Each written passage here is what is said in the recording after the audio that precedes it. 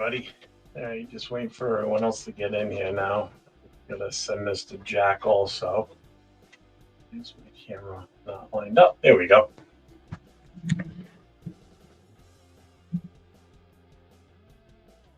Let's see. So I got to send this to Jack. So we're going to, once they get in, we're going to start talking some Raider stuff here. What's up, Sacktown? How you doing, brother? I'm going to post this in here. Jack, I'm going to post it right now for you. What's up, Mark?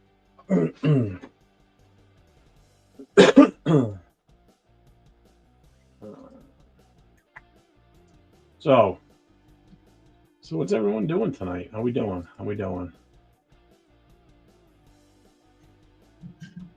Can you guys hear me okay? Vincent, what's up, man? How you doing? How's things?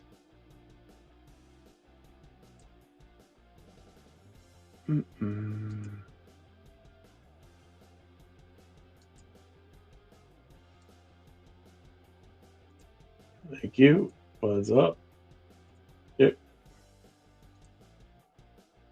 I don't know why I just clicked on that.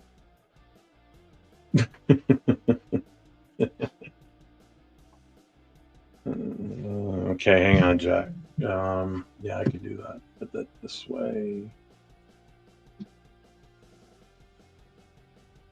Jack, if you switch it to Google instead of whatever your natural search device is, that should work too, but I'll send it to you this way. Should be the same link, actually. Yeah, it'll be the same link I sent you the other day. The link never changes. I just sent it to you. Thanks, brother. Valerie, how you doing? Where were the first French fries cooked?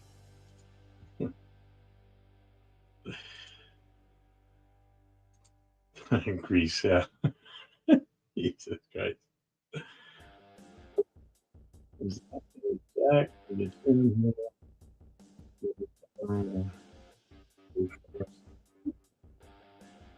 What's up, Jeff? What's up? Man, are you excited for the season or what? I am now. I definitely am. I mean, I have been since Pete Carroll was named the coach, so that was that was the first happy move. It was a good move, stability move, like continuity and like and stuff. He wasn't my first choice, but I like it. Yeah. And there's Angelo. What's up, brother? Hey guys, did you send it to Angelo? What's up, dude? Did you send it to Alphacassi too? Yeah, I sent it to him. You and him in Instagram. Jack had to send an email because he's old and can't handle That's the way it works. I don't know if that's just the way it works. All right, Alphacassi's in the house. Great. Go ahead, gentlemen. Let's keep going. Is that better? Yeah, that looks better. How's that look on the phone? I want to see how that looks because it looks as you can see it now, so that's fine. I've done streams like this with 4 people. You guys cast into your channels too? Go for it. I don't have a channel. That's actually much better. I have no channel. I'm just a Raider fan. But I will say, AR is like, old school, bro. You're old school. It's like, which is cool. You're like, a lot of Raider fans like love that stuff, bro. Like me. Been a long time. We've been on Instagram forever. It's like, so I love it. I want to congratulate Alphacassi because I believe, is it that your channel is now being monetized, or you hit a marker on your channel and you were just celebrating it?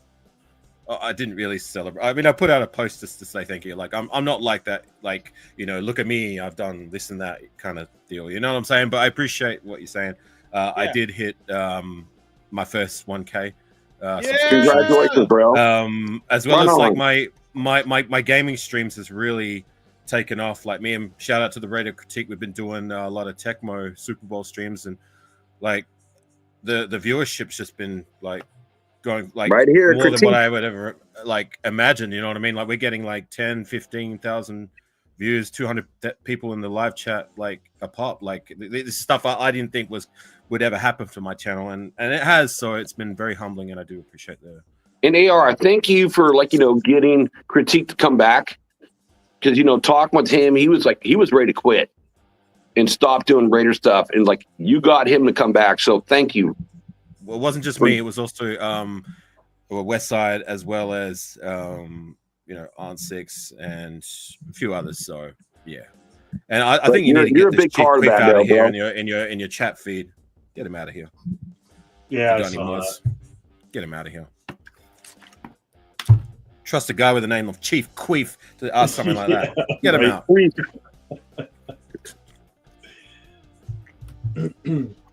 Anyways, this ain't about me. But this is your show, Jeff. Damn. No, you're good. You're good. Hey, Jeff, real quick. Speaking of Australia, and we're giving love to Afakasi. I know, Jeff. I'm gonna get you to come into this fight game thing. And Afakasi actually trains. I know Afakasi.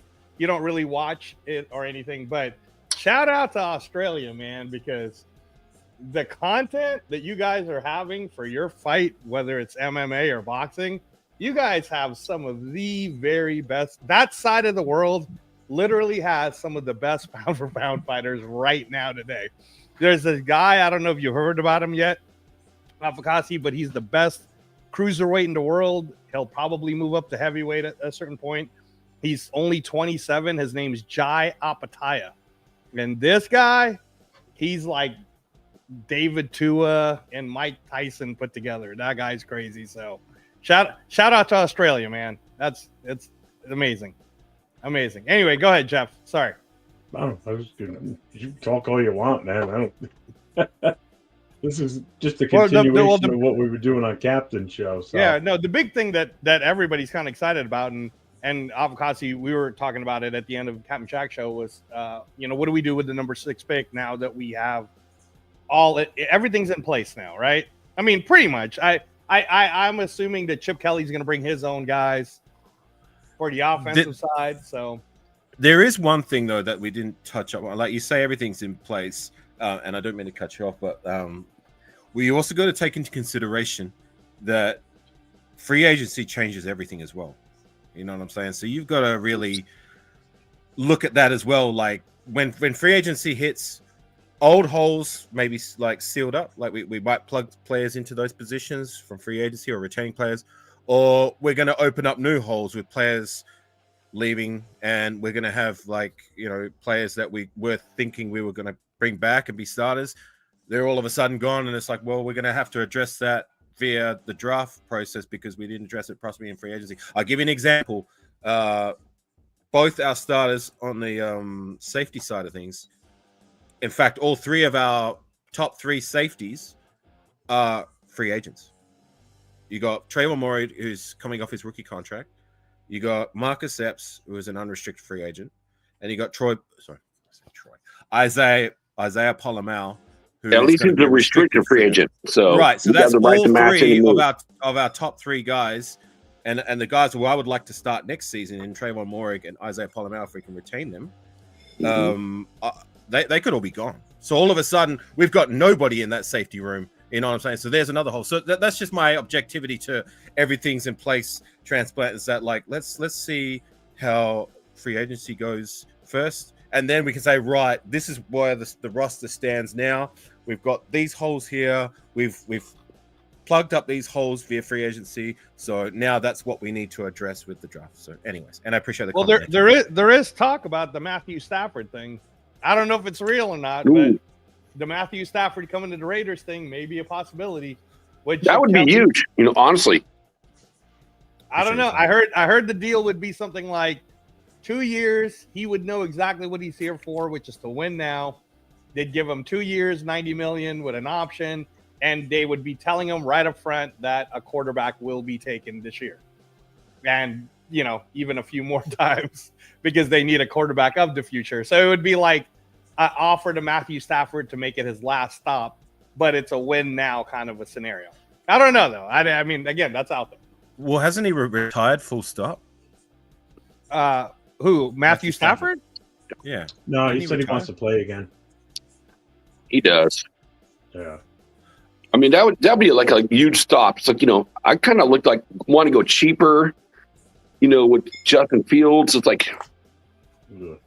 about 12 million, like, as a stopgap. Or like, what Jeff likes, like, ASC, 4 or 12 could be like our stopgap quarterback. I can see that too. But Stafford, now you're changing the dynamics of this team. I like it. Look, I wouldn't mind bringing him in as veteran presence if that's all he's going to be. You know what I mean? But like I've said this before on a few lives, and I'm going to say it again. I am sick and tired of going the Rich Gannon or trying to find the next Rich Gannon route. How many times have we tried that since he's been out the door, bringing these veteran quarterbacks and banking on him to be the guy? Mm-hmm. How many times? We have whiffed time and time and time again since friggin' Rich Gannon. I'm tired of going that route. You know what I'm saying? Like, if he's going to be a backup or just to give veteran presence, okay. But if we're going to be signing him to bank on him and say, yes, he's going to be our guy that we're going to have for now and hopefully for a few more years, no, I don't want to do that again. I'm sick and tired of it. You know what I'm saying? It's been a long time since we chatted, like behind the scenes or like, what do you, if you were the GM, what would you do at QB? Look, I've said it a few times. I think the time It's is right. been a while The time since is I've now. seen your show, bro. So I want to hear it. Right. The time is right, and the time is now to swing for the fences. Try and find our guy via the draft. That's what I would like to do. You know what I'm saying? I don't want us to overreach for a guy, but ideally, wherever they pick in round 1, even round 2, possibly round 3, if there's somebody there that they think that can give us a higher ceiling than Aiden O'Connell, then just take him. See what happens. You know what I mean? Like if we mess up and it doesn't turn out to be the guy, for me, it's a case of, so what? You know what I mean? At least we tried something different. Like, how many quarterbacks have we drafted since Jamarcus Russell? We've only swung for what? Terrell Pryor, Tyler Wilson, Derek Carr, Connor Cook, and Aiden O'Connell. No, I'm talking about since Jamarcus Russell. Yeah, I'm talking about since Jamarcus. So that's 2007. So that's what? Terrell Pryor, Derek Carr, Tyler Wilson, Terrell Pryor, Aiden O'Connell. That's only 5. In what? How long has it been since Jamarcus Russell? That's been almost like 2006, I think, when he got drafted? 2007? Well, 2007, right. Here's the other issue with that too, and I've said this before too, is when Derek Carr was here, we never drafted competition for him. The closest we ever came was Mariota, and that wasn't worth shit. We didn't draft Mariota. We didn't draft him. No, we didn't. Connor Cook was the only guy we drafted. Remember? Yeah, Mariota was with Atlanta. Oh yeah, Connor Cook from Michigan, I think, if I'm calling it correctly. We never brought in competition to accelerate Carr, so he knew he never had to play beyond a certain level. So there was never any competition for quarterback. We never brought in a rookie that could possibly challenge him for that position. So, and I agree with AR. It's like, I'm tired of bringing guys in to find the next Plunkett or the next Gannon. You've got AOC here now. You go with him as the veteran. You draft a rookie. Why spend the money when we're already got basically a guy that's on his rookie contract still with AOC? So you leave him in place. You slate him as the definite starter right now as a number 1, and then you draft a quarterback. Put competition out there during the offseason, going into training camp, preseason games, and then best man wins. And if in the system that Chip Kelly develops, best man wins out of those 2. And if it's the rookie and he's done phenomenal, then you start him. If not, then you start AOC. And then that's the only way you're going to do this. You can't do this by keep bringing in these veteran quarterbacks, especially guys that are already in their mid-30s, right, or older. Because number 1, they ain't going to be here long. And you're spending money for what? Look, we just big money, not little money, big money. On Minshew. Right. And JM, I agree with that. Your comments there about like, take the best player available. Don't overreach. That's not what I'm trying to say. I don't want us to overreach. Absolutely not. But if there is a quarterback in that region around whatever pick we are at pick 6 or in round 2, round 3, that they believe can give us a higher ceiling than AOC, then we got to go for it. You know what I'm saying? Like, we got to try and take that chance. We can't let the fear of what happened with Jamarcus Russell affect us making the decision to if try and get our Cam- franchise guy again. if Cam or like Sanders are out there at number 6. Question all you guys. I love this panel right now. This is the coolest panel ever. You guys are all my boys. If Cam or Sanders are out there at number 6, do you take him or do you take a guy like Graham? What do you do? Come on, guys. I don't Like think that's who? a possible scenario. In all honesty, Mason Graham, because defensive tackle for Michigan. the first 5 people, like the only scenario you're going to see, Jack, is in the first 5 people, everybody knows Abdul Carter, right? Like if you pass up on Abdul Carter and he does end up being the generational star that everybody's talking about, then you're the idiot. So Abdul Carter, the only reason why the Titans might pass up on him is because they're like, well, you need a quarterback, but I don't know, right? So then Mason Graham is also that guy. I can't think of a guy that everybody's been as excited of for a pure nose tackle, that can like just kill the middle, right? And we already saw take a look at what Braden Fisk and Jared Verse did for the Rams this year, right? Mason Graham could be that guy for us if he falls that way, right? But again, I don't think he'll even make it that far either. So there is this strong possibility that Cam Ward and a Shedeur could end up in that 6th spot because I keep hearing this theory in New York where they don't draft a black quarterback. I mean, I heard that. Come on, no. I don't know, man. Well, that's not the Raiders. The Raiders lead the world in diversity. First black head coach. First, a gal and Amy Trask in our leadership. Hispanic code. Right. That's going to happen with the Raiders, dude. No. Yeah, exactly. No. What I'm trying to say is the Giants. Did I mess up? So the New York Giants, who's ahead of us, I heard it earlier tonight. They said somebody in the chat was like, yeah, they just don't take black quarterbacks for whatever reason. That's why they got Daniel Jones or whatnot. I don't know, man. I don't care. They're the Giants. I'm a Raider guy. So what I'm saying is when we get to the Raiders, a better question, honestly, would be what if Cam Ward and Shedeur Sanders are both there? Then who do you take? Oh, then we go Ward. You're dreaming. That's not going to happen. Dreaming. We go Ward. So you think Cam Ward's okay? So play out the first 5. If Tennessee passes, right? The next team I think is Cleveland. Is it Jacksonville, Jeff? Am I messing this up? Hang on, I'll tell you in a second. Just real quickly. So you mean to tell me that Tennessee, Cleveland, and New England and the Giants are all going to pass on quarterback? All 4 of them. Yeah, they're all in front of us. No way. That's not going to happen. You're dreaming. Hold on. Time out. You're dreaming. Hold on. No. I'm telling you what's out there. It's not my narrative. Like there is this narrative that Cleveland, for example, they were perfectly happy with what happened with Jameis Winston. But here's the theory that's out there right now with Cleveland. Here's the theory. Stefanski loves Kirk Cousins. Kirk Cousins is getting kicked out of Atlanta anyway. So it's going to be the same thing. Atlanta's got to pay the guy. They're going to get Kirk Cousins at a minimum. And then they're going to have Kirk Cousins in Cleveland while they're dealing with the Deshaun Watson. So it's very likely that Cleveland might actually not take a quarterback. Then we go to the New York Giants. And again, if Cousins is cut, what's the contract going to look like? I mean, that's huge. It'll be like the same as Russell Wilson's. It'll be the minimum. 1.8 million? Yeah, because he's already making $90 million. Dude, at 1.8 million, I would take Cousins because But the reason why Cousins would be willing to go to Cleveland is because of Kevin Stefanski. I'm just telling you the narrative that's out there. The whole thing with the Titans is Brian Callahan doesn't want to screw this up, and they want to get best available instead. Hang on, let me cut you off right here. I want to address this David Cat in the chat. You know what I'm saying? Like talking about this people's sexualities and gays and all that. You know what I'm saying? Like, what are you doing watching a podcast and talking about that kind of stuff? So what does that make you? Get the hell out of here, dude. As being a mod on, Captain Jack's channel, I would cut him off, but I can't see any of the chat, so I apologize. So, sorry, Jeff and Transplant. I wanted to just address that real quick. No negativities on the chat, guys. Come on. And we're keeping it all positive and Raiders and whatever anyway. So anyway, it's very likely that the Titans don't take. Okay. So to your point, Titans don't get a quarterback. Cleveland doesn't get a quarterback.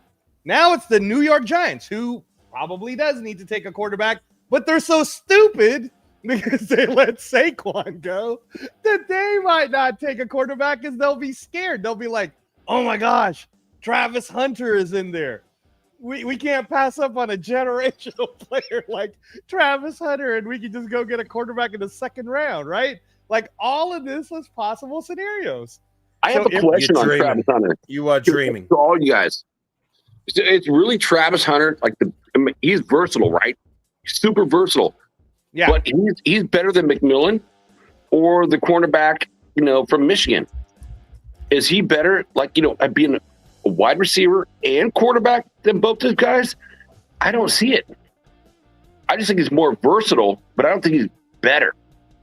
Heisman Trophy winner, and when we took a Heisman, that's college, right? We did NFL official 3. Yeah, you can get it too. How about that?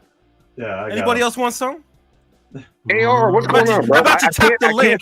How about you tap the link and show your face instead of being a bitch and making comments in the chat? How about that? Wow.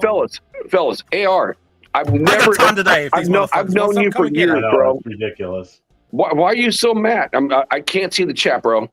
Don't worry about it, Jack. It's just people. You're probably being better idiots, that you don't see the chat. All right, let's talk behind the scenes then. I don't get it. I can't see it. There's nothing to talk about behind the scenes. Just people being dicks in the chat, and Jeff's situating it. So then kick him out. Jeff, man, what's up with your channel, dude? With all these dickheads. They're gone. I track the fucking weirdos, I guess. All right, weirdos. I can jump out, Jeff, and kick him out on your show, and then come back in. Jeff, do your thing. Sorry. Yeah. So, anyways, AR, it is very possible. I mean, not very, very possible, but I'm just saying. Jeff, what's the top 5? Read me the top 5. Yeah, I got it. It is. So first pick is Tennessee. So they pass up on a QB. Yeah, even though their biggest need is QB, wide receiver. Okay. Cleveland is next. They can pass up Then on a the QB. Giants. They can pass up on a QB. Giants are not passing up on a QB. Come on. Nah, okay, that's true. No, they'll probably take. Hey, Mister, you gonna take it with a face QB. like that? I wouldn't be talking. Mister, you gonna take it? The face like that, I wouldn't be talking. Yeah, get up out of here.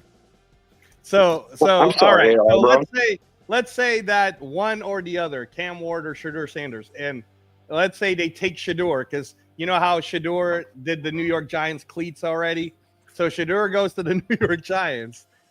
You guys are gonna be happy with Cam Ward at number 6? Absolutely.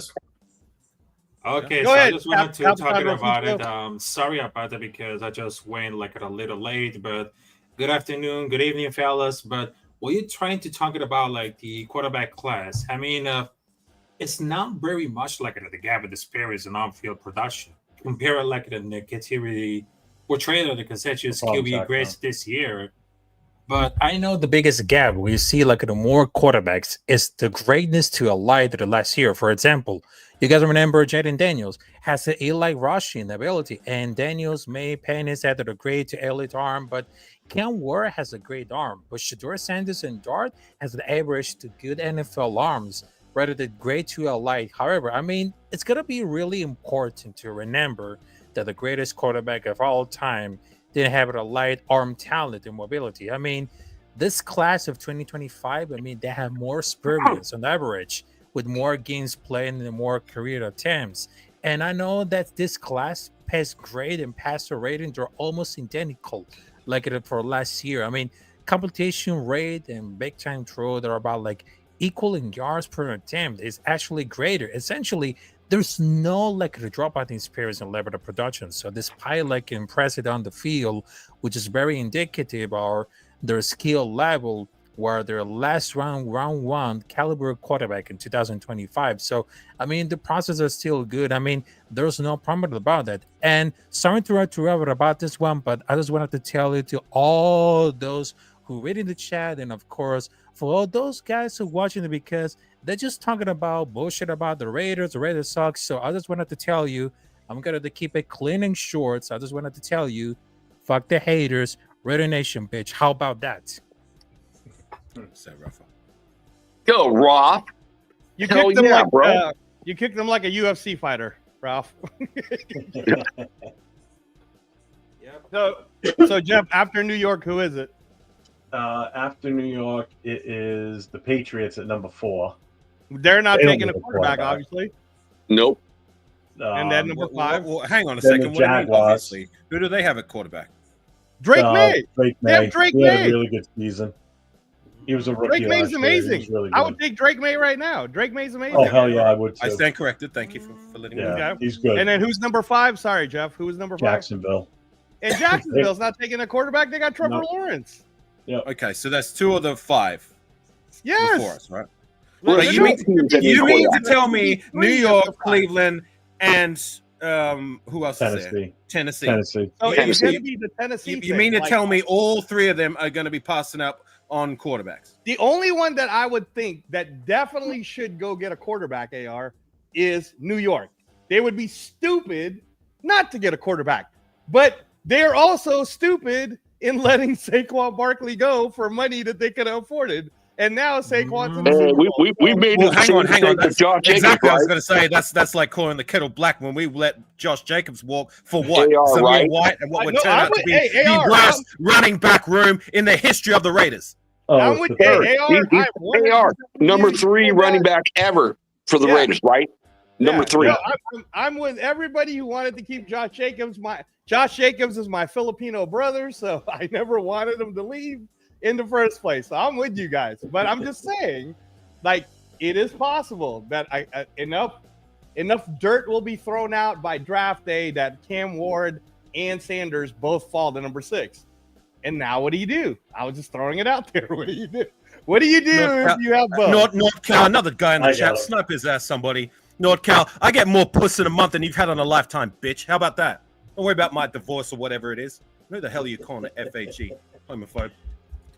Joe Black, I'm doing hypotheticals, man. Sorry, Jeff, but I got you- time you- today. I don't mean I know, to. I hear you. You know what I'm saying? My Yeah, bad. Angelo, I just wanted to tell you but because I I, put know up with that disrespect. Go ahead, Ralph. Sorry. Go ahead. you Ralph. know talking about like the New York Giants because I been know like at all the New York Giants fans. I mean, they're just passing for like Saquon Barkley, but the only reason that the New York Giants need a quarterback is because after Daniel Jones situation, because they just needed to rebuild something. I mean, they need something that more production, and I've been know because I've been know a lot of New York Giants fans because, to be honest, because they're just reliable, like the quarterback if it's something. But I know this is gonna be like something complicated because they just need something like production. They just wanted to need a lot more ability because they don't want it to waste a lot of the more time. And to perhaps it is something because this quarterback class and the running back class are more interesting to talking about it. And they won't be like a very impressive the caliber because the craziest thing because people are blaming this bad performance of Shedeur Sanders because they have no weapons, but they kind of had the best double receiver and the tight end when it comes to literally that year. But I believe that at some point they have to go to the hype up. I mean, the more that I just look at about the quarterback stats, the more that I cannot believe it just happening under pressure because the allow pressure to the quarterback is a big one. You don't want it exactly that created his own sacks, and this is exactly what the center is done. Same thing with Williams. I mean, it shows up with like an ability to process and read defense. I mean, they had the same issue, unfortunately, because if they can draft like Kelly Williams with the 3rd pick, I mean, if they're gonna take it, I mean, I know that some New York Giants fans are still pissed about like the Saquon Barkley performance. But of course, they just wanted to move it in off and they just wanted to get it to rebuild. I mean, some people that just feel like they're making it stupid. But I understand it about it. That's the things that about it, the football. And I realized it about it. And Eric, I know that I read your comment to say Kansas City Chiefs will make history. So I just wanted to tell you with my catchphrase, fuck the Chiefs. Raider Nation for life. There you go. Hey, I'll drop one on everybody here tonight. My prediction for the Super Bowl is the Chiefs are going to get destroyed. Everybody keeps saying it's going to be close. So. The Chiefs are going to get rolled because the O-line of the Eagles are so good that they almost, without that terrible call by the refs, They almost beat the Chiefs on their last Super Bowl when they played each other. This O-line might arguably be a little bit better. Maybe, like I know because Jason Kelsey was a little older, but having said all of that, O-line with Saquon Barkley, dude, he is the ultimate like home run knockout guy. And if he breaks free, man, the guy will somersault over. I can't think of anyone in the Chiefs to try to stop that running game. And if they do, AJ Brown doesn't suck, man. Devontae Smith is a Heisman Trophy. Like, I don't think it's going to be close. I think the Eagles are going to completely destroy the Chiefs. Tell you. Also, Angelo, I can tell you. Remember the last time with Nick Foles just beat Tom Brady's three-peat? Now there comes the opportunity to Jalen Hurts to beat Patrick Mahomes. I mean, it's not coincidence. I mean, I can see it really happen. I mean, you remember that about the Super Bowl 2018 when Nick Foles just won over Tom Brady. And now we can see like a lot of deja vu when if Jalen Hurts can beat Patrick Mahomes. I mean, that's going to be really happening at all. Look, at the end of the day, I want the Eagles to win for obvious reasons, but I don't care. It ain't us who's playing the Super Bowl. I'm looking at what we're going to do in the offseason when it comes to free agency and the draft. Whichever team wins or loses, it ain't going to change where my focus is. I'm not going to lose any sleep. You know what I'm saying? So that's just speaking of running backs, then Avokasi, they are saying, and again, I have to do my research because I haven't done it all yet. Okay. But Turf told me, and he used to play running back for high level college, right? So he said that this running back class is as good as the quarterback talent that was around last year. And last year, if you think about the quarterback talent, Bo Nix went to the playoffs. Michael Penix is looking pretty good. And those are the lower tier guys. Drake May, Jaden Daniels, Caleb Williams, they're all amazing. So apparently the running back class is that good. What do you think about the Raiders taking 2 running backs in this year's draft? I've said it on many lives. Everybody knows of my disdain with the running back woes we had last season. You know what I'm saying? I keep saying it. Please, somebody in the chat, name me a worse running back room as a whole, and especially a worse feature back than Zamir White that we've ever had in our history. Tell me, please give me someone a name. You know what I mean? Nobody can give me any names. You know what I'm saying? AR, you're right, bro. I you're want that whole correct. running back room overhauled, revamped. You know what I'm saying? Zamir White, I don't want to see him taking another snap as a Raider. Alexander Madison, he can go too. Dylan Lorby is even going to develop to be anything more than a rotational guy. We will see. He's going to get his chance, but he didn't prove to me nada last season. Sincere McCormick proved he can play. He'll get his chance. And Amir Abdullah, he's always just going to be solid. He's just a solid guy, nothing more, nothing less. You know what I'm saying? The only two I want to come back is McCormick and Abdullah. Abdullah for the veteran presence, you know? Right. When he was asked to go in and step up and play, he played his ass off down the stretch at the end there. He did, but he's getting older. Like I said, you know what you're going to get with Abdullah. So if we bring him back, he's been in like 10 years now. If we don't bring him back, I'm cool too. You know what I'm saying? But like Sincere McCormick, like I said, he proved he can play, proved me wrong. You know what I'm saying? So I want to see him get his shot, see what he can do, compete in the preseason. But everybody else, I don't care. They can go. Even Dylan Lobby, like I said, he's a project development guy. If he cannot prove by preseason end that he's better than the other young guys that we bring in the door, then he can bounce too. Draft one, draft two. I do not care. You cannot tell me. Hang on, Jack. You cannot tell me we cannot bring 2 young cats in the door that can average more than 2.8 yards per carry. In this year's draft, we definitely can get that. Just the 2 Ohio guys alone. Take them back to back, Jeff, in the 3rd round. Man, my brother AR, I've never seen you so mad in my entire life, bro. This is the maddest I've ever seen you in like 4 or 5 years. That's what you call passion. I got time today. I got time today. Wow. But I've never seen you so mad. Never seen you so mad. AR. Bring that AR energy. I was up till 3 a.m. streaming on my channel, so I've had a little bit of lack of sleep. Plus, these trolls in the chat and the way Raiders football has been going of late is enough to get me mad. So my apologies, guys. I don't mean to come across as No, blunt. don't This apologize. is I not love it. usually how I am. You know what I mean? But I'm a passionate guy who wears his heart on his sleeve for better and for worse. What you see is what you get. You know what? And I love that about you. That's what I love about you, man. We You love just got a angry compliment there. Offseason. The guy said you look like Joe Rogan. That's a huge compliment, man. You do too, actually. From where I'm sitting now. We got You Joe do. You Rogan look on tonight, just like- everybody. All right, Chad, look, I better bounce. I need to get some sleep because I was up late last night. But my apologies if I seem a little tempered today. Dude, you're good. You're It is good. what it is. You're great. Avocassi, you're the realest hey, one. AR, one more. My one love more to you, before go. Avocassi. I mean, Real quick, I'm gonna go 1968 on everyone because this is something 68. so it's something that gets lost. Like I saw That's somebody before me, bro. I saw somebody put this on Instagram and they were listing all the quarterbacks we took, and I was like, dude, you totally forgot about this one person. So in 1968, the Raiders were the first ever team to ever take a black quarterback. We had Eldridge Dickey. Then in the second round, so we took him in the first. Then in the second round, back to back, we took Ken Stabler. And then, of course, we know what the history is, right? So in this year's draft, because there's so many possible second rounders and everybody keeps pointing to the Jackson Dart thing, would you be mad if the Raiders went Shedeur Sanders in the first and then Jackson Dart in the second? Can I just address one comment before you ask that question? Because I was going to leave. I just want to address Raider Rebels' comment there about Lobby. Look, I'm not giving up on Lobby per se, as much as I may have seemed like I was being overly critical of him.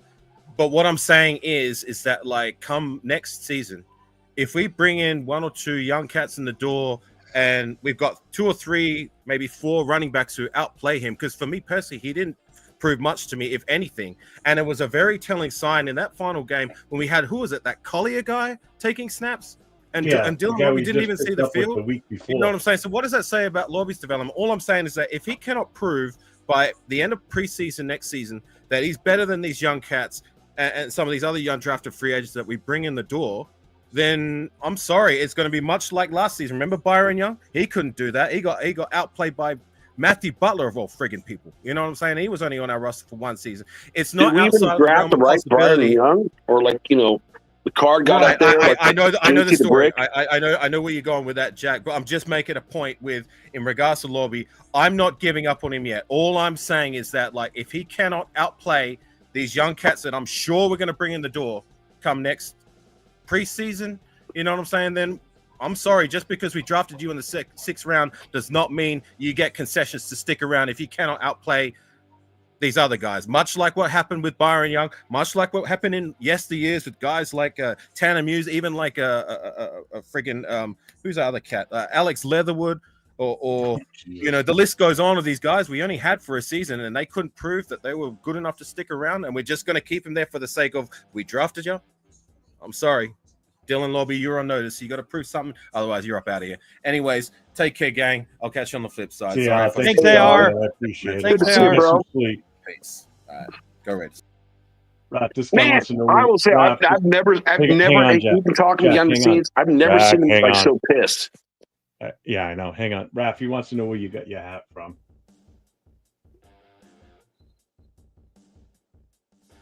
You're muted, buddy. I know I just muted it to say that. Ralph, may I ask where you got the hat from, brother? I mean, I just bought it in Fanatics. So this right here, I know that. Fanatics. Yeah. There's your answer. Yeah. That's the answer. But I really understand that. Well, after that, I just saw for this one, I mean, this class did promise everything. But there's one running back that it blows all of the way.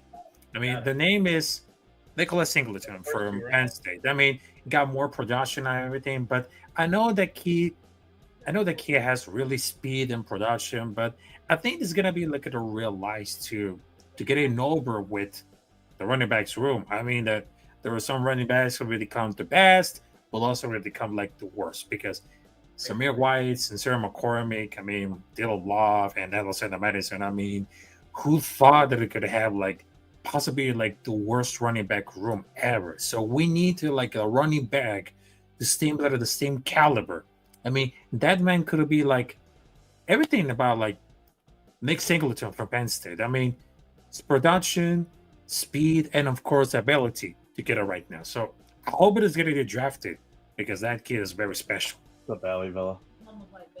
Make sure everybody hits that like and subscribe too while you guys are in the channel. We appreciate it. Who are you a fan of, AJ Dog? Probably a freaking Chiefs fan or a Patriots fan. JJ What's Wilson, going on with your chat? I don't know, man. You gotta control your chat, man. Hey, be the Chargers fan, come over to the Wild Wild West show. Oh yeah, that's right. Okay, if you guys are a Chiefs or a Chargers or a Denver fan, go to the Wild Wild West show Wednesdays on the Captain Jack channel at 4, right? Kenna? Yeah, 4:30. Like the guy right there with the beard. Yeah, because I know that there's two men with the long ass beards. Because I know that Jeff and I, we just got beards, but also we just got I know. Raph, what was funny? Someone said, "Hey, salute Captain Jack." I'm like, dude, I don't look like Captain Jack. That's the guy up there, like Angelo Duck. Oh, That's Captain There you Jack. go. That's Captain Jack.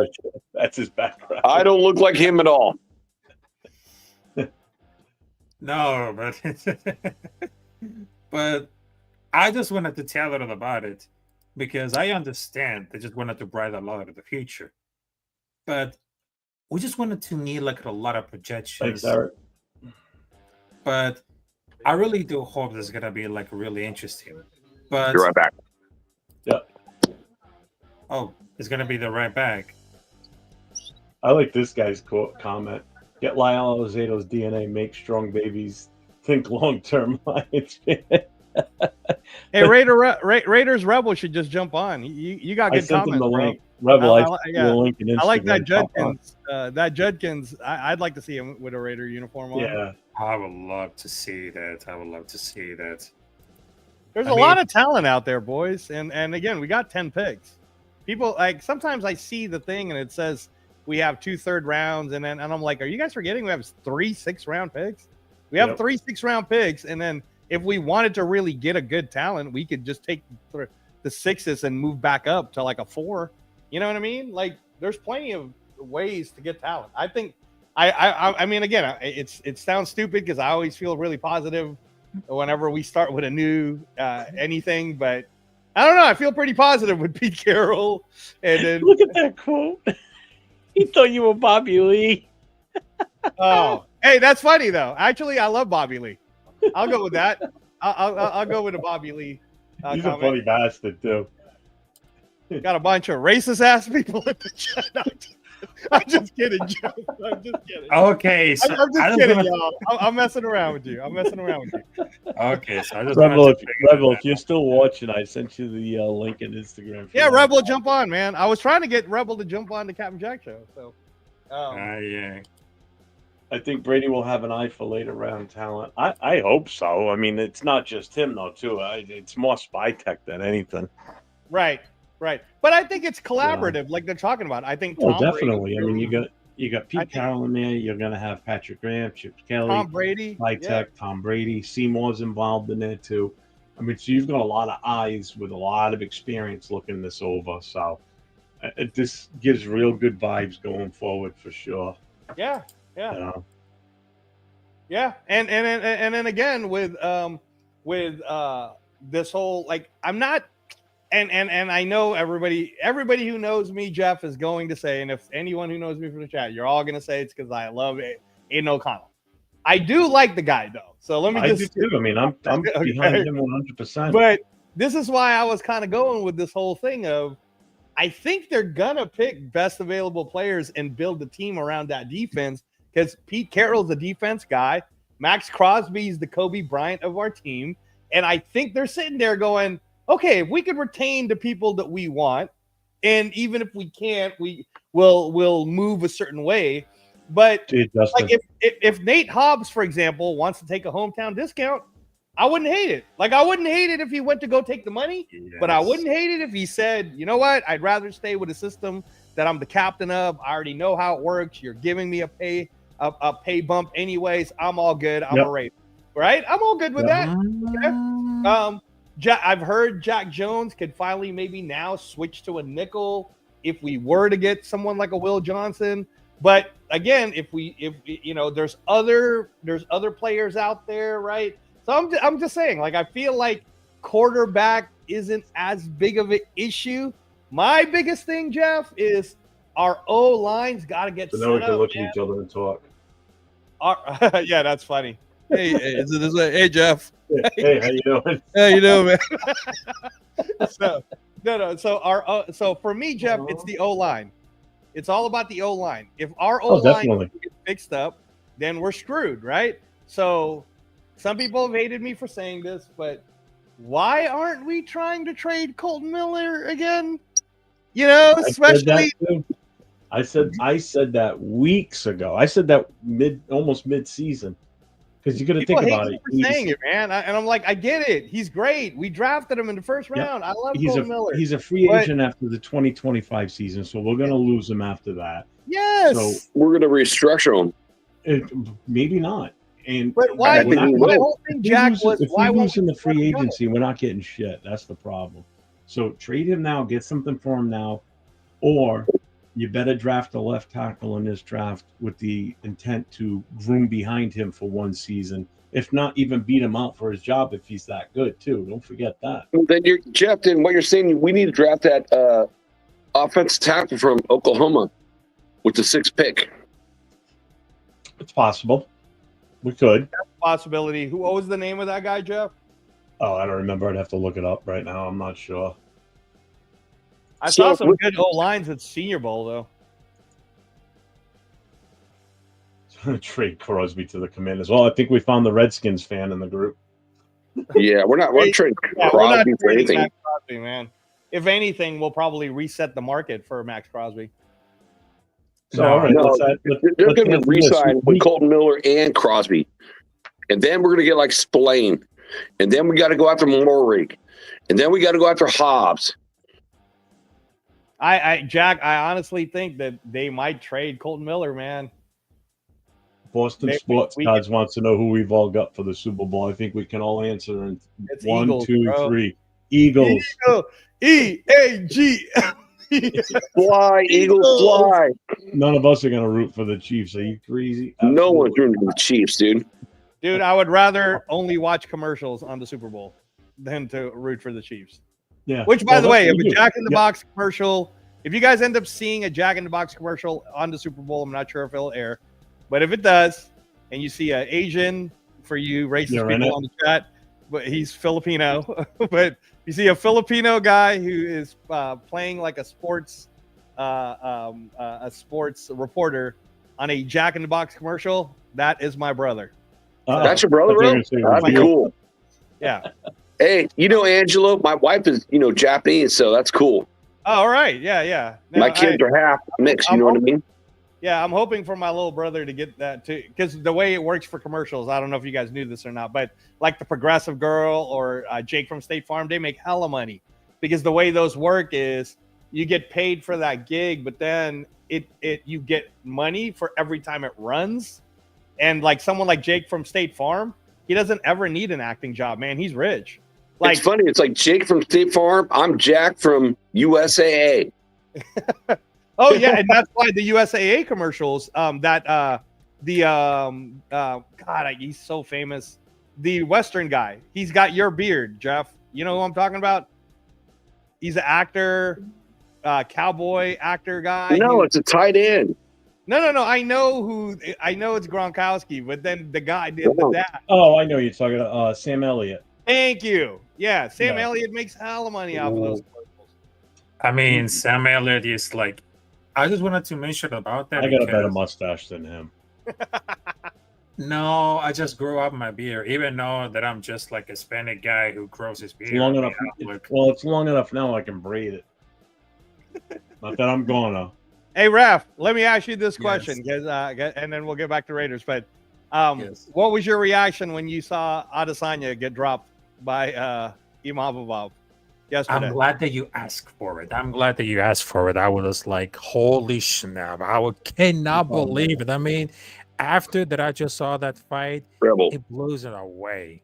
I mean, that was just like unbelievable. I never thought that Israel Adesanya could handle this so far, but I think that after that, Imavo, I mean, they just took him all. They just took him all. I was really shocked.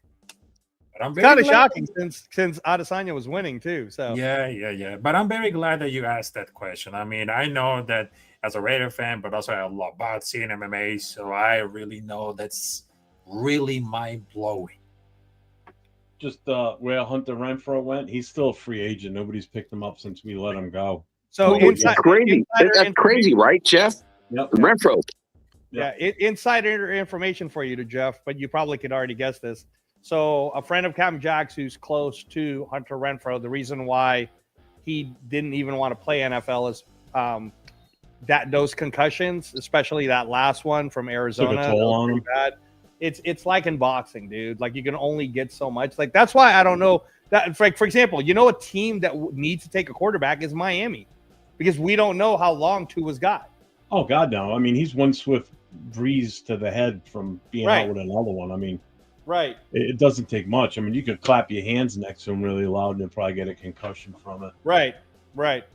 Yeah. So I mean, and Renfro's great. I mean, I can see Renfro coming back to be one of our coaches, but you're right. I mean, if he wanted to, but again, man, there's too many out there. That's we. Well, here's a fun question: He's like Renfro or Tucker?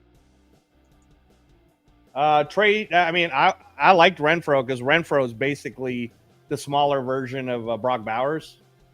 You know, he could always get for you. Possession receiver. McConkey. McConkey's good too, man. I'll tell you what, the Chargers. Yeah, McConkey's amazing. You guys in New England really screwed that one up, trying to take Jalen Polk over Ladd McConkey. That was dumb. You could have had Ladd McConkey and Drake May in the same team. That's crazy. Put some pads on Taylor Swift and put her on the field. Dude, Taylor Swift's going to dump, Kelsey and go to Brock Bowers. As long as younger, better, tight end. As long as the Chiefs lose, then I can see Taylor Swift dumping them. Look at this guy, Chiefs fan watching y'all cry right now, and it doesn't matter who you draft. We're gonna smash you next. Yeah, okay. Sure not, dude. You guys, come to the Wild Wild West show. See it. Go support your boy, KC Alex. Hey, Chiefs fan guy on the chat. I'm just telling you, you guys are going to get destroyed by the Eagles. Yep. It's going to be a horrible destruction, and then your whole team's just going to fall apart, man. It's just going to fall apart. Kelsey's going to retire because him and Taylor got to go make babies or whatever. He's becoming an actor, and your team's just going to fall apart. Chris Jones is going to fall apart. It's all going to fall apart. It's going to unravel fast. You know what? I just wanted to launch my rant because, look, I don't want to waste time to talking about anything shit like that. But seeing all those comments, I just wanted to tell it real short and simple. All right? So I just wanted to tell you, fuck the haters, because I know it's very simple, because I don't want to waste time to talk shit about those haters, because I know that I'm a grown-ass man. You're hiding from the computer, so I know that I had a life, so thank you very much. So I just wanted to tell you, for all those comments, all those viewers who are watching, if you're a Raider fan, you're welcome, because right now this is the Raider Nation, motherfuckers. And to be honest, right now, I know that there's rivals coming out there that say, oh, the Raiders sucks, oh, fuck the Raiders. Listen to this, Kansas City Chiefs, Los Angeles Chargers, and even the Denver Broncos. I just wanted to tell you, Chargers fans, how many Super Bowls that you got? None. Denver Broncos, how many times they just went into the Super Bowl? They went to the playoffs since then? I mean, no. And let me frank to you, all right? Kansas City Chiefs are just overrated team, all right? And I cannot wait to see Kansas City Chiefs lose the Super Bowl against Jalen Hurts. How about that? because I know that I'm a grown ass man without fear, because I just realized that I'm not gonna stop for anyone. So I don't want to waste time to all those trolls and haters. So look at the finger right now. Fuck the haters. Fuck the trolls. This is Radio Nation, motherfuckers. All right. So if you want to win some, come get some. There you go. I'm ready for a fight. I mean, I don't have like, I'm just ready for a fight because I'm a former Karate Do champion. So I'll be ready to look at a fight. So bring it in. I mean, I have no fear at all. You guys got all Rafa mad. Damn, Jeff, your chat's crazy. AR got mad. Rafa's getting mad. Everyone's getting mad tonight, dude. I'm the only one laughing, having fun because I'm think having it's fun with it hilarious. too, but it's like crazy. I've never seen. The only time I ever saw Rafa got bad was the same show on Ben's channel on Black Saturday. Oh Me, yes, I saw Rafa, that. and OG. Remember that? I even messaged The three of us, on like Instagram. with I said, I'm dude, not you gonna look name so his name, pissed right like a now. Niner fan. Hey, Rafa, do you have the zone? Do you have the zone as a subscription? Oh, yeah, definitely. Yes. Okay, all right. You need to start catching up on the boxing, Rafa. I know you watch a lot of MMA, but the boxing is going crazy right now around the world too. Yeah, exactly. I understand because I just watch all those fights and then boom, there you go. No more getting mad, guys. Let's have fun. It's like Oh, I'm not getting mad. Rob, dude.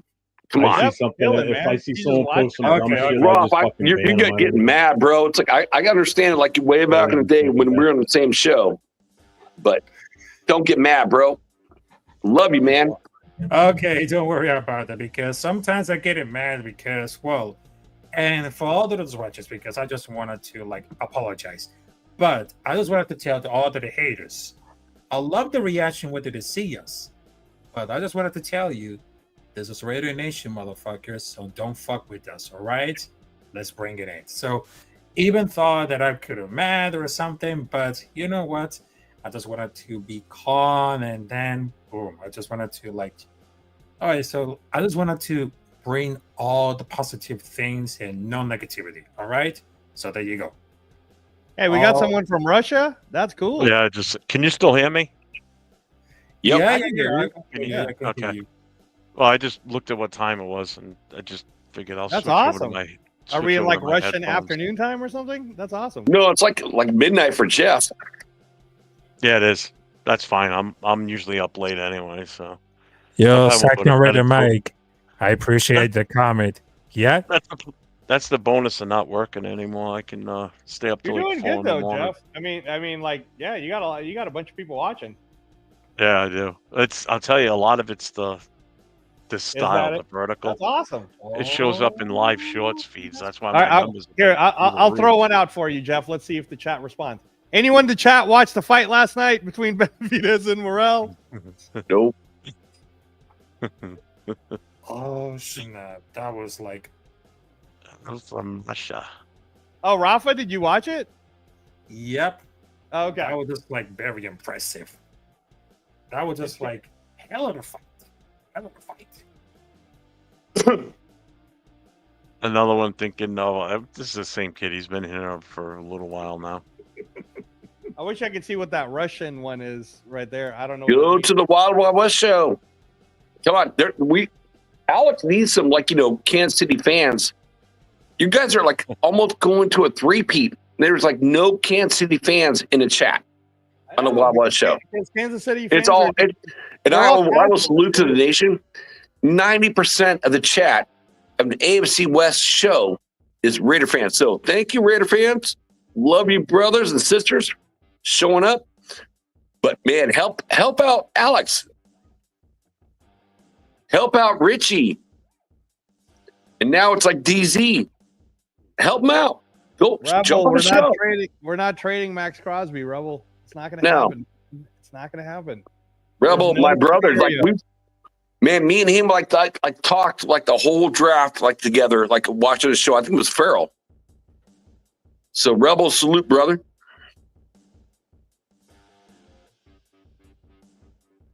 So maxing out fourth to the Bills for their first, second, and fourth this year. Their first next year, you pulling the trigger. Ooh. No, I ain't pulling the trigger. Jeff, come on, stop it. He's 27, dude. You don't let a good pass rusher go. I mean, you think Cincinnati's going to be dumb enough to let Trey Hendrickson go? Because if they're that stupid, then they deserve to lose. Henderson to like number 2. You know, Yeah, Jamar Chase number 1. His number 2. T. Higgins going to walk. So hopefully we can pick him up. I don't know, man. I'm with Jeff on this one. We can pick up a wide receiver. There's Tez Johnson. There's the kid. There's a lot of wide receivers. Yeah, there's a ton of wide receivers. We don't need. Well, who do you guys want? Let me ask you that question then. There's Tez Johnson that'll drop to us probably in the second if we really wanted to get a wide receiver that bad. Is that the wide receiver from Ole Miss? Yeah, he's Oregon. Then there's another kid from Florida. Number 3. You know, then there's Ole Miss, Tetero. number 2. Yeah, there's Tetero and McMillan. There's the kid from Cal. There's the guy, my guy from UNLV, McMillan. We can get Ricky White in the fourth. Angela. If McMillan's there, and then Graham is there from Michigan. I'm taking Graham. We need to. Absolutely, bro. That's what I've been saying though. 100% of the time. McMillan is like saying if there's no one else there, then of course you take him. But there's 3 guys. There's 3 guys going to be there. It's going to be McMillan, Graham, or the cornerback from Michigan. Those are the 3 guys that we're talking about. No quarterback. Yeah. I mean, the only reason why I could see us passing up on Will Johnson anyways is because if we re-sign Nate Hobbs, right, and then Jacorian Bennett's already proven his worth, and if Jacorian Bennett's second year an indication of how good Patrick Graham is as a teacher. Yeah, but Jack Jones is now a question. Well, hold on. If Jacorian Bennett is an indication of how good Patrick Graham's teaching is going into a second year, then Kamarian Richardson is going to be a monster next year. And that's what I'm saying is that, we don't necessarily need to get Will Johnson. Hold on, guys.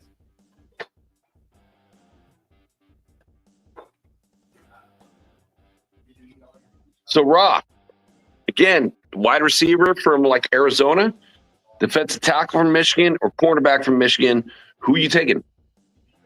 I would like to see the guy from Michigan. I mean, that dude was really which one? There's two. So which one? Cornerback or D tackle? Defensive tackle, Mason Graham. Yep. I love that. I mean, that is tremendously cute. I mean, if they want to draft to Mason Graham, I would love to, because that would be like the perfect teammate for Matt Crosby. I know that he could really help a lot of this one, but I think that Matt Crosby could be like his tutor, his teacher to teach you about like Mason Graham to be like a defensive tackle. But I was like, wow. I mean, amazing. Gotta take it up very right. And I agree. It's like, you look at Graham, it's like, who's the comp? Christian Wilkerson, which we just got done paying like $110 million for that D tackle. Get him over here. So if you got 2 Christian Wilkersons on the same defensive line, unbelievable. Now we're starting to talk about like the 83 Raiders defensive line. If that happens. Unbelievable. It's like Raider Nation, I don't know if you guys know this, like the 83rd Raider defensive line was Howie Long, Greg Townsend, Bill Pickel, Sean Jones, and the backup with Lyle Zato. I mean, people think like Lyle was a starter, but he wasn't a starter. No, it wasn't. He was the backup on that line. If we did that, we go that route, it's probably the second. Again, being a fan since 1974, probably the second best defensive line we've ever had or will have. So I hope it happens. Pretty lethal. Unless it's the quarterback, unless the quarterback drops to us, we need a quarterback more than anything else, then I'm going Graham if he's available. I don't want a quarterback at 6. I'm sorry. I'm just No, I don't want to see like another quarterback. And listen, fellas, I know that I'm really tired, but thanks for having me on the show. So I just wanted to no say problem, man. salute to everybody. I just wanted to say salute and much love, respect to Jacana, Jeff, and Angela Regis. Look, I just wanted to tell you because next week I know the UFC is coming up big here. So this weekend Super Bowl at UFC, I'm down for that. Okay. All right. No, I'm just, you know, my schedule gets kind of crazy, Ralph. One of these days, that Super Bowl of boxing is coming up. So maybe we can get together for that one. That's on the February 22nd one. Yes, sir. So, Yes, sir. Have a good all one, right. folks. All right. See you, Ralph. here, Raf.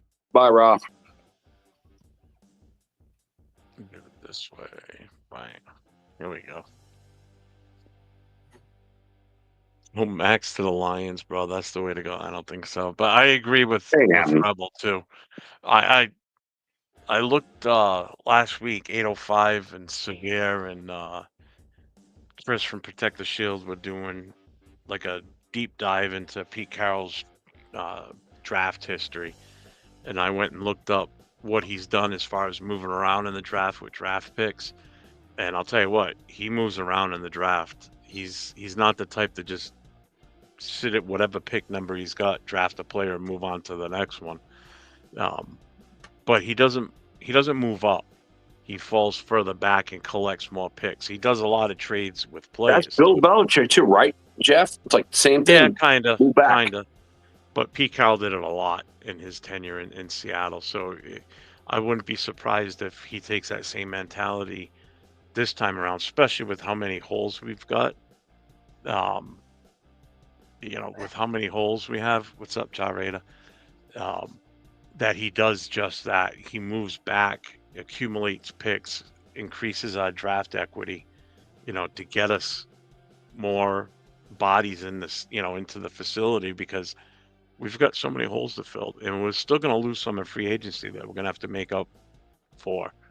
You know, we need too much on the offensive line. Well, not too much. We need 2 guards for sure. We need both guards for sure. Yep, over the meatheads that we have now. We definitely need a wide receiver. You know, on the defensive side, we need X. We don't need as much on the defense, because that's pretty much a pretty somewhat complete unit, I would say.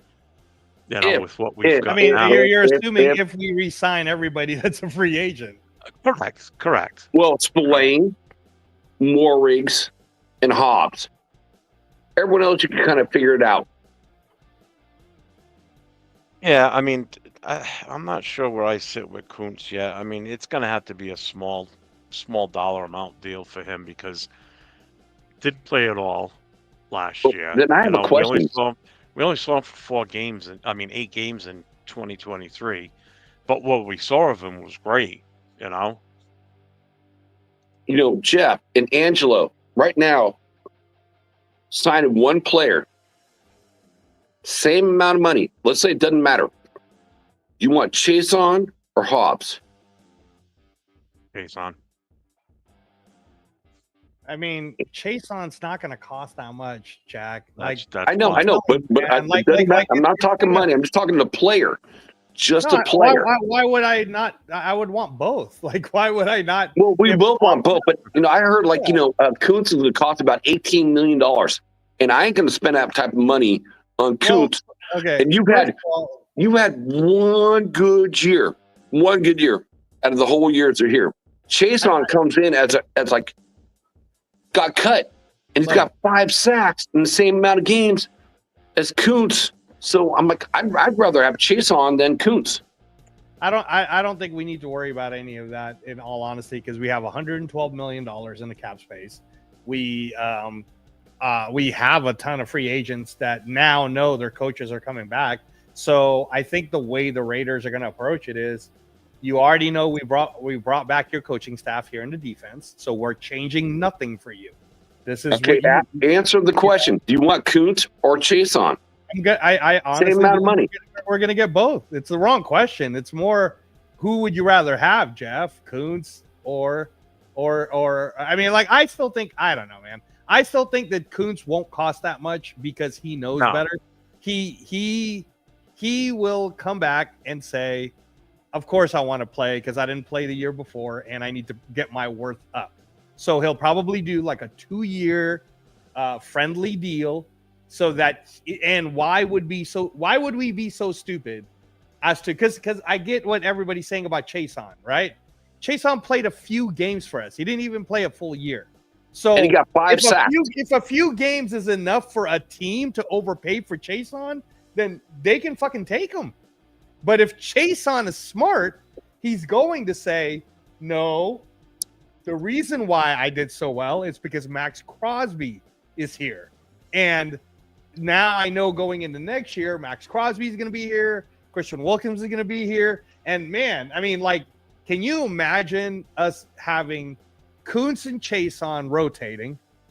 Wilson, anyone can hate on Wilson all they want. He really improved and he showed a good enough worth that it'd be stupid for us unless someone wants to overpay on a trade to let him go, because we've already started the process of developing the talent.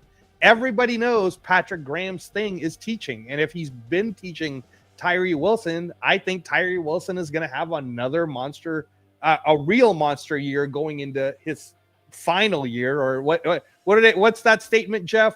Contract years are undefeated, right? So Tyree Wilson's going to go into his contract year, and you think he's going to suck? I think he's going to play. I don't think it's his contract year though, because he's. Are you sure? I think it's his fourth, right? No, this past season was his second, so this is his third. Oh, this is his third. Okay, all right. So I think he'll improve, right? I think like he'll do really well. But can you imagine us having Wilson on that rookie contract still, Chason and Kuntz on a fan-friendly deal? We keep, let's say, Butler, because Butler wants to play with his buddy Wilkins, right? So Juan's in. Butler's playing with Wilkins because they want to stick together. And then you got Crosby, because the whole thing with Crosby is he's finally getting healthy, right?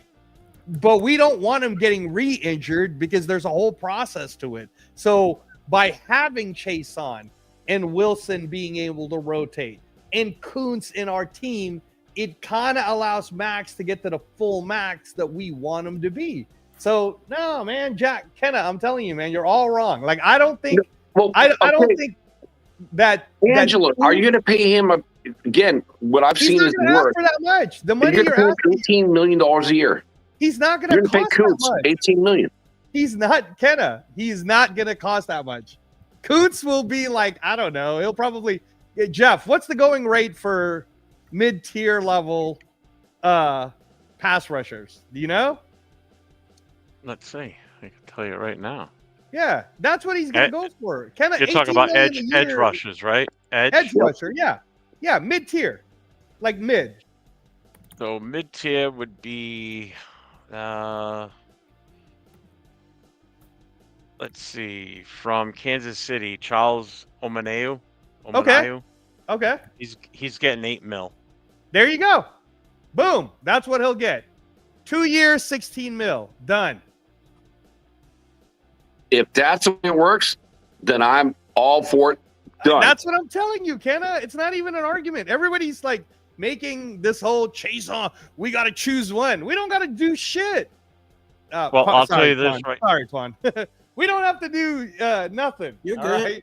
Right? We don't have to do anything because Patrick Graham and Rob Leonard, if there was any reason why it was such a great signing, it's because every player from Spillane, you name it, man, they all want to come back. They're all sitting there going, unless I'm getting paid life-changing money for me to go to another team, I'm going to play with the Raiders. What scares me the most is, like, if Spillane doesn't come back, this linebacker room is horrible.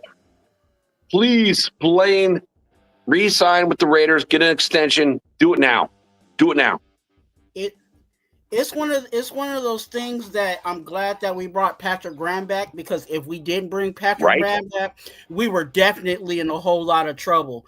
And there's like a whole laundry list of reasons why. And I'll tell you one specifically, since you were talking about Spillane, and that's because With Patrick Graham, he likes to run 2 linebackers. If any other, with most other defensive coordinators, even in a 4-3, they run 3 linebackers. So if we couldn't get Spillane back, then we're really in a deep hole. Because to be honest with you, I don't like Diablo, and Diablo can go somewhere. You know what I'm saying? I don't think anybody likes Diablo. Especially for the money that we might have to fork out to retain him. I think we can get something better for him. But I think Spillane is definitely one of the key guys that is going to be back solely because of Patrick Graham. I think Mary's one of those guys.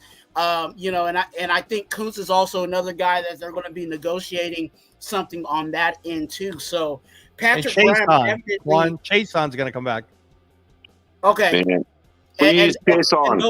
Those are all benefits to us. You know what I'm saying? Just real quick, Jason, right now, I'm sorry, I didn't mean to interrupt, but I just want to get this out. Yeah, go ahead. His contract right now is 3.3 mil, so he's going to definitely want more than that. Probably about 5 million, 6 million, right?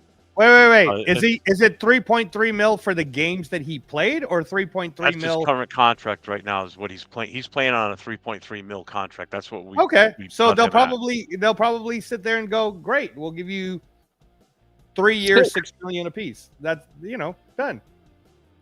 I think he's going to want more than that. He knows his value. He knows how much he means to us. I mean, he's a former first-round draft pick. I know. Yeah. He's a former first-round draft pick that got dumped out. Kenna. He got dumped out. I see it. This. I see it. He's going to want this. He's going to want 10, I'm telling you. And it's going to be because want at least 10. Well, if we're going 10, then I'm going back to Kuntz. I'd rather have Kuntz come back in our system, who's been there. I ain't paying, Chase on $10 million a season. I want Kuntz. I'd pay him over Chase on then. I think you guys are missing like when free agency happens. Okay, so and again, I'm not pretending like I know how to do this, but I'm SpyTech. We're in a new regime. Pete Carroll's here, right?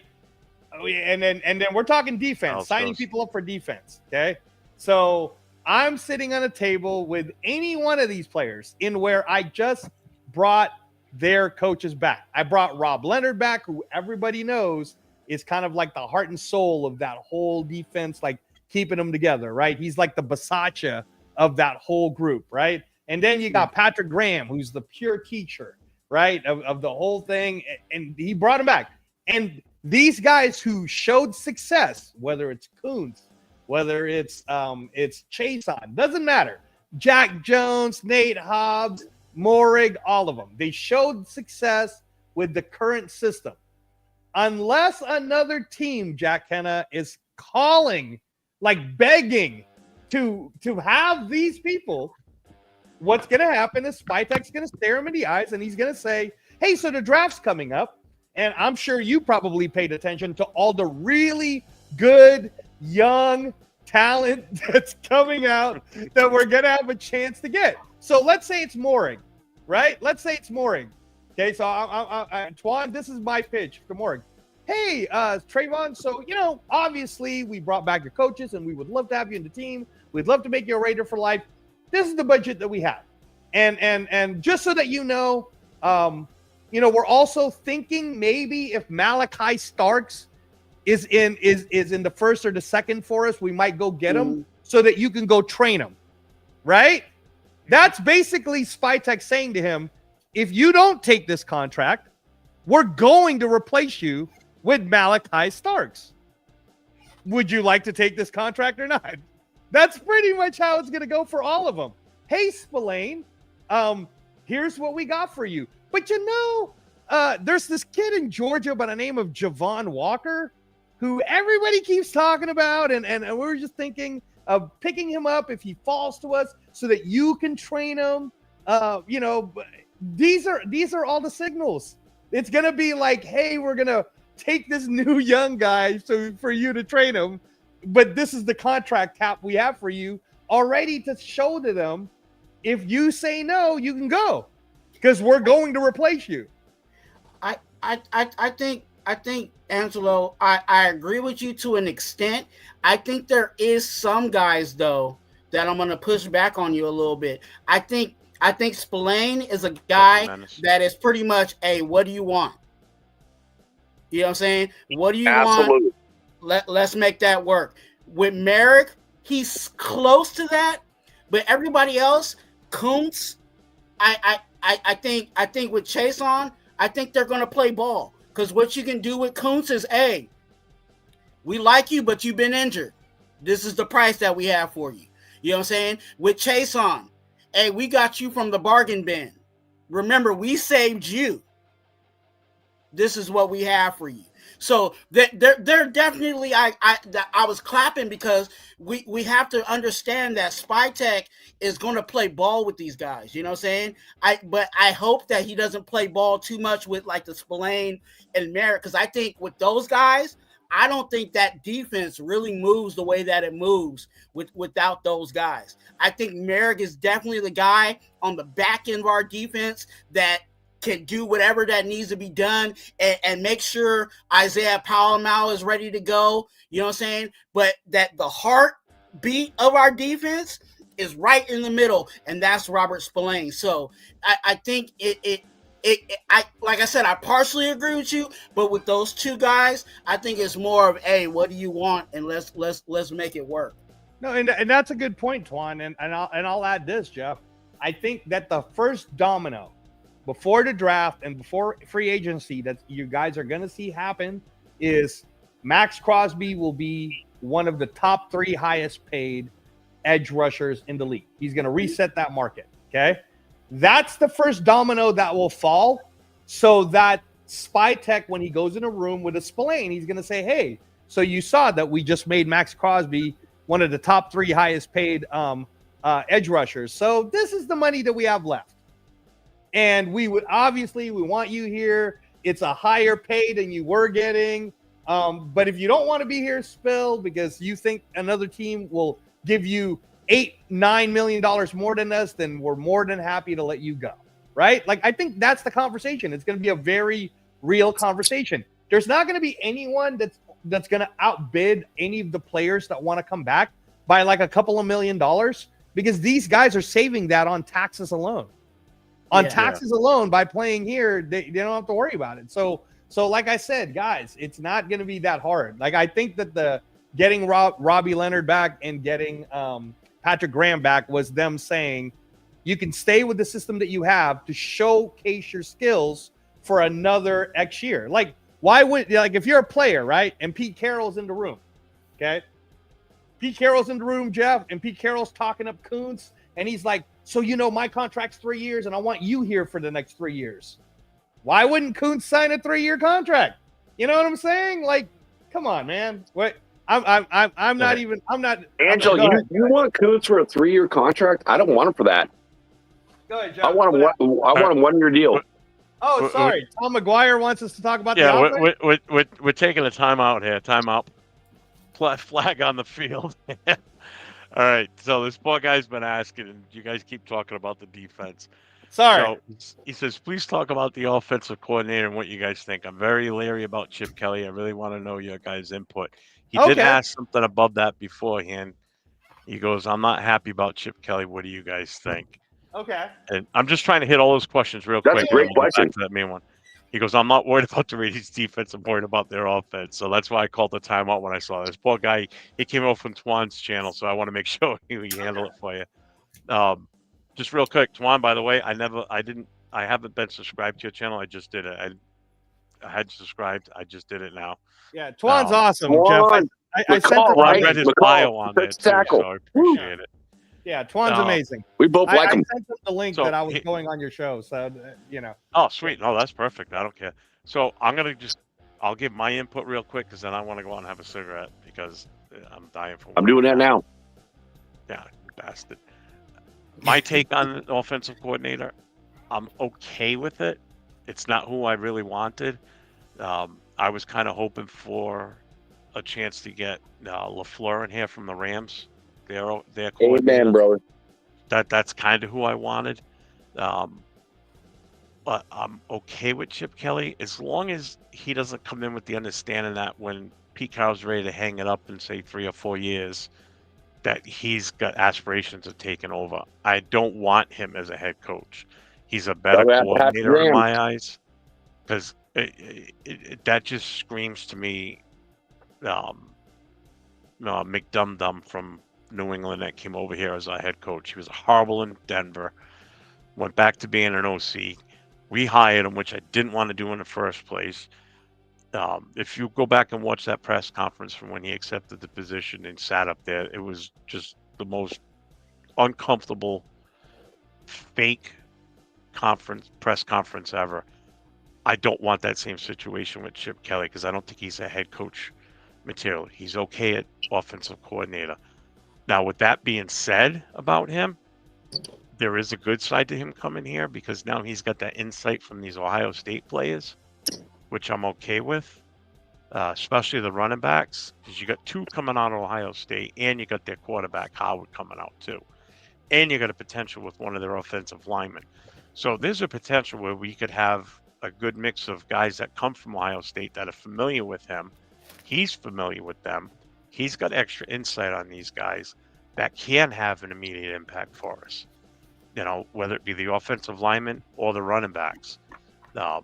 So I look at it myself as a positive thing. You know, so I kind of like it in a way. If I was watching another show tonight with 805, and they were asking everybody to give their rating on him as the OC, and I gave him like a 7.2 out of 10. That's what I went with. You know, but as far as him as a head coach, that'd be like a 1. I don't want him for that in the future because that's the way we got to look at it right now. Whoever our OC and DC is are the potential to take over, you know, because I can't imagine we're going to start looking on the outside when that time comes. You know, Patrick Graham's interviewed before, but I just feel more confident right now in our offense, better than Getsy, and I think better than fucking Turner for sure. You know, I hope he retains Philbin as our offensive line coach because when he took over after Getsy got fired, I thought he was a step up and the offense was going. The offensive line was definitely better with him. So I'd like to see him stay and not bring Tom Cable in because that's another name I see keep getting kicked around. Don't want Tom Cable. I'm done with him. So you guys decide. I'll be right back. I will be listening though. I got my earbud in. Nice, Jeff. Go ahead, Jack. Hey, what's up, 805? I do like Tom, Cable as offensive line coach. I think it's good. But I like our offensive line coach right now. I think it's good too. I think it's kind of like it really depends on the offensive coordinator that we have now. Because I feel like our offensive linemen don't mix well with the zone blocking scheme. We ran through this the whole season this year. You look at the Eagles, they're good at both. Zone blocking, power blocking, but we don't have the players on the offensive line to do the zone blocking scheme. We saw it this whole year. Guys, it's been our weakest, position of the whole year. Our offensive line. And you look at our running backs, the running backs are with Zamir, he's a power guy. You got to run him outside. You can't run him inside. He has no vision. So until we solve the thing of our offensive line, we're not going to do much. So we got another zone blocking type, offensive coordinator. We need some offensive linemen that come in and be able to fill that role. JPJ can fill that role. I think Miller can do it, but that is it. What do you guys think? I think to be honest with you, I like the Chip Kelly move.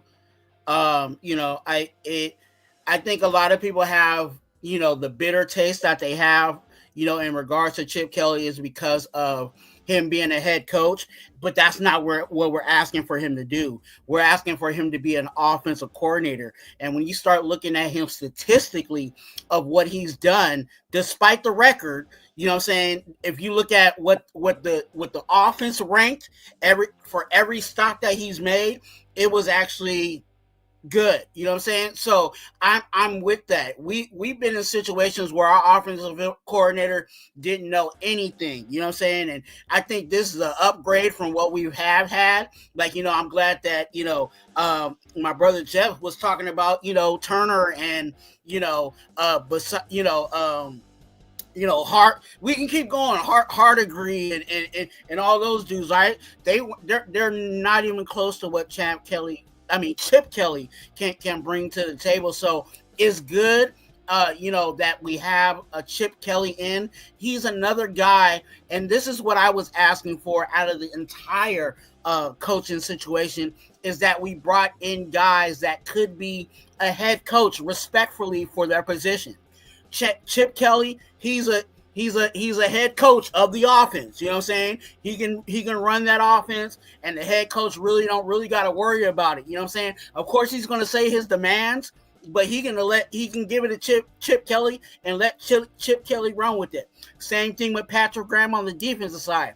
You tell Patrick Graham what you want from it defensively, and let Patrick Graham be the head coach of the defense. And then then we got the grand wizard, right, of Pete Carroll, and he's handling whatever he needs to handle, picking up wherever, these guys may possibly fall short. So I'm excited that we kind of have, an all-star cast in regards to, the coaching in general, but Chip Kelly, like I said, when you start looking at these offenses that he was under and who he even had at quarterback, even with some of the offenses he was pulling magic out of his hat. So I'm glad that we have someone that we can say, hey, he knows what to do. It's just up to him if he actually does it. So, with Chip Kelly again, I think we're in a better place than we've been before. Not saying that this is the end all be all. Not saying that Chip Kelly is the best offensive guy in the NFL or going to be the best offensive guy in the NFL, but it's definitely a step forward from what we have had in the past. We just had McDaniels, who was a really good offensive coordinator, but could not handle himself as a head coach. And I think that was his downfall, was that he was trying to be a head coach and run the offense, and he couldn't juggle that. I think that might be the same thing with Chip Kelly. Chip Kelly's a really good offensive coordinator, but when he took on the role of being a head coach and had to juggle being a head coach, which is demanding in itself, and then being an offensive coordinator and trying to put all that together, it just does not work out. That's why I believe that there's specifically only a handful of guys that you can say is an offensive coordinator and also the head coach. You know what I'm saying? You could talk about Andy Reid. You know what I'm saying? A proven guy, right? We know he can handle being a head coach and an offensive coordinator, right? You can keep going down the line. You can even talk about Gruden. I think Gruden was managing that well. The only downfall of Gruden was that he was trying to be GM too. So Spider web banana. Yeah. So, I think with Chip Kelly, I think it's a good thing when you start looking at the numbers of how much they score. You know what I'm saying? That's way more than what we've been scoring. So if he can even bring the scoring averages that he's had, even, and I know college is different from the NFL, but if you just stick to what he did in the NFL and those averages, it's way more than what we've had. So I can believe in that in the totality of this team, because that defense, when healthy, is a really good defense. And I think that if we had even last year, if our offense just did a little bit more, I think our offense would have been in a way better situation. But it was what it was. So overall, Chip Kelly, he's getting a thumbs up in my book. I'm still giving a side eye emoji to him, because I'm still gonna keep my eye out to make sure he's doing the right things throughout the season. And I think that's perfectly fine for everybody to do. If you're not fully on with Chip Kelly, but you're like, hey, I'm just gonna keep, watch out and wait and see, that's perfectly fine. Because again, even with me being positive about Chip Kelly, there's also some things that I'm concerned about. in the same voice. So, yeah. Man, I would be. Hold on, Jack. on. Come on, man. You're gonna make me dude. mad, Hey. Jack, Kenna. You're gonna make me mad like Shaquille O'Neal on No, TNT. I'm just happy This to. isn't 1, 2, 3, then back to I one. muted him. Kenna, all right, it's my turn, Kenna. It's supposed to be 1, 2, 3, 4. Not 1, 2, then back to 1. He's still talking. He's muted right now. All right, so first of all, I don't know why. Is he still talking? But is he on muted or something? I Can you muted help him. me? Oh, He you can muted still him. hear That's us. so funny. Thank you, Jeff. Thank you. All right. So first of all, real talk. I'm surprised you didn't mute me. I was talking too long. No. You were great. You're You were good. great, Twan. You were awesome. Real Talk Raider Nation, shout out to you. Really good dad there, Paul. He lives here in Las Vegas also. And 805 Raider, if you guys want to 805. follow him. He's got a really great show with my guys, Yes. Protect the Shield and Severe. Sorry you couldn't make it tonight. Secondly, I want to say, Paul, man, you got to start this coming season. You got to start coming to those UNLV games, brother, because Dan Mullen is gonna really take us to a whole nother level. And I bring up Dan Mullen as our coach now here at UNLV because he's a part of that whole New Hampshire mafia, which included Chip Kelly. And to Tom McGuire, again, I think it's important to understand the narrative that we didn't hire Chip Kelly to be a head coach. We didn't even hire Chip Kelly to be a future head coach. And in all honesty, I think the reason why we made him, is he the highest? He's either the highest or one of the highest paid offensive coordinators right now at $6 million a year, because we basically told him, this is what you're going to do. You're going to be the offensive coordinator. That's what we need you to do for these amount of years. You need to, and if we're just going to base it on how Ohio State looked, What's up, James? just a few weeks ago, Purple. the way Ohio State looked, if that's going to be our offense, then I'm pretty happy about it, because they were a very knockout oriented 1-2 punch. So, Angel, you know the contract? Hold What on, was the Kenna. contract? Hold on, Kenna. Hold on. We'll mute you again. All right. Okay. Secondly, with Chip Kelly, I think part of this hire was because Chip Kelly's coming off of a national championship team, right? He was the offensive coordinator of the national championship team. He's kind of fresh with his eyes on who he would want to draft. So I'm sure that's part of the reason why they brought him in, is they're like, if anyone's going to know who you want for your offense, then it's going to be you. So it's Spy Tech probably sitting there going, let's see. He says, wait. 5 agrees with you. Okay, thank you. Thank you, 805. You know I got good takes, man, even though you never invite me to your show. No, I'm just messing with you, bro. But anyway, so that's number 2, right, with Chip Kelly. Again, if it looked the way it looked for Ohio State, then that's good for me, because we got weapons, everyone. We got weapons. If anyone out there does not think Jacoby Myers can hold the position of a 1, then you're just a hater, man, because Jacoby Myers is really good. When they finally decided to start throwing Jacoby Myers the ball, he got to 1,000 yards. Now, I'm not even saying that they're going to make him a focal point of the offense. Here's the reason why I like Jacoby Myers. It's the same reason why a lot of people like A.J. Brown for the Eagles. Jacoby Myers is a dirty dog. He'll block for you. He'll do all the things that wide receivers aren't willing to do, and that's why I like him there. Now, there's so many wide receivers in this next draft class. Chip Kelly's probably sitting there going, well, we could pick up that guy in the 3rd round, Tez Johnson. Like, there's going to be a bunch of there's the kid from San Jose State. There's a kid from Cal. Like, there's our guy, UNLV. We can get Ricky White right now, probably at the 4th or the 5th pick. And Ricky White was the special teams college player of the year. I mean, come on, guys. Like, Chip Kelly also got picked not only to be the offensive coordinator, but is getting paid the $6 million so that he knows you got to stay the offensive coordinator and just focus on that. Now, the real big thing, and Tom McGuire, I'm surprised you didn't ask this, is who will be our offensive line coach? Because if there's any coach that we should all be worried about right now, it would be that one, because we really need to revamp how our offensive line is going to go. We've heard tonight that Chip Kelly will probably do more of a zone. Well, we got JPJ, which is great. I like DJ Glaze, and honestly, that guy was a steal in the 3rd round. So, and we haven't even seen, we've seen him travel. His 2nd year is going to be even better, going from left tackle, right tackle, wherever we put him out, right? Okay, so there's a kid from South Carolina, all right. But again, offensive line-wise, I'm wondering right now, who is Chip Kelly going to bring in to be that offensive line? Because like I told you, Jeff, earlier, I think it's high time we trade Colton Miller, man. I definitely think we should definitely trade Andre James, because I don't think Andre James is worth the money that we're paying him.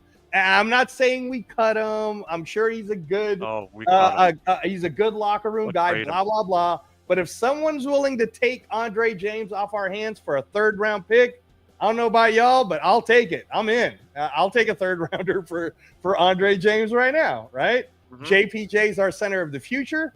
And I think that's also a lot of the reasons why the Jackson Dart talk has happened, because JPJ was the center for Jackson Dart in high school, I believe, if I'm not mistaken. Am I wrong on that, Jeff? Because that's what I've been reading. You're right. Okay. I'm sorry, Angelo. I gotta cut you off, and please don't mute me. You really think we're gonna get value for Andre James? What's that? What you think you can get? You think you can get a 2nd rounder for Andre James? No, you said we're gonna get a 3rd for Andre James. Yeah, right? I think we can get a 3rd rounder for Andre James. You don't think so? Oh man, look. Okay, here's how I know. My channel. Here's how I know. Okay, Lloyd Cushenberry was not that great for all those years when he played for Denver. He had 1 good year, and he got paid like a high max for being a center for the Titans. So if that's the cost for that, I bet you there's some desperate team that needs an Andre James type of a center, and they'd be more than happy to part with their extra 3rd round pick with us to go get an Andre James. Am I wrong, Jeff? No. See? Dude, 3rd round is not, because I think it's stupid if we let him go for like a 5th. Then I'd rather just fuck it. Then I'll just keep him. Like you'd have to give me something like 2 fourths, like a 2 fourths back to back, or some thing like that. But I'm not taking less than a 3rd for Andre James. That's ridiculous. Centers are hard to find, bro. Well, I don't care about Andre James. So Angelo, you said about trading Colton Miller. Yes. You said trade him. Like, who do we have to replace him? I'll give you. Okay. Let me ask you a question, Kenna. Do you think we can get a 1st round pick this year for Colton Miller? No. If somebody was to say, no. Well, okay, so what's his value? He's got a lot of value. I think he's got more value staying on this team.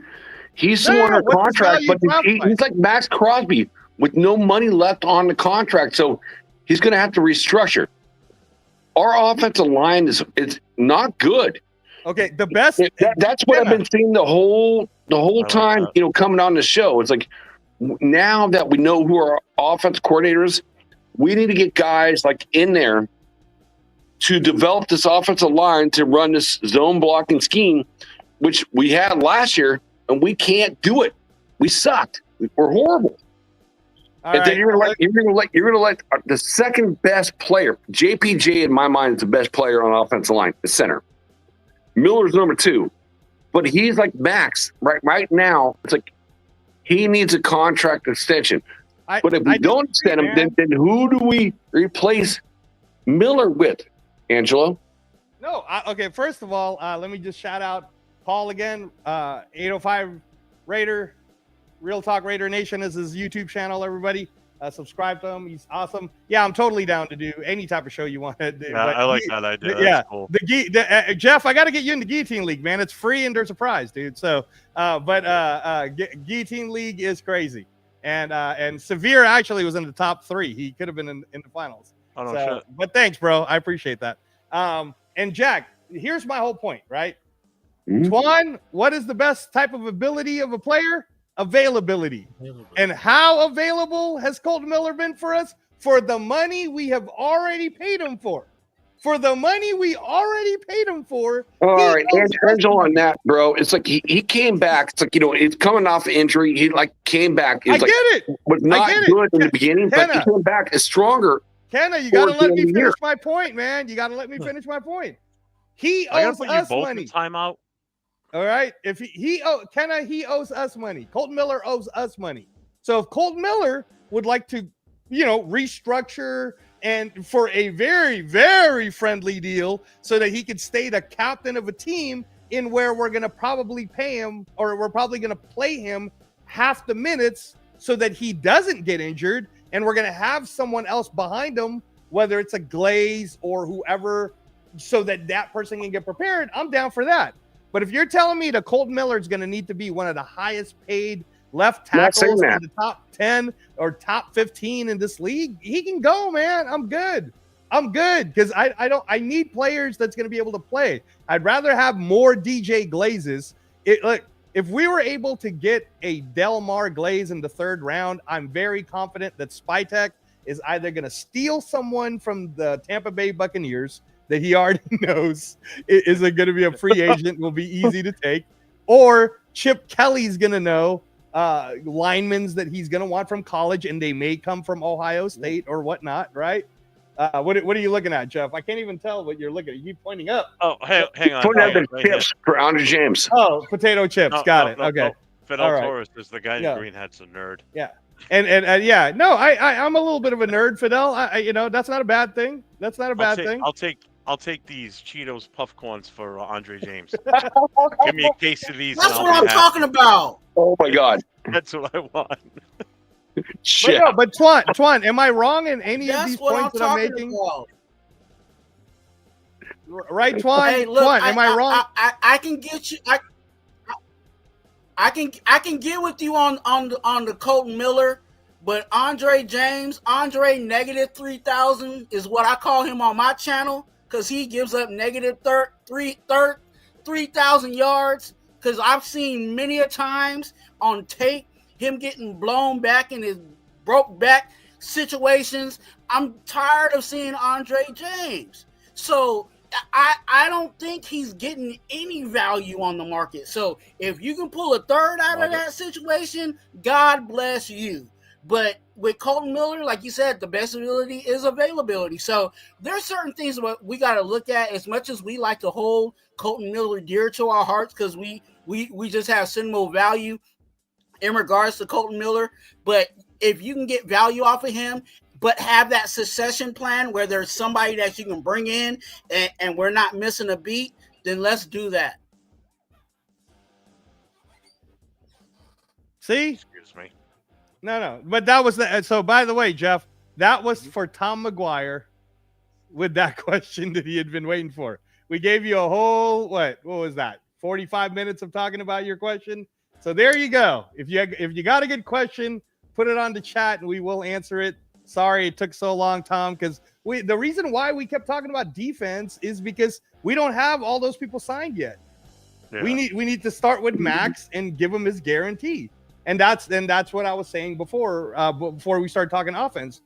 And you heard it, Twan, is that the first domino that's going to need to fall is how much money are we giving Max Crosby? And we're going to need to pay him, man. It's almost like, I don't know if Crosby's agent is waiting to see what Cleveland pays Myles Garrett to change his contract, but we're going to need to reset the market for Max Crosby. And for anyone who keeps talking about, oh, you need to trade him, why would I trade a 27-year-old Kobe Bryant style pass rusher that is a game changer and the captain of our team, and a reason, frankly, why there are more Raider fans and why merchandise is being sold. So no, if anything, Max Crosby needs to be the highest paid edge rusher in the game, and let it be. Go ahead, Jeff. I'll tell you why you trade him, because this is the chance you're going to get the most value for him this right now. Beyond this, you're not going to get that value for him. If I'm telling you, I'm not saying actively shop him. I'm saying if somebody calls during this time between, say, now and the actual draft that want him, they're going to pay for him if they want him that bad. If they think he's the final piece of the puzzle, that's going to 4 first-round picks, a second round this year, and You make it so a it's so third round unreachable. next year. And Angelo, fourth round draft picks is like quarterback stuff. You make it so unreachable that they laugh at it, but then you work down a little bit, you know. But you're still going to get a lot of value for them this year. After this, you're not going to get it. You're not going to get it. And Dewan, yeah, you got our support because we all hate the Chiefs. Well, Jeff, you posed a good question, bro. You think about Khalil Mack and what we got with him in that trade. That's probably going to be appropriate for any team that wants from Max. But that's the starting block, not the starting block, but that's like the standard right now. Nah, man, you set a precedent bro. basically. But It should go higher. Yes. My question to all the Raider fans out there, after that trade, I didn't like it. Does Raider Nation, see the value in those picks, like with the better GM and so forth versus John Gruden calling his first round draft picks? The only one that worked out was Josh Jacobs. Okay, go ahead, Twan. Go ahead. You go. No, I think what we got for Khalil Mack was lovely. I think that was actually suitable. Now it was our mess up that we didn't turn those into the draft picks that actually hit for us. You know what I'm saying? That's a good point. We didn't hit on the draft picks that were allowed to us. Even the Amari Cooper trade was a really good trade for us. I think that was good value, but when you're not getting the value in the draft, that's on us. So it's not like, we got lowballed or I think the value that we got for those guys was good, but we just did not turn that we didn't turn that in the bank. Look, Twan, Jack, I'm telling you, man, and it'll sound like I'm making it personal because I love Max Crosby so damn much. So if the best ability that a player can have is availability, which Max Crosby, not only was he crossing it, we finally had to basically tell him, look, bro, you're playing at a defensive player of the year level hurt. How good would you actually be if you were never hurt, right? Then the second best ability that any team should have and a player should have is stability. And that's what Max Crosby gives us, stability. And that's what we've been needing. He has literally said on all of his podcasts that he's still here with us. He loves the fans. He loves Las Vegas. There's no better city in the world. Loves Las Vegas. Loves the fans. Tattoo on him. Built his basketball court here. Did the whole thing, right? Okay. And we're talking about trading this guy. We're not trading. We need to pay him. That's why we have $112 million is so that we can make Max Crosby the highest paid player. And everyone will know if you want to be a Raider for life, this is where you come, right? And Max Crosby is that guy. He is that type of person. So no, man, Jeff, they could literally walk in the door and be like, we'll give you our next 4 first-round picks for Max Crosby. It could be Detroit. Detroit could go, we'll give you our next 4 first picks to bring Max Crosby back to his home in Michigan. I would look at him and I'd go, would you be willing to give me the 4 first-round picks, your second-round pick this year, and Aiden Hutchinson? Because that's the only way you're getting them. You're not getting it. I'm not about to let go this type of pass rusher at all. So no.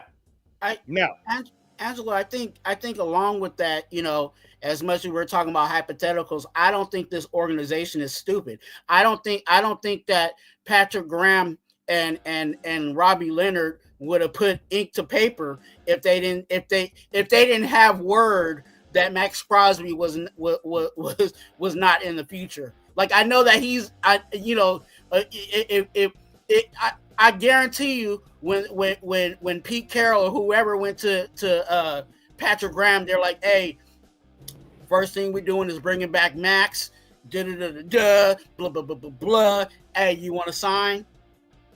I can almost guarantee you that it went down like that. So even though Max Crosby hasn't got the contract yet, I think the reason why we have Patrick Graham and Robbie Leonard is because they've already given their word that if anybody else leaves, Max Crosby ain't.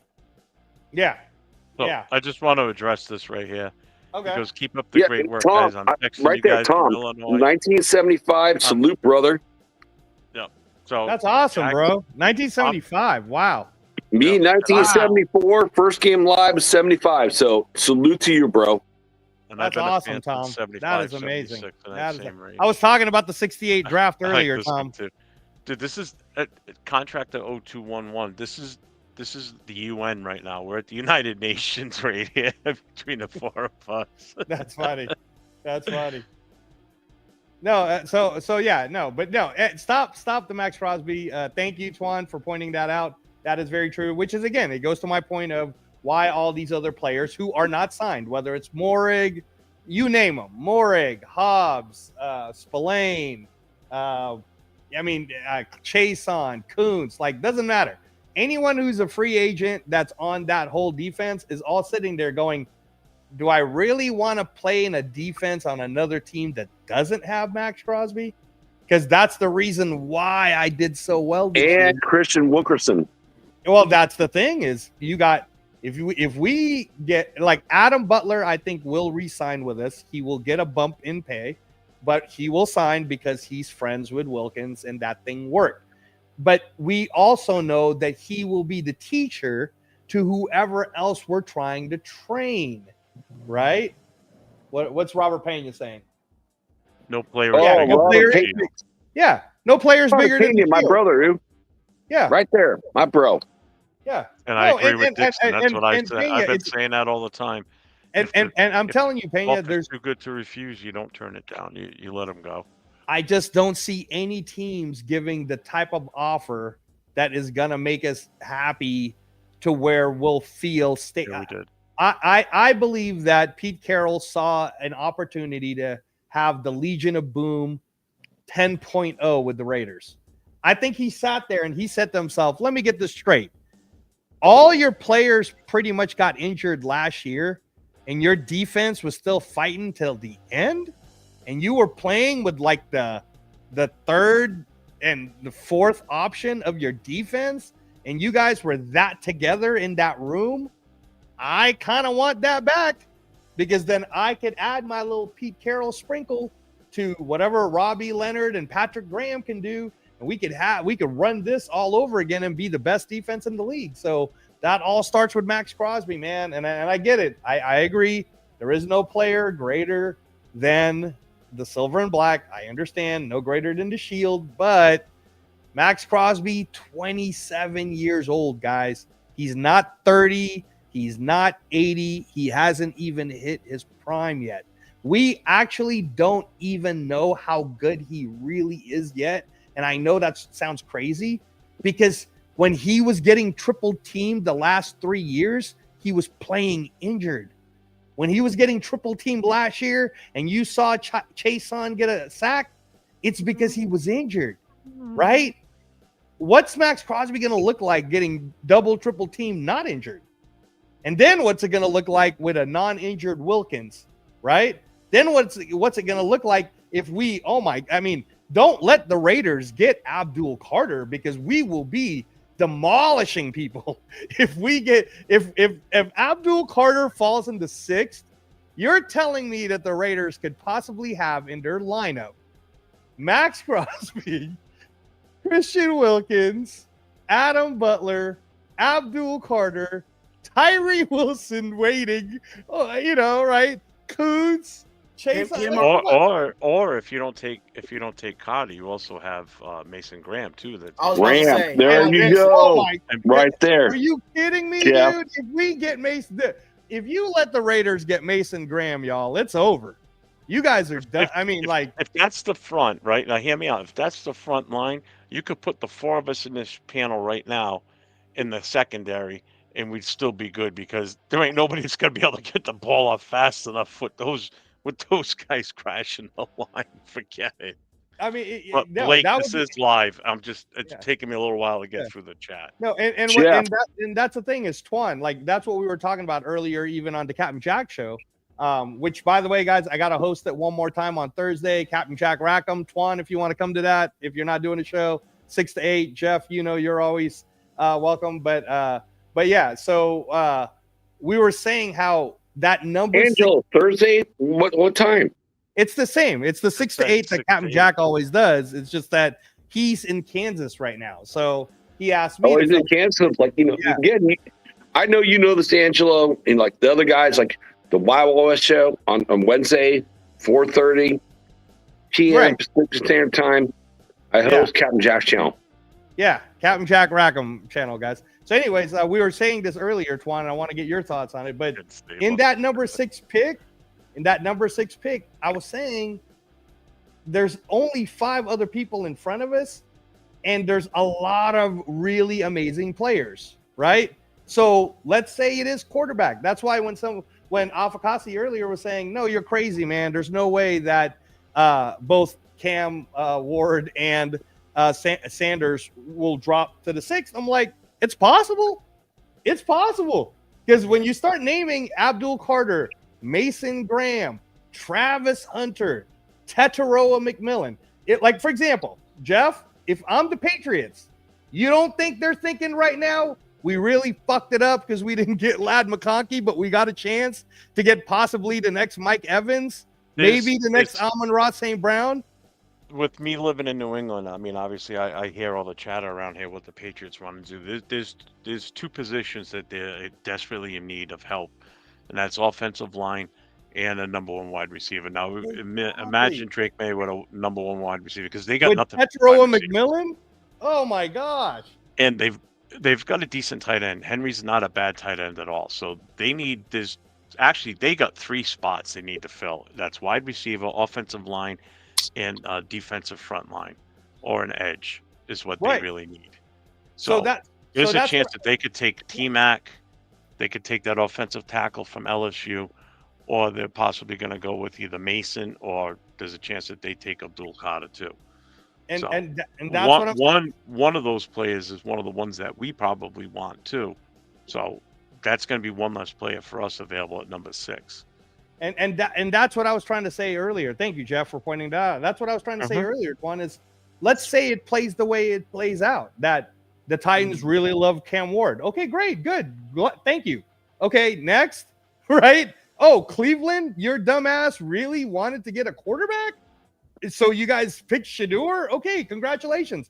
Now we're down to only competing with 3 other teams to possibly get either Mason Graham, Abdul Carter, Travis Hunter. Like, there's too many good players, dude. Why? I don't want Travis Hunter. I'll tell you right now, Angelo. I'm making Shador slide even further than that because it has been a public fact that Deion Sanders is not going to allow Shador to go to the Browns. So if he gets to the Browns, you might as well just count that as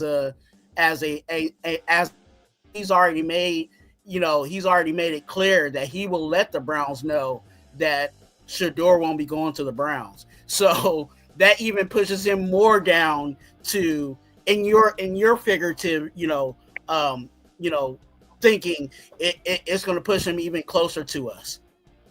And that's my whole point about how if New York is the one that might take a Shador, right?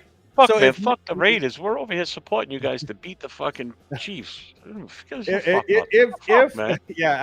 don't know about your chat, man. Like, not the good ones, not all of you good, awesome people. I'm talking about some of the weirdos. And shout out Robert Pena. Thanks for putting up the channel over there earlier. If New York, because Sanders put the New York cleats on, New York Giants cleats or whatever, does take a Sanders, and if the Titans do really get Cam Ward, we're talking about competing against Cleveland's pick, New England's pick, and Jacksonville's pick, right? So Abdul Carter, Mason Graham, Tetaroa McMillan all went, and they just left us with Travis Hunter. Or Travis Hunter does get taken. So now we have a chance to get either Mason Graham or Abdul Carter, right? Like we're gonna get someone good at 6. Our pick actually becomes the most valuable pick, and I'll tell you why. Everybody keeps talking about the Titans, blah, blah, blah. They might trade down. No one's going to pay them the house for the first pick because everybody's counting on whoever that idiot is to make a mistake. Everybody's sitting there going, yeah, let's see what this rookie dickhead's going to pick, right? And then he's going to pick whoever he's going to pick. Everybody's going to react to that, right?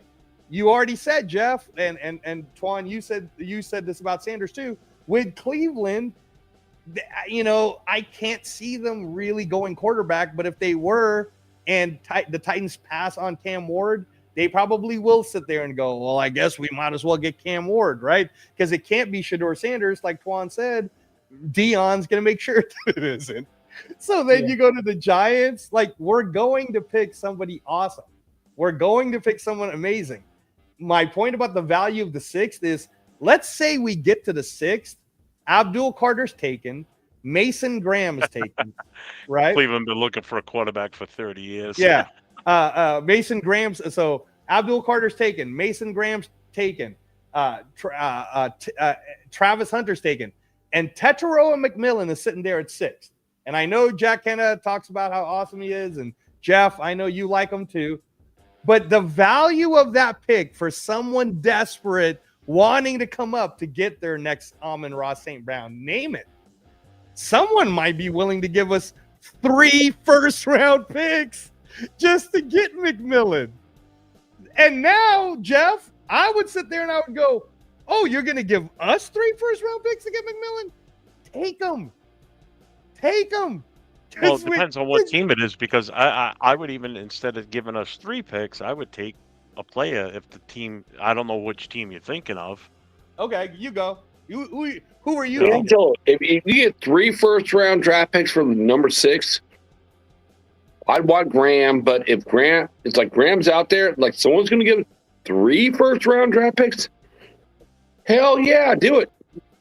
Because you know what? The way I would look at it, we need a quarterback, right?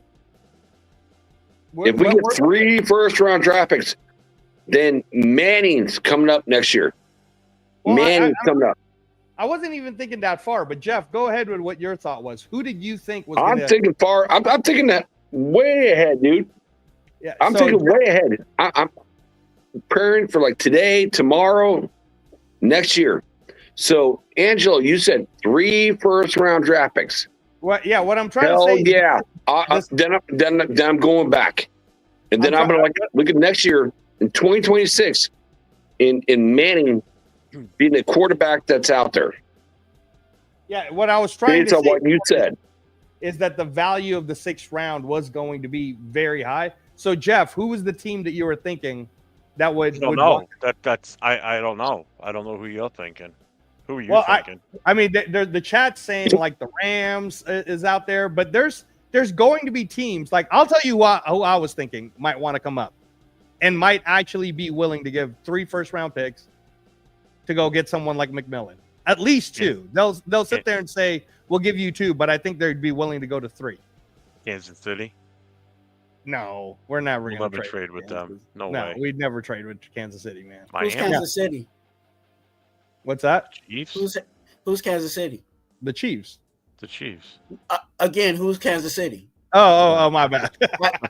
I don't know them in the draft. I've never heard of them. There is another team called the Chargers and the Broncos. I don't know about them either. Okay, all right. No. I'll tell you who I thought would actually, if Tetairoa McMillan is available and Spytech is looking at 6 and somebody's calling, I think it's the Arizona Cardinals. Okay. I think the Arizona Cardinals are sitting there going, we will give you the number, we will give you like this many or whatever. They'll try to trade. And you know what I would say to the Arizona Cardinals, dude? I would sit there and I would go, okay, I'll tell you what. Why don't you give us the 3 first-round picks? We'll swap this year. You'll give us the next 2. And we also want, and then name the player, man. Name the player that they have. They have players that they can't even really use, and I'll take one of them. But we can get a haul. I know who I'd want from them. Who would you want, Jeff? Buda Baker. Buda Baker. Done. Because they don't want to pay him, and we have the money. Oh, he's staying there. They already resigned him. Oh, did they? Okay, I didn't know that. Yeah. Okay. We could still take him. Yeah. You wouldn't think he'd want to come to this team with the he would love to come to this team. Or I'll give you another that one. solves one of our problems, the secondary issues. I'll give you another one, right? So everybody keeps talking about how DK Metcalf's not that happy in Seattle. I could see Seattle saying, "Hey, we'll trade you 3 first-round picks to get your or they'll say we'll give you 2 first-round picks with DK Metcalf to get your pick right now." And I mean, I'm not getting 3 first rounds draft picks for like DK Metcalf. Sorry, done, over. Come on, Angelo. 3 first rounds for DK Metcalf. No, Jack. You get a T. Higgins. You can sign a T. Higgins. Put him on mute. Put Kenna on mute. He's not listening, man. Kenna is not listening at all. We're still talking about the Raiders pick, Kenna, and we were saying that Seattle wants the Raiders number 6 pick, so they want to give us 3 first-round picks. Seattle would like to give us 3 first-round picks for our number 6. Just pulling shit out of his ass right now, and it's funny as hell. Yeah, along with DK Metcalf. All right. I gotta ask this guy real quick. Okay, so obviously, Gang, I'll just call you GK. You must live in the New England area, I take it, because you're a Patriots fan. You already yelled out Boston once. So I just want to see if he is or not. But all right, I'm gonna unmute Jack again. Okay. You're unmuted again. But Jeff, what I was saying to you is, if they were to say, "Hey, we'll do the pick swap with you, and we'll give you our 2026 first round, and we'll give you DK Metcalf for your 6th pick right now," you'd consider that, wouldn't you? You'd sit there and go, "Well, not the worst in the world. Pete Carroll loves DK, and we get 2 first-round picks out of it. We get Seattle's pick, and we get Seattle's first-round pick next year, and Seattle might suck next year. So not a bad trade." I think it benefits us, because especially now since we know who the offensive coordinator is with Chip Kelly, the guys that are linked to him that are in the draft, they're not first rounders to begin with. So exactly. If we were in that situation where obviously Cam Ward and Shador are off the board, right? And now we're looking at someone like a Dylan Gabriel or the guy that just came from Ohio State. You know what I'm saying? Is it Howard? Yeah, Will Howard. Yeah. So, you now you're drafting one of those guys, you know what I'm saying? Maybe in the possible 3rd round or something like that, or 2nd round. Then you can play in the 1st round. You can get a good defensive guy right there, then and there, or like Angelo's saying, play ball and trade back to 12 or 15 and still get somebody good. But now you're getting more picks for either the later rounds or in the future. Somebody's saying he almost got drafted by the Oakland Raiders in the 90s defense. Is that just a hoax? Who knows? Dude, seriously, you think that's for real? If it is, then have him come on the chat right now. We'll talk. Hey, I was a background down. That's a good question. If we do trade back, let's say we go back to 12, like what Twan said. Who's available? Who do you want at 12? There's a ton of people. I mean, shit. I bet you Will Campbell will be there, and I'll take Will Campbell at 12. Jeff? Well, it's that tackle, offensive tackle, it's going to get a number like 5 or 6, right? Well, I mean, of the best ones, in my opinion, it's Will Campbell's right up there at LSU left tackle. He could play both guard and tackle. I would actually put him at guard. This guy wants you a hat, Angelo. Yeah, sorry, buddy, man. It's a 1 of 1, dude. It's an organ donor hat. It's Green Raiders. It's very hard to find, actually. SoCal Sal. Angelo's playing Madden trades right now. Hey, SoCal, did you watch the fights last night? I'm gonna be mad at you, dude. You're supposed to be one of the boxing fans. Did you watch it? Put it on the chat if you did. But no, I get that. Like Kenna, if you looked at the Senior Bowl, there's this kid from Georgia. Look up the name, Javon Walker. That kid might be one Linebacker. of the Biggie Cheese, I do want Dart. Angelo's in favor of Dart. I think Jack is too. Yeah. Twan, I'm you down for in Dart. favor of Dart too, right? Not in the first round. I mean, I think. Oh no, not at number 6. No. No, and that's and I have to make that clear because again, a lot of us are on panels, but a lot of these people in the chat, they're like, "Oh, Jackson Dart, we need to get him at 6," and I'm like, "Nah, no." So I do like Jackson Dart though. I do. Just to make that clear, not at 6. I've gone up to a Jackson Dart fan, over Milrow. Overall, I thought Milrow was a guy. Number 2. Milrow's second terrible. round. Well, yeah. You know what? You like Milrow? Jeff got me there to be with Dart. But I feel like now that Dart, he's going to be a first-round draft pick. I don't think round 2. You got to trade up to get him in round number 2 or round number 1. It's late round, but round 1. But you got to do that.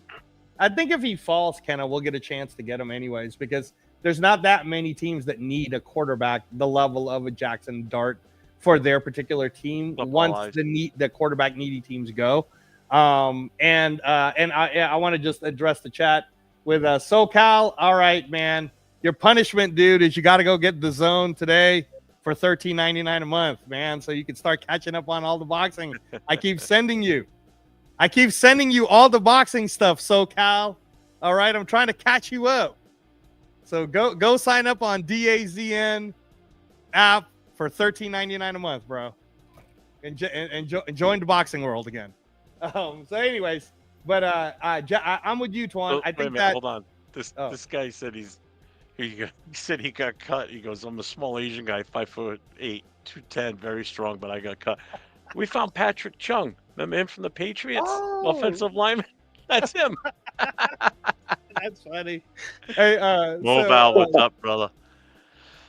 So no, I was saying, you're right though, Twan. If it's a scenario where Jackson Dart, let's say, is sliding, what I can see the Raiders do just so that they can get the 5th round option is trade back up to 31 or 32. I could see them trading up to 32 with the Eagles after the Eagles wins the Super Bowl, and he'll call Howie Rosen and be like, "Hey, buddy, we just want the 32 pick because we're gonna go get Jackson Dart. So we'll give you, whatever. We'll give you this and this, and we'll get it, And I think that'll work. You know what I'm saying?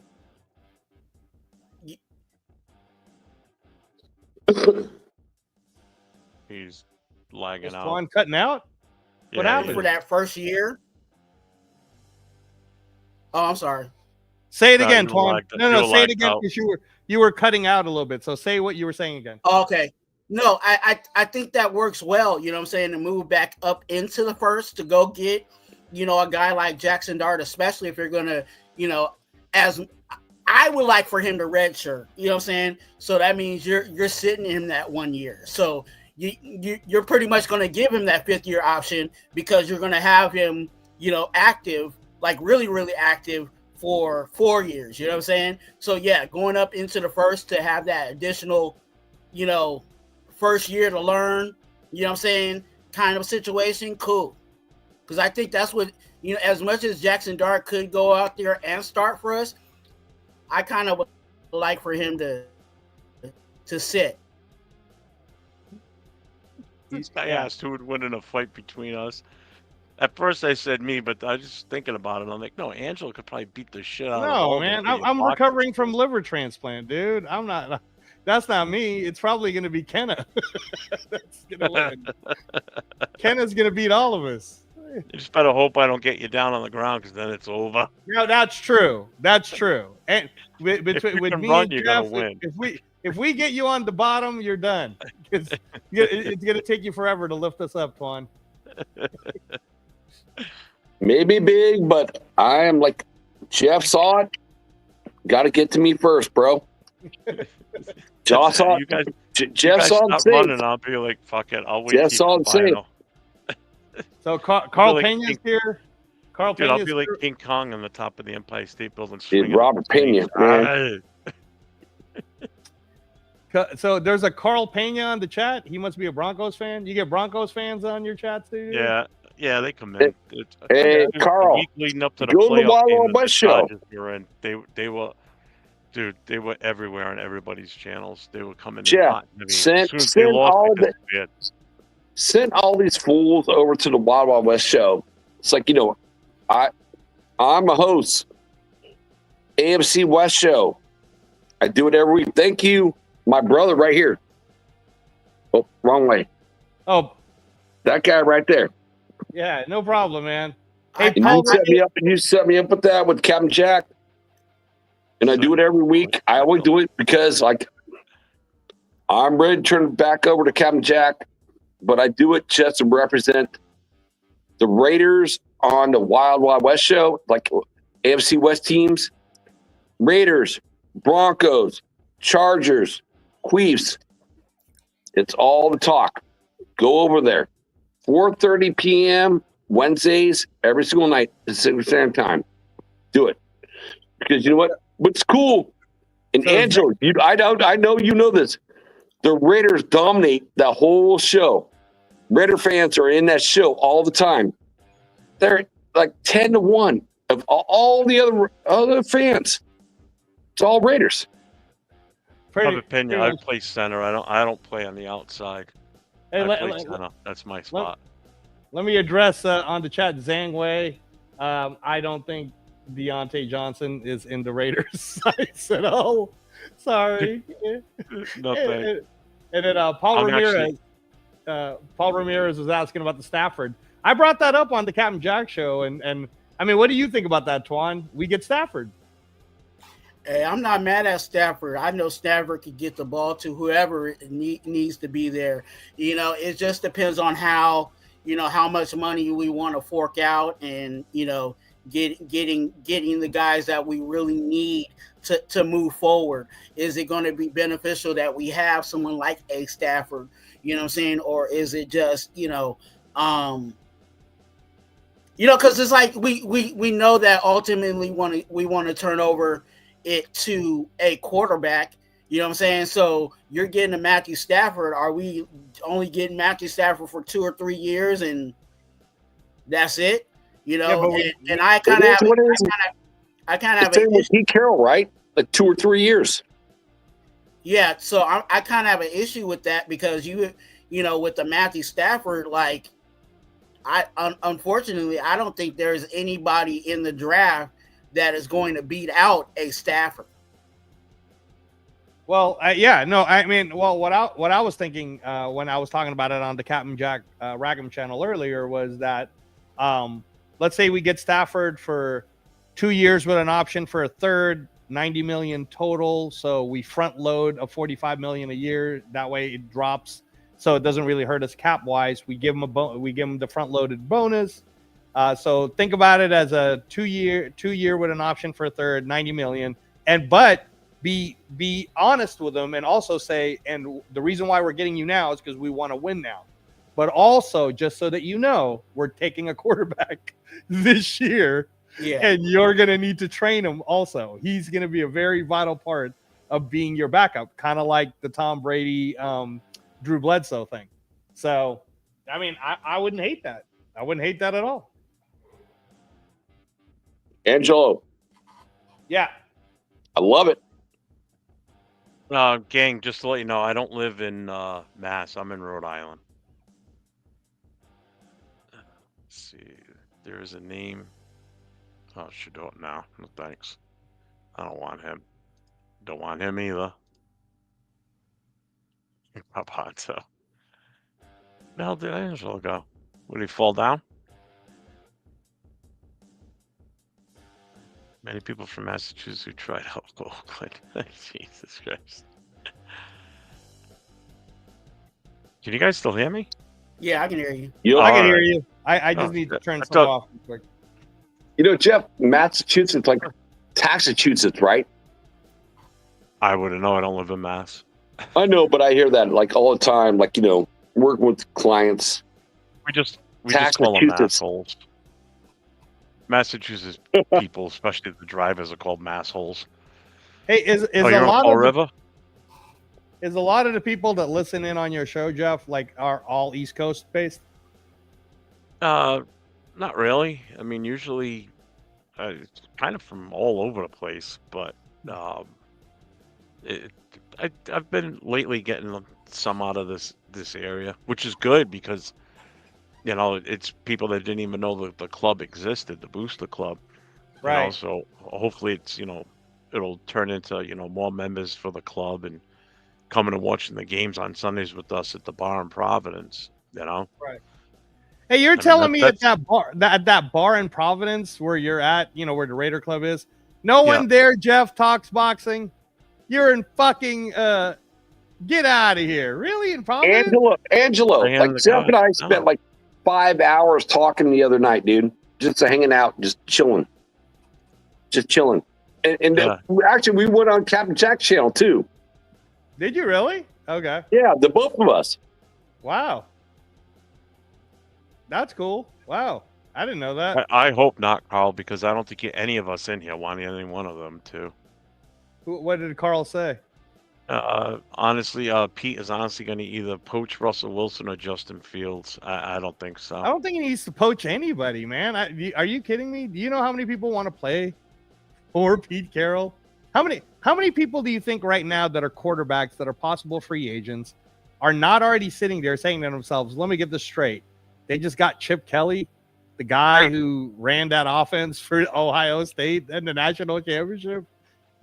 Justin Fields would. Are you honestly telling me Justin Fields is not sitting there going, yes, I would love to be a Raider? I would like Justin Fields. But we don't. But my point was we don't need to go like poach anyone. We don't need to beg anybody to come to our team. Even Stafford would consider coming to our team. Justin Fields would want to be a starting quarterback for the Canada League. Because he's not that guy. Like, I know people are enamored with him because he can run the ball, but that's not being a quarterback. Or quarterback throws the ball. Exactly. And that's one thing Justin Fields is not. He got some work to do. Yeah. No, what I would say too is now that we have Chip Kelly, I would not be surprised that as long as we shore up our O-line, that Aiden O'Connell isn't the guy that ends up starting, because look at what he did with Will Howard. I mean, did any of you know who Will Howard was up until he went to? I didn't know who Will Howard was. And then now Will Howard might be projected to be a second rounder. Yep. Aiden O'Connell, man. That might be the pick. Angelo, you just touched on the biggest perspective, like what this whole offseason needs to be. The offensive line. We're talking about, sexy, fun picks. This offensive line needs to be addressed. We're going run zone. We did run zone last year, and we were horrible. It sucked. And then after that, it's a little bit of a running back on top of it. So we need this offensive line to be like way better. If you don't improve that, I don't care who you have a quarterback. I know Jeff likes AOC, 12, but I don't care who it is. You can throw in Aaron Rodgers. You can throw in, Russell Wilson. If we don't get a better offensive line, it ain't going to be worth shit. And speaking of offensive line, we need guards. And I'll tell you right now. I'll tell you right now, guys. There's a kid by the name of Tyler Booker out of Alabama. You know who I'm talking about, Jeff? So, Angelo, I know you did the AFC West show too with Alex. So, what do you think about the KC right guard? He's like an all-pro, and he's a free agent. He's going to cost probably about $20 million a year. What do you think of him? Talking about Trey Smith? Yep.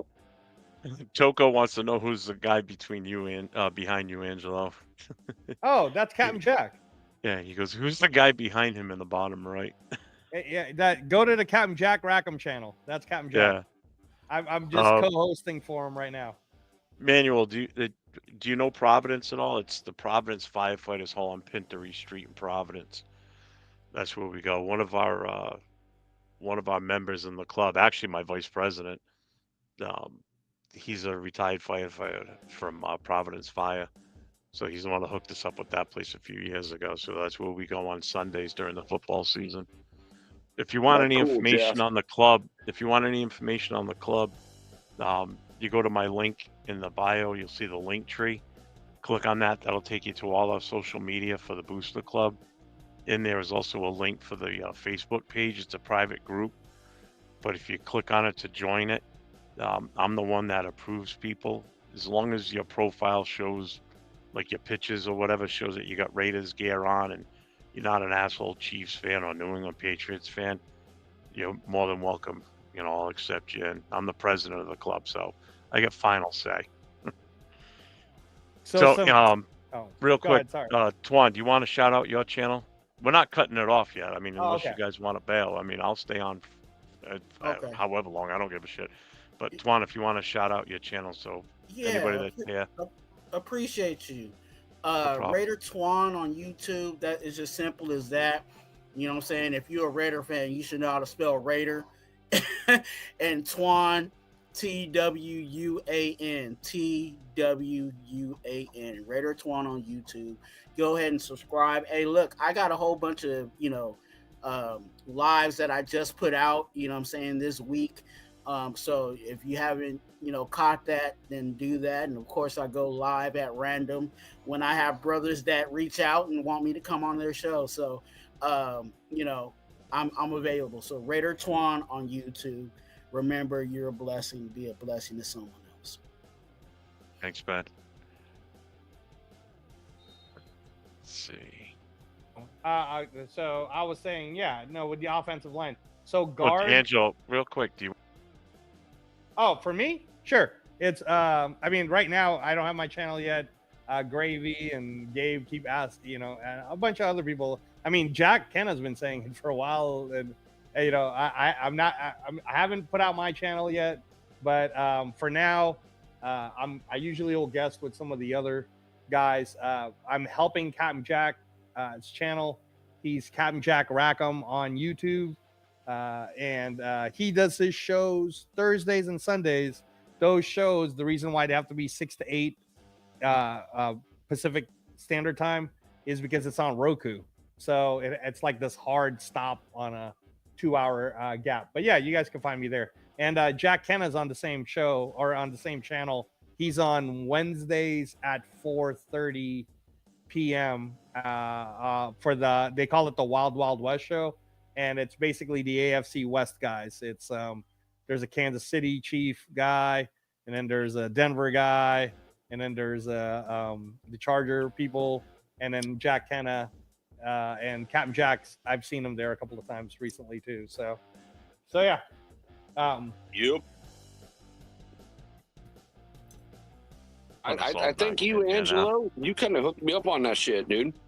So thank you. So that's pretty much it for so no, we were talking about the offensive line, and this year again, I don't know how much of the Senior Bowl you guys saw, but there are people there, I'm telling you, that we can pick up. There's that North Carolina State kid, Anthony Belton. I don't know if you saw him, Jeff. 345. I mean, this guy, he on the one-on-ones, he's pretty good. And then we need guards like you can't. I mean, because once we move JPJ, Jack Power Johnson, to center, we're gonna need some guard. I don't know if you saw that one kid from North Dakota State, Gray Zabel.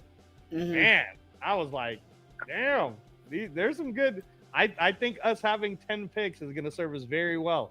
There was Darius Alexander from Toledo. I'm just saying, like, in terms of O-line, I think that will be addressed both in the draft and in free agency.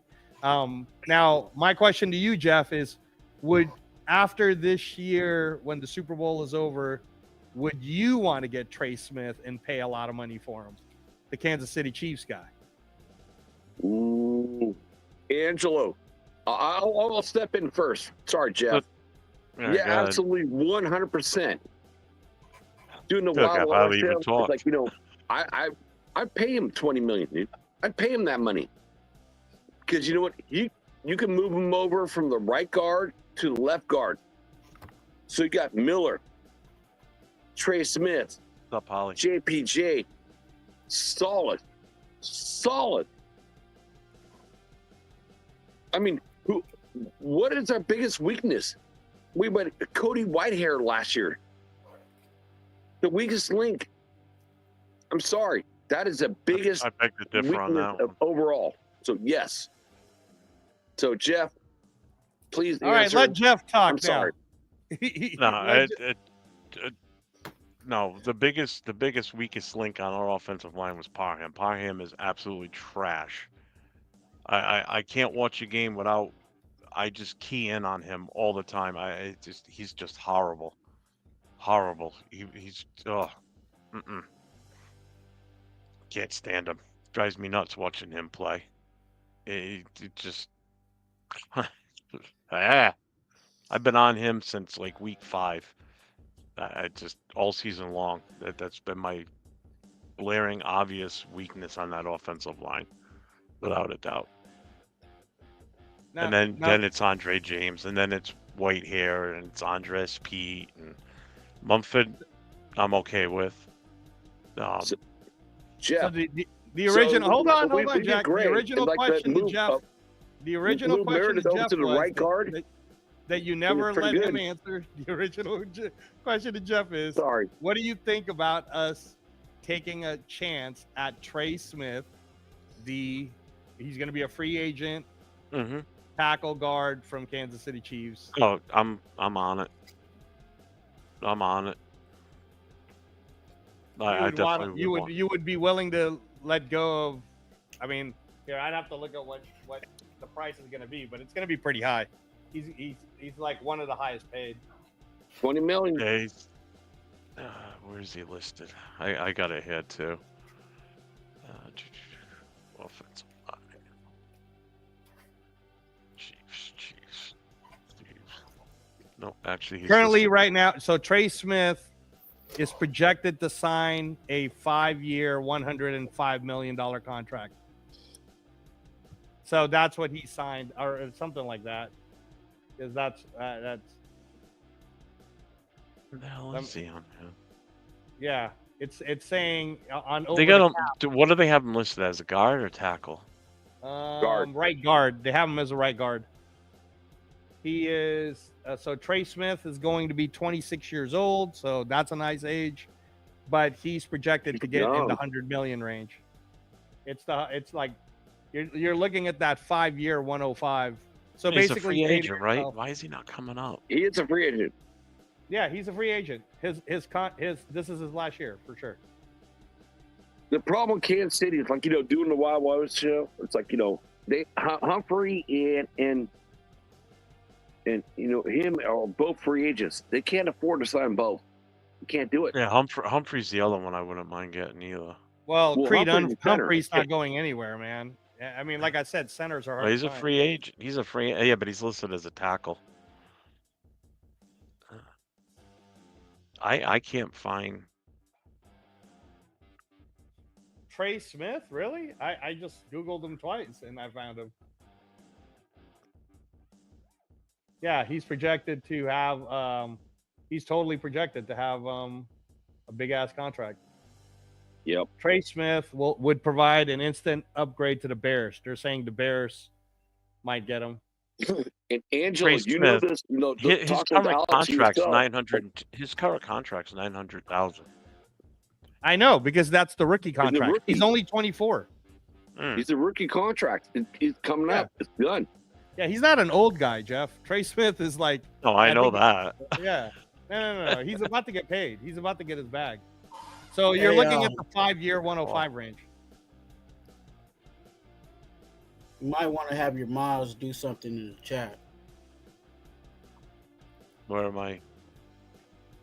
Oh yeah, I see it now. I was looking something up. I totally missed that. Yeah. No, it's all good. So, hey, Angelo, to ask you a question in regards to the guard. Do you think that it's actually what is the benefit to actually bringing him, getting him, or just drafting somebody? Trey Smith? Yeah. Oh well, I would say that if he really wanted to come to the Raiders, there's a few benefits to it. Okay, so here's the first one for me: is he played with the Chiefs for 4 years, so that means he knows all their shit. So I kind of want that in the room. I want it because now he's going to play for the silver and black, which is why I don't think he would come here unless we sort of overpaid him, or not overpaid him, because he's only 25 years old. Secondly, he hasn't hit his peak yet. He has not hit his peak yet. He's only 25. And we're talking about Max Crosby, who's 27. This kid's 2 years younger than him. So then now that's what I was saying. The only thing I'm afraid of is, again, you're looking at that $25 million a year range for a guy like that. He could end up being the highest paid guard. He could be the highest paid guard. Could be. Because he's not going to go. Look, first of all, he's not going to leave the Chiefs unless somebody is willing to really go way above what the Chiefs can do. True. Right? And I understand the whole Creed Humphrey problem, because if I was them, they'd be stupid to let Creed Humphrey go. That's their Jackson Powers Johnson. So now the question becomes, can they keep both? And I think Trey Smith, being in his mid-20s, as talented as he is, going to the Super Bowl again. I mean, think about it, dude. In the 4 years Trey Smith was there, he went to the Super Bowl. You know what I'm saying? Like, this guy's got Super Bowl experience. He's got Super Bowl rings. He is huge. He is a solid guard. And if you put Trey Smith, even if you put Trey Smith, honestly, at right guard between JPJ and Glaze, dude, that whole right side is going to be crazy. If you get a lefty quarterback, that guy's going to feel very protected with JPJ. Cooper, as long as he stays OC and not become the future head coach, I'm fine with it. He won't. We talked about that earlier. There's no way. We were saying that the reason why he got paid $6 million to be the highest paid offensive coordinator is because he won't be a head coach. That guy right there, Angelo. Best take of the night, bro. Best take of the night, right there. What? Absolutely, 100%, bro. Okay. I mean, we were right, like on the same so page anyways, last year on the right uh, guard, right tackle in the draft. Right. No, but to Twan's point, I understand what you're saying, Twan, because there is a lot. Like there is, but you have to agree that up to this point, if I'm being really honest, like about if best player available isn't really there for us going into the first round, because I don't consider Shedeur Sanders or Cam Ward as best player availables. The way they're being projected right now is they're like the 17th and 20th best player in college. Dude, I saw, I forget who it was, but I saw somebody, like one of the so-called experts, had Shedeur ranked at like, I think 44, 45. I'm like, ooh, that's talk about a drop. If that ends up being what really happens, but good God, I don't trust him. I don't trust either one. We don't know, because Tom Brady's the one that helped train him and all of that. So we don't know how good Shedeur really is. That's up to the Raiders. I'm just saying that if, let's say it goes to 6th and let's say they take, because instead of them going for best available player, they decide, oh, hey, Shedeur is here. Let's take Shedeur, right, Twan? So then now the Raiders have the Shedeur. I'll be honest with you, man. Second round, I want the best running back we can get, because we need to address that position. I want the second round to be a running back, and I want one of the third round picks to be a running back. So I don't care which third. So I'm thinking that in the third round, if you wanted to, we could address guard. There's plenty of good talent. Or we could just take some of that nice money, especially if we're not getting Stafford. Let's pretend that Aiden O'Connell happens to be the guy that they're going to allow to finally get a full year start. Oh, right? Jeff loves this. Okay. Let's say that that's what happens. But then we're now protecting him with Jackson Powers Johnson, Trey Smith. Maybe Glaze is there, maybe he's not, but there's other free agents that we can get. And you know what I'm saying? Like if we really get a monster spent, $80 million on the offensive line, guys, like you know what I mean? Like if we spent quarterback money on the offensive line, as much as some of you guys on the chat may hate Aiden O'Connell, he doesn't suck, guys. Aiden O'Connell does not suck. He may not be your quarterback, but he doesn't suck either. There are far worse quarterbacks out there than Aiden O'Connell. So Aiden O'Connell can deliver the ball, especially when he's protected. Aiden O'Connell throws the ball way further than Gardner Minshew does, throws a more accurate ball. He can deliver it. All he needs is protection. Yeah. So I agree 100%. I mean, I've always been I put it up there already. I mean, this is my handy sign. Whenever someone starts talking trash about AOC, that I pop out. That's it. Yeah. And again, I say that to say like if we're gonna spend the quarterback money, Twan, not on a quarterback, but on the O line, like a Trey Smith, which I honestly believe. Like I know somebody in the chat said, no, the highest paid right guard right now is 25 million. I know that stat. I also know that the Chiefs will try to match that stat. So the only way the kid is going to leave the Chiefs is if we go up to him and go, hey, do you want to be a Raider? Not really. You want to be a Raider for like $27 million a year? Not 27. Yes. But who's that? Do you know who that is, Angelo? Oh, tackle from the Browns. Oh, Jedrick Willis. I mean, maybe. Look, okay, and maybe that's possible. Here's something that's forgotten, right? As bad as who is it? Okay, so the Jets were sucking, and one of their first round picks was Mekhi Becton. Remember Mekhi Becton, Twan? Yeah. Okay. How good did Mekhi Becton do for the Ravens this year? Right? You see what? Or is it the Ravens? Am I saying that wrong? I know Mekhi Becton was on the playoff team. Hold on. Yeah, Beckman. I remember Beckman like in the Jets. Yeah, because the Jets suck. But then he got signed to. But not for $27 million. I'm not paying him $27 million. No. It's because we were talking about Jedrick Willis. Somebody in the chat said Jedrick Willis, and I was saying, oh, he's with the Eagles. My bad. Yeah, Mekhi Becton's with the Eagles. I knew it was somebody. It was a playoff team. So, anyways, Mekhi Becton sucked at the Jets. SoCal South said Willis has been hurt. Yeah, but my whole point is Mekhi Becton went to the Eagles for cheap because he's like a reclamation project, and now he's starting in the Super Bowl.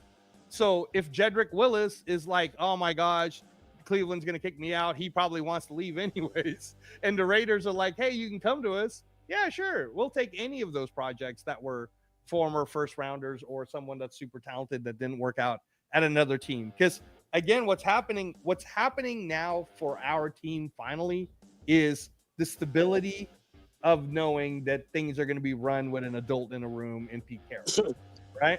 Like, and Twan, and I kind of want to get your thoughts on this one too, is I loved AP, and I wasn't one of the guys that was trying to fire AP because I'm not going to go back on my word. I wanted AP. AP came. He should have played out his contract, but it didn't work out that way. Whatever. What we should definitely give credit to AP for is at least galvanizing the Raider community, especially here in Las Vegas, for finally getting back that Raider swag that it was almost like this weird identity crisis before AP came in, and AP finally came in and said, nah, this is the Raider way. So thanks to AP, wherever he may be going, I hope everything goes well for him, and I hope one day he finds his way back to the Raiders. I think AP was really great for us, the fans. Having said that, the fans, you shouldn't be listening to the fans for we're not in the room, man. I'm glad Tom Brady's in the room. I'm glad that ownership is in the room. I'm glad Pete Carroll, who's the oldest coach Good God, in the you've heard NFL, some is you've heard delivering. some people's takes on stuff. Are you shitting me? Some of the moves people would make, and I mean, they'd have us trading up to the number one, giving up our draft picks for the next 2 or 3 years to get the number one pick, and or the delusional people that are like, why didn't we give away our draft for the next few years to get Jaden Daniels? And someone once said this last week or 2 weeks ago while on a live that I was doing. They're like, could you imagine if we had Jaden Daniels? He'd be throwing at Brock Bowers. I'm like, oh, stop. No, he wouldn't. You And can't they're have like, both. yeah, he would.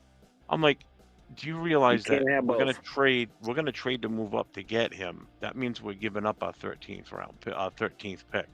You ain't. Here's what's gonna happen. You're gonna get Jaden Yeah, Daniels. that's Awesome. the You're sour not thing. gonna Is get. like, You're not gonna get Brock Bowers. You're not gonna get JPJ, and you're probably not gonna have Glaze because you're gonna lose all those draft picks too. Or you're gonna move around so much by making this trade to get Jaden Daniels. You're gonna have so many other needs now at that point that you're not gonna be able to get those guys because someone else is gonna have taken those before you because you're not gonna have that second round pick. I guarantee you're not having that second round pick. JPJ is not making it to the third round. Glaze may still be there, but at that point you may have other needs like a better wide receiver or another offensive tackle or a different, a totally different position. So like when they said, "Oh yeah, he'd be throwing to Brock Bowers," I'm, "Whoa, time out." No, he wouldn't. Yeah, you'd have this great new shiny quarterback with no one to throw to and no one to protect him. How good is that going to be? He's going to get his ass beat with that offensive line and that system we were running. Hey Jeff, put up Raider Nation's comment about Rourke from Indiana. Yeah, I'm getting down there. Yeah.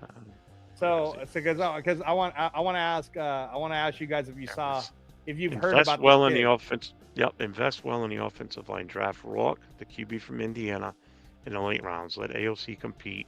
He has earned it respect if they go in a different direction.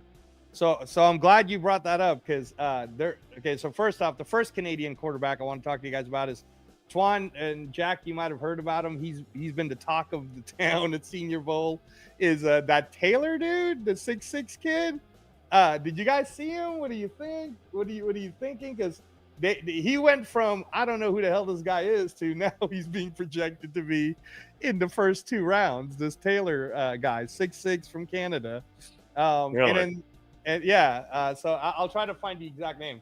And then secondly, I wouldn't be mad again, like I said before, about us getting 2 quarterbacks if that's what needed to happen. Because if someone like Rourke does end up from Indiana, did you see Rourke play, Twan, in Indiana this year?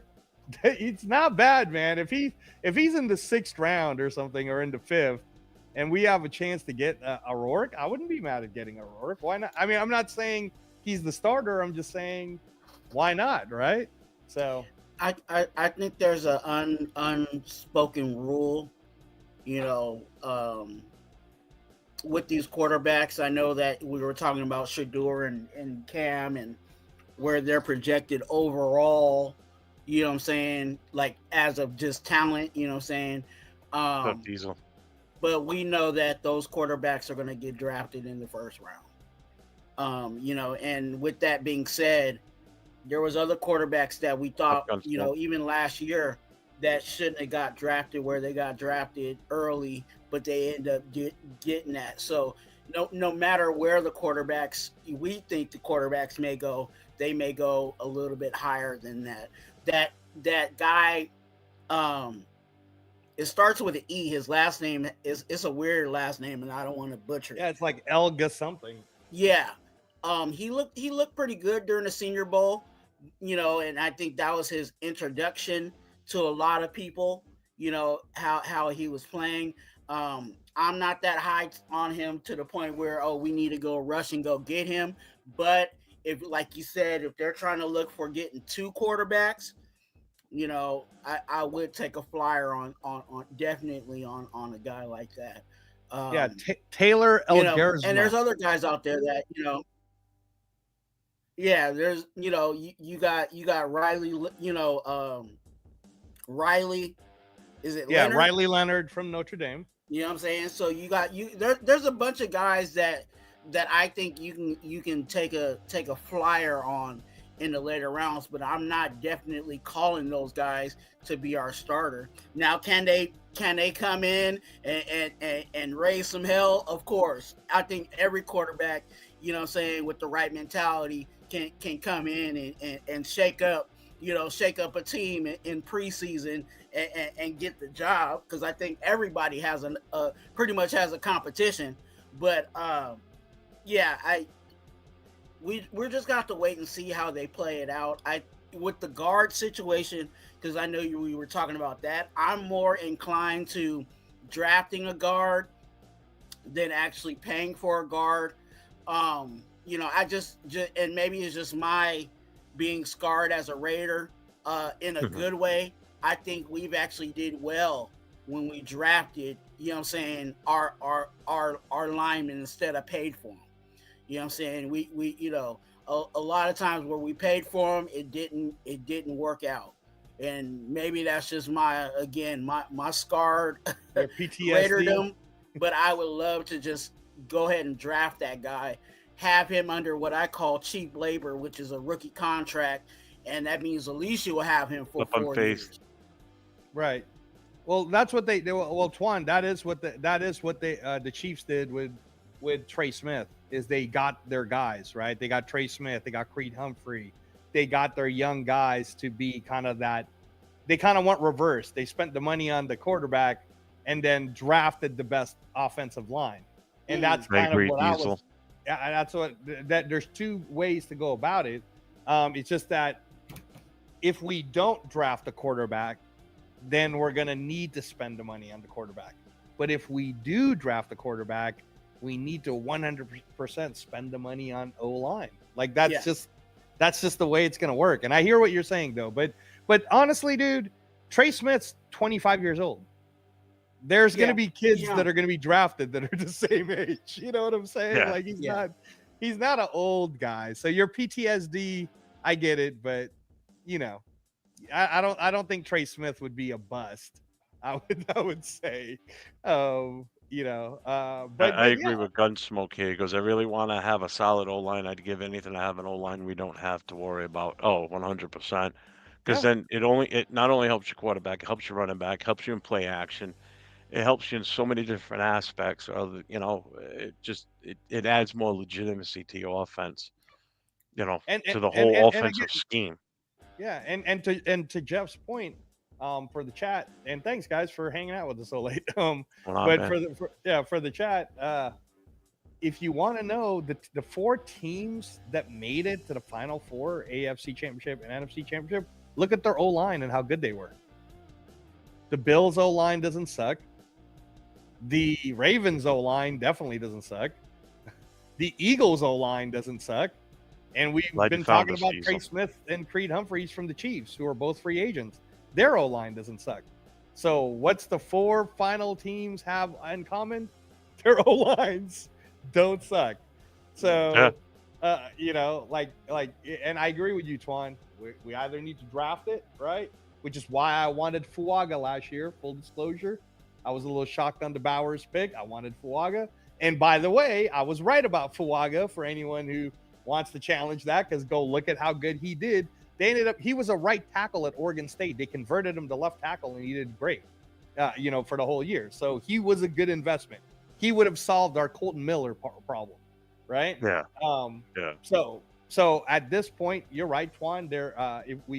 If we end up having to keep Colton Miller, then we definitely need to, shore up the guard positions, because we're gonna need it. Koopa Spytek from Tampa is our GM now. Yeah. Somebody earlier said, I think it was Diesel. Hey, Diesel said that, mark my words, DK Metcalf will be a Raider. Honestly, man, I wouldn't mind it. The best thing that ever happened to Jackson Smith and Jigba was DK Metcalf. The reason why Jackson Smith and Jigba get so many balls is because of DK Metcalf. But can you imagine DK Metcalf with... Okay, so let's pretend that Aiden O'Connell is the guy throwing him the ball. But you got DK, Bowers, Mayer, Jacoby Myers. 805's checking in on us again. You guys are still rocking it. Late night Raider Talk. Love it. Oh, hey, yeah, man. Did you put the kids to bed? We're at the 3-hour mark now. Oh, did we? And this this was a total spur of the moment. I just happened to be on with Angelo on Captain Jack's show, and he was hitting the 2-hour limit. I said, I'll fire one up right now, and that's it. We just took off.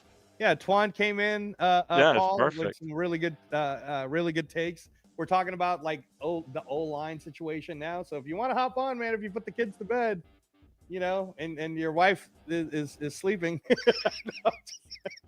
Just real quick before you guys get going again, Diesel, if you hit me up on Instagram and message me, I can send you the link if you want to come in now. You know, let me know. All right, go ahead. You can continue. So no, O-line is the investment. I'm right there with you, Twan. On the O-line, we talked about how the final 4 teams, they all had great O-line in common. And by the way, the other thing, and we talked about this earlier, Jeff, you mentioned it too, is we had great running backs. Or the 4 teams had great running backs. That James Cook, Ty Johnson, Ray Davis. By the way, shout out to you, Paul. You were absolutely right about Ray Davis. He is awesome. Or even Philadelphia got Saquon Barkley, Kenneth Gainwell, Will Shipley. Like that room worked, right? Kansas, Kareem Hunt. Who knew, guys, that Kareem Hunt would be that great? So Kareem Hunt, Pacheco, Perrine, right? This comment right here: Eagles have the number 1 rated O-line, and the Chiefs have the number 5. The Chiefs have the number 5 ranked offensive line, but they're going up against one hell of a defensive front. Coming up. I'm telling you, they're gonna have their hands filled with that Eagles defense. No, my Diesel, my hot take of the night was the Eagles is gonna 100% destroy the Chiefs. It's not even gonna be close. Not even gonna be close. It's gonna look like a boxing match where the bigger, stronger person is gonna keep pounding the ball over and over and over again on the Chiefs. And again, I'm not saying that Chris Jones isn't great. I'm just saying that I just watched James Cook run on the Chiefs. You know what I mean? Like people have been running on the Chiefs. Like it's not like I saw Denver run on the Chiefs. True or false? When you guys watch that Denver? Everybody can have their way with the Chiefs, but when you're playing 2 teams against one, then that's what's going to happen, you know. And unfortunately, that's what it's been all season. I'm gonna be very honest with you, and I'm not happy with some of the decisions that the NFL has interfered in regards to some of the gameplay, especially in regards to the Chiefs. Right.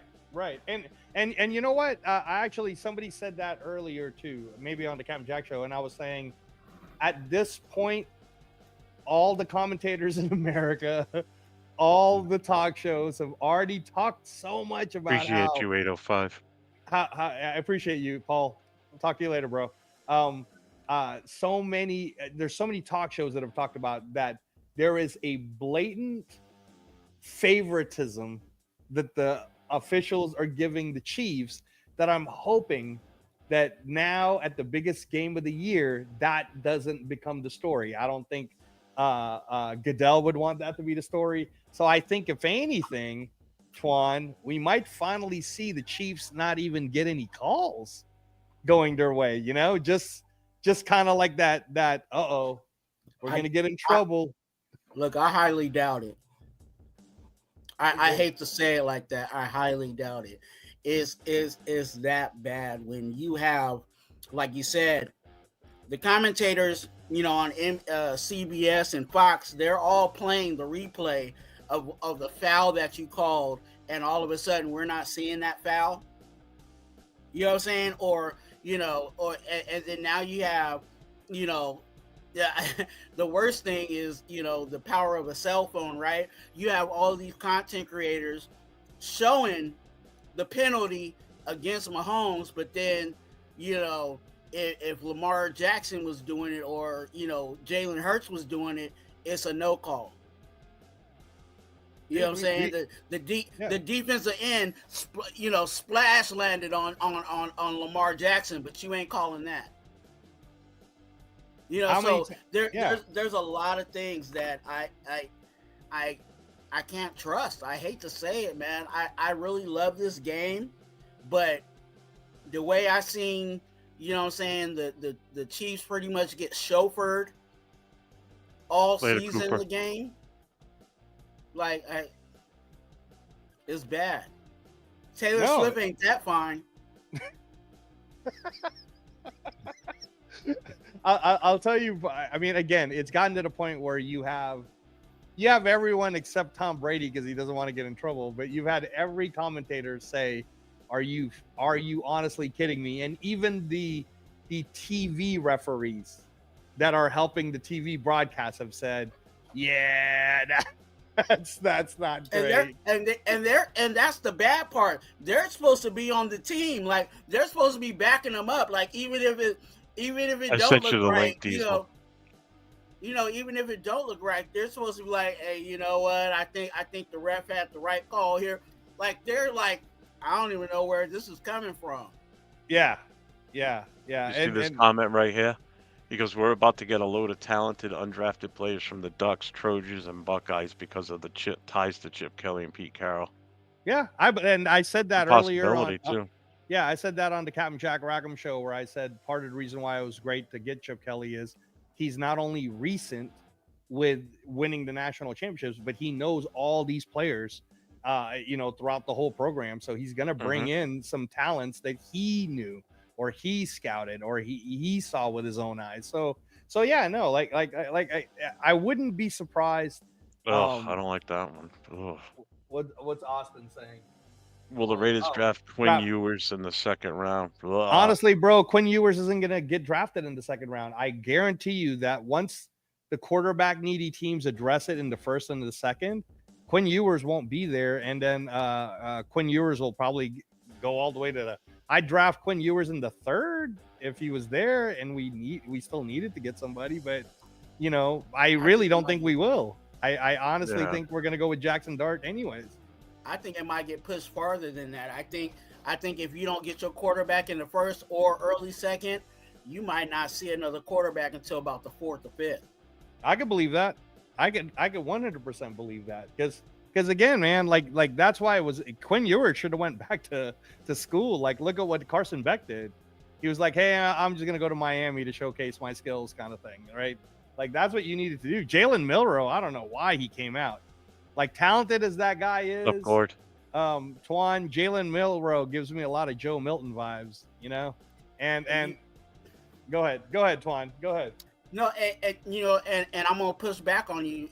It was the perfect time for Milroe to come out because of the pool being so shallow. You know what I'm saying? Of real quarterbacks that that are draftable. He's gonna look lovely at the combine. He's gonna run the fastest 40 time. He's gonna push the heaviest weight. He's gonna throw the ball 85 yards. You know what I'm saying? He's gonna do all of that, and that's what's gonna make him be a draftable guy.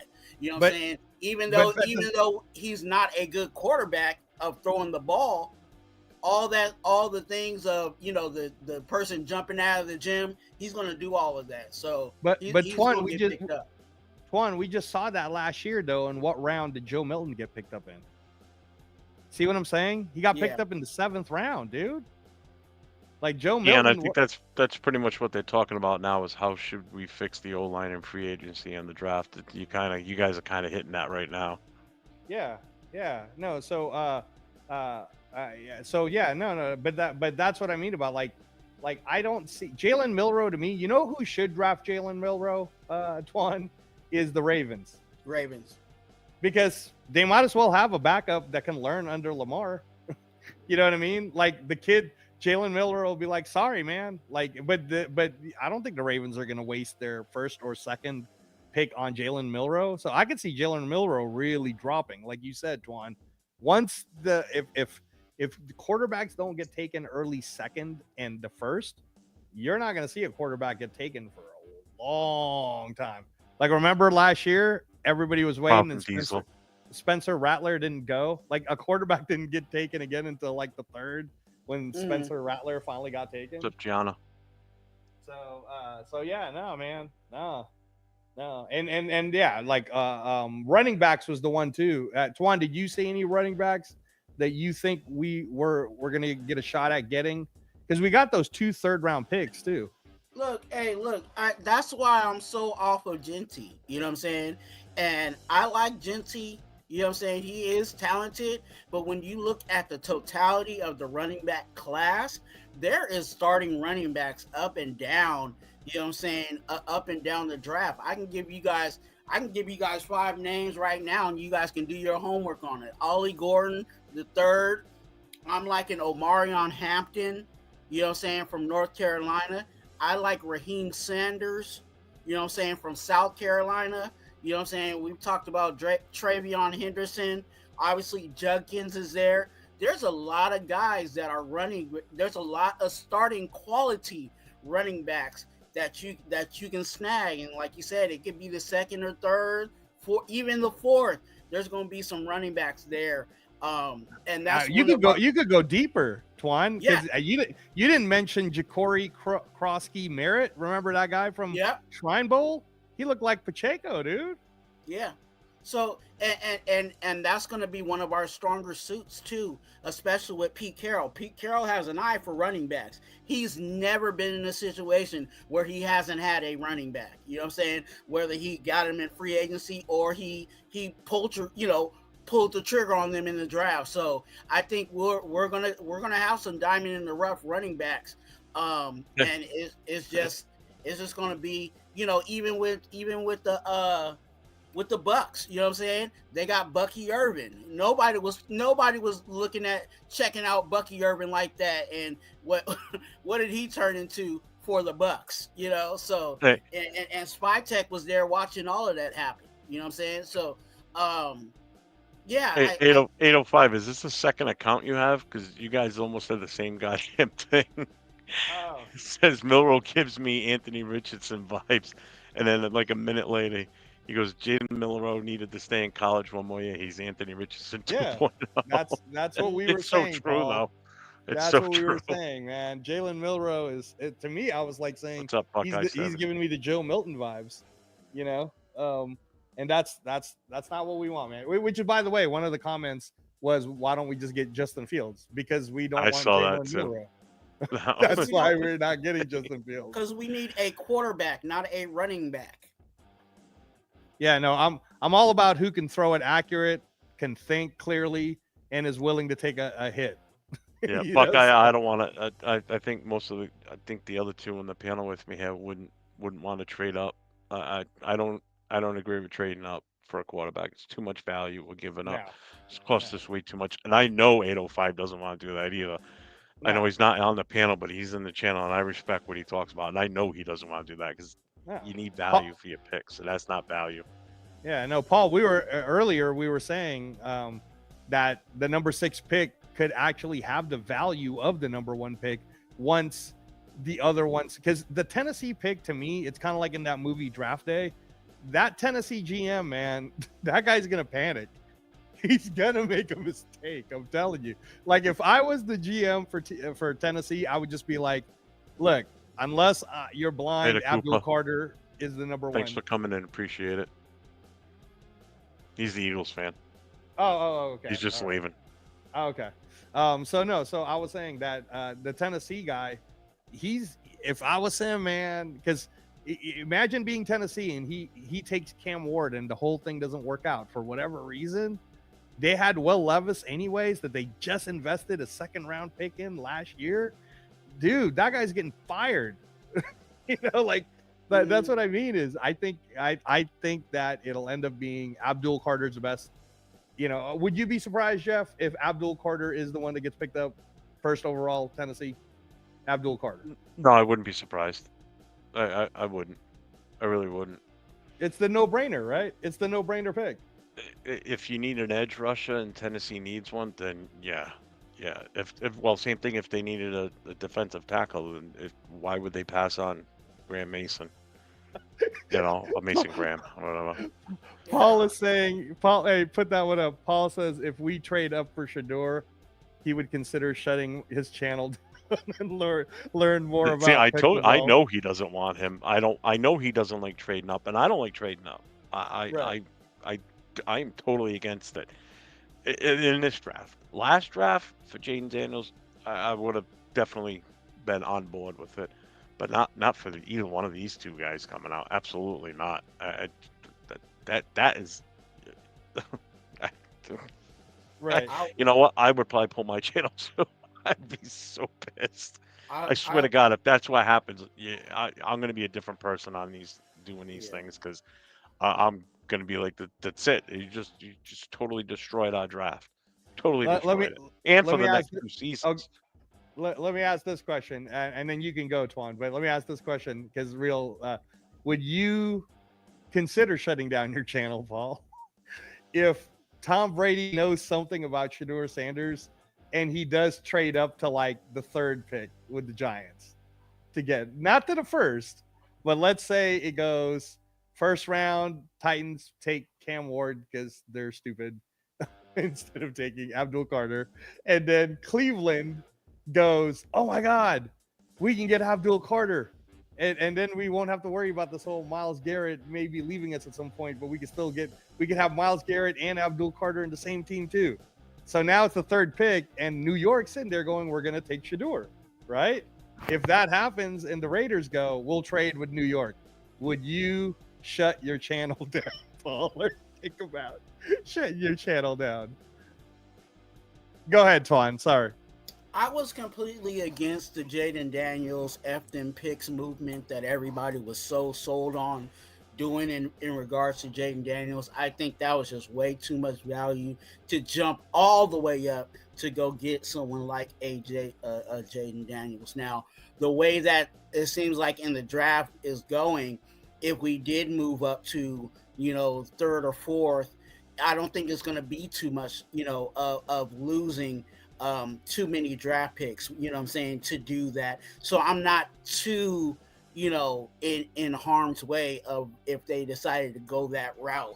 Like you said, if there's something that, Tom Brady is so sold on in regards to, Shador Sanders, and we got to get him, I don't think it's going to kill us to go move up, 2 or 3 slots in the draft. Now, if we were going up to number 1, of course they're going to want the whole boat, but I don't think it's going to cost too much to give up that. I'm not saying that I want that, but if that's what they felt, if they felt like, hey, Shador, we got to go get him now, that's our guy, that's our franchise guy, et cetera, go ahead and get him because we're close to it. Like I said last year, we were 13 trying to move up to 3, like that. Yeah, you're giving up the whole boat for that. Like, we're not going to have to do that in this situation. Of course, I would love to have all our draft picks because that means we're really filling out this team the way we should fill out this team. But if they, like I said, if they feel like if Shador is that guy, I don't mind going up a few slots. And I think that's what it's actually going to take. So put that one up, what Paul said. This is how he feels, Twan. He will only trade up to the Giants 3 if the Giants give him, if the Giants give us 2 first-round picks. 2 first-round picks. So and that's I know he might be joking about that, or he may be serious about it, but the pain of giving up picks last year versus this year is not going to be as much. Right. I'll just say it like that. You know what? I'll push back on you for a second, Paul. Since you never have me on your show to talk football, I'm just messing with you, dude. But Paul, we don't know what Tom Brady knows, and Tom Brady is clearly in charge. And Tom Brady was the mentor and trained Shador, so there might be something we don't know. And I'm telling you, man, it's possible that if dumb Tennessee doesn't get the best available player, which is Abdul Carter, because they somehow believe that Cam Ward is going to be a better option than Will Levis, when Jeff, you and I could agree he's not all that, man. No. Then Cleveland, let's say, then goes, oh my God, we got a shot to get Abdul Carter. I don't think Stefanski's that dumb. I think Stefanski will be like, I'm gonna get my boy Kirk Cousins. Let's go get the best available player, Abdul Carter. And now we're gonna have an Abdul Carter Myles Garrett thing going, and then we never have to worry about edge rush. And then you get to that third pick, man, the Giants, I can see, especially because Joe Shane did the dumbass move of letting Barkley go for nothing, by the way. They got nothing out of letting Barkley go. And now Barkley's in the Super Bowl. Here's a good question. Could Shador be better than Jaden Daniels? I'll answer that. No. Jaden Daniels was exactly what AP told us he would be. He's very, very, like, very psychotically cool under pressure. For two reasons. One, I just don't think he's got the same talent as Jaden Daniels. And two, he's not starting in his first season like Jaden Daniels was. Jaden Daniels came out of the gates hot. You know, from the moment he was drafted, you knew that kid was just something special. You know, I don't feel that with Shador. I don't feel that he's something special. And I definitely don't feel like he's special enough where we should be trading up for him. Absolutely not. I feel the same way for Cam Ward. I wouldn't take any quarterback in the first round, at least not from pick 10 forward at this moment, unless things change with the combine and everything, and then their pro days. But because you know all those rankings are going to start flip-flopping now. And now that the Senior Bowl games are over and combines are going to be coming up, pro days, and then once, you know, the final rankings are pretty much solidified, I guess you would say, to where they can't damage their rankings anymore. You know. So Jeff, you don't believe that those two, and we're talking about obviously the top two quarterbacks, which is Shador and Cam. You don't think those guys are going to be gone by pick 10? Well, I'm sure they're going to be taken, but hopefully not by us. I think we've got too many immediate needs right now where I know we need a quarterback, and everybody's saying we need a quarterback. I get it. I'm not against drafting one. Just I don't think one of those two are the answer when we've got other generational talent that could be picked instead of them. You know, like Abdul Carter if he falls to us, Mason Graham if he falls to us. I mean, those are two guys right there that I would definitely take over either one of those two quarterbacks without a doubt.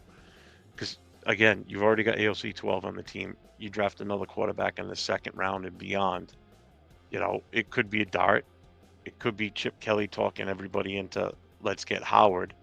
You know, someone that he's worked with for a few years, someone that he knows, you know, or worked with him for the last year and won a national championship with. You know, I mean, there's other things here than just those two quarterbacks. You know, people tend to forget that. There's other needs this team needs or has. But that's why my take's not a popular one on AOC, and I've been on AOC in AOC's corner for a long time now. No, I'm with you on that one, Jeff. I mean, like I've been an Aiden O'Connell guy since he came in, and because of I don't mean that from the rookie year, guys. So don't get me wrong, he was 4th round pick that we traded up for to get into 4th. I'm talking about the fact that when he basically saved us in his rookie year, where he had to deal with that shit show of rotating staff, where Josh McDaniels says, "Okay, you're going to start over Jimmy Garoppolo." And then he throws a pick when everybody knows we should have ran the ball, right? And then he kind of gets blamed for that first start. Then he doesn't start for all that time. The Raiders go on a losing streak. And then he starts and he ends up winning 5 games, you know, to close out the year. That's what I'm saying is, and then the worst move, which I think actually got AP fired, is whatever possessed them to think that Gardner Minshew was going to be the better choice. If you're going to get fired anyways, bro, you go with the guy that got you the job. So exactly. That's why I thought going into this season, after the way we finished in the 2023 season, we were going to be going in the right direction based on how we finished. And AOC was going to be the guy. But then he hires Luke Dumbass Getsy. He comes in and, you know, somehow they're like, oh, let's bring in Gardner Minshew. I'm like, right. What are we doing? Yeah.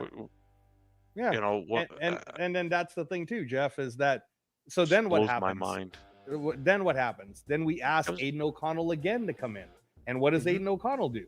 Aiden O'Connell again, under pressure in a shit show scenario, still produces for us, like it or not. And some people will sit there and go, well, he was playing kind of scrub minutes. He wasn't playing against the best players, blah, blah, blah, blah, blah. Look, man, I have eyes. The guy can get the ball to where it needs to go. Does he make mistakes? Yes. Are you honestly telling me Caleb Williams this year wasn't making a ton of mistakes himself because he was desperate? Yeah. If you don't protect Aiden O'Connell, he's going to suck. This is the same Aiden O'Connell, by the way, who on his junior year took Purdue to their bowl games and was projected to be a top 15 first round pick. Same guy. So I'm just saying, like, what's the problem with if we don't get a Matthew Stafford? Let's just say, because Twan, we're on the same page with the Matthew Stafford thing. Why not just let Aiden O'Connell, like, if Chip Kelly can do that for Will Howard, like, who would, like, let's be honest, like, you guys want Will Howard? Like, I don't want Will Howard. I mean, I'm not saying, like, if Will Howard falls in the 6th round and he happens to be there, sure, man. But I'm What's not a shot at that point? Yeah, I'm not spending a 3rd round pick on Will Howard when I could literally get a crazy good running back in the 3rd. You know, I could get two good running backs in the 3rd with both 3rd round picks. Like, that's ridiculous, man. We're not doing that. What's up? Slow-mo. Slow-mo. Sholo.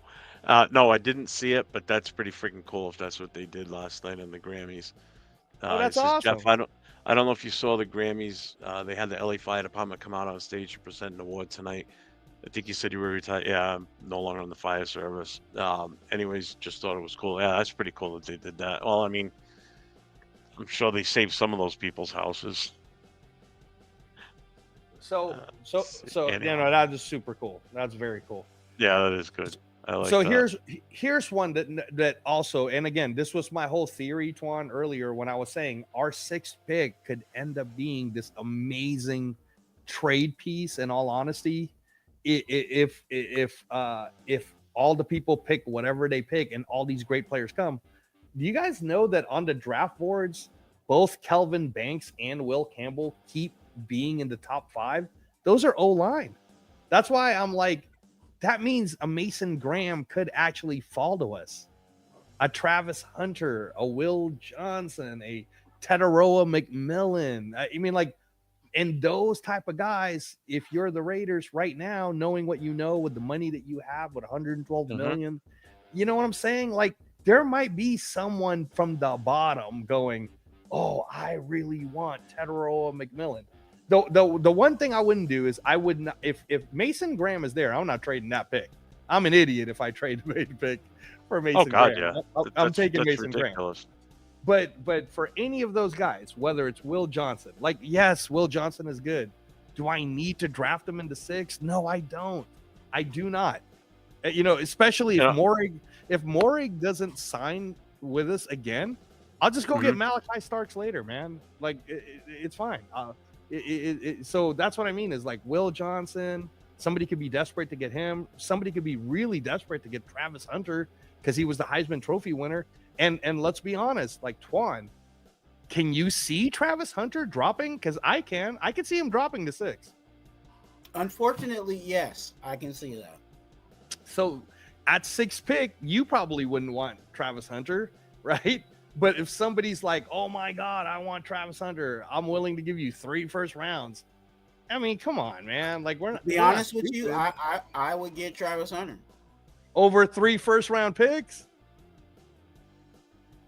That him and Bennett. That's the new Soul Patrol. Okay, let me get this clear, Twan. If someone offers you for your 6th pick because they want Travis Hunter. Oh, you're talking about gaining capital? Yeah, gain capital.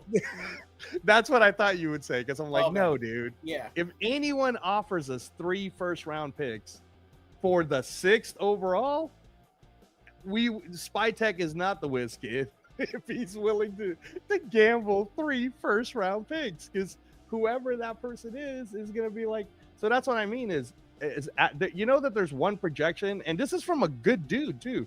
I don't know if you listen to him, Twan and Jeff, Ryan Wilson with CBS, right? Like I listen to him with the first pick, and he's with Rick Spielman, and they do all this cool stuff, right? And they give us good stats. That guy has Abdul Carter projected to get picked up 8th.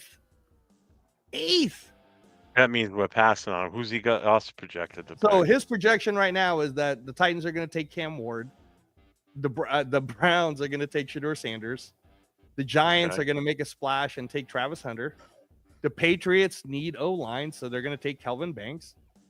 The Jaguars badly needs a Mason Graham, so they're going to take Mason Graham, especially with the new coach who said Duval. I don't know. You didn't say it right. It wasn't zesty enough. Yeah, yes, that. And then Ryan Wilson has the Raiders taking Will Johnson. The Jets take Tetero and McMillan over Abdul Carter, and Abdul Carter ends up 8th with the Panthers.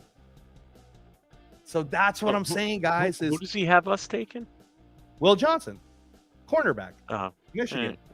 But that's what I'm trying to say is, if it falls the way he's even saying it, that like you're talking about, the number 6 pick could be anybody from Will Johnson, Tetero McMillan, Abdul Carter in his board, right? Now again, those are the only 3 I really wanted in this draft until I really started seeing more about Mason Graham. So okay, and this again, man, people think I'm crazy when I do stuff like this, right? But I'll sit there and I'll go, wait a minute. No, unless I'm getting Abdul Carter, I'll give up Tetero and McMillan because, you know, let's say, I don't know. Okay, I'll throw a scenario out.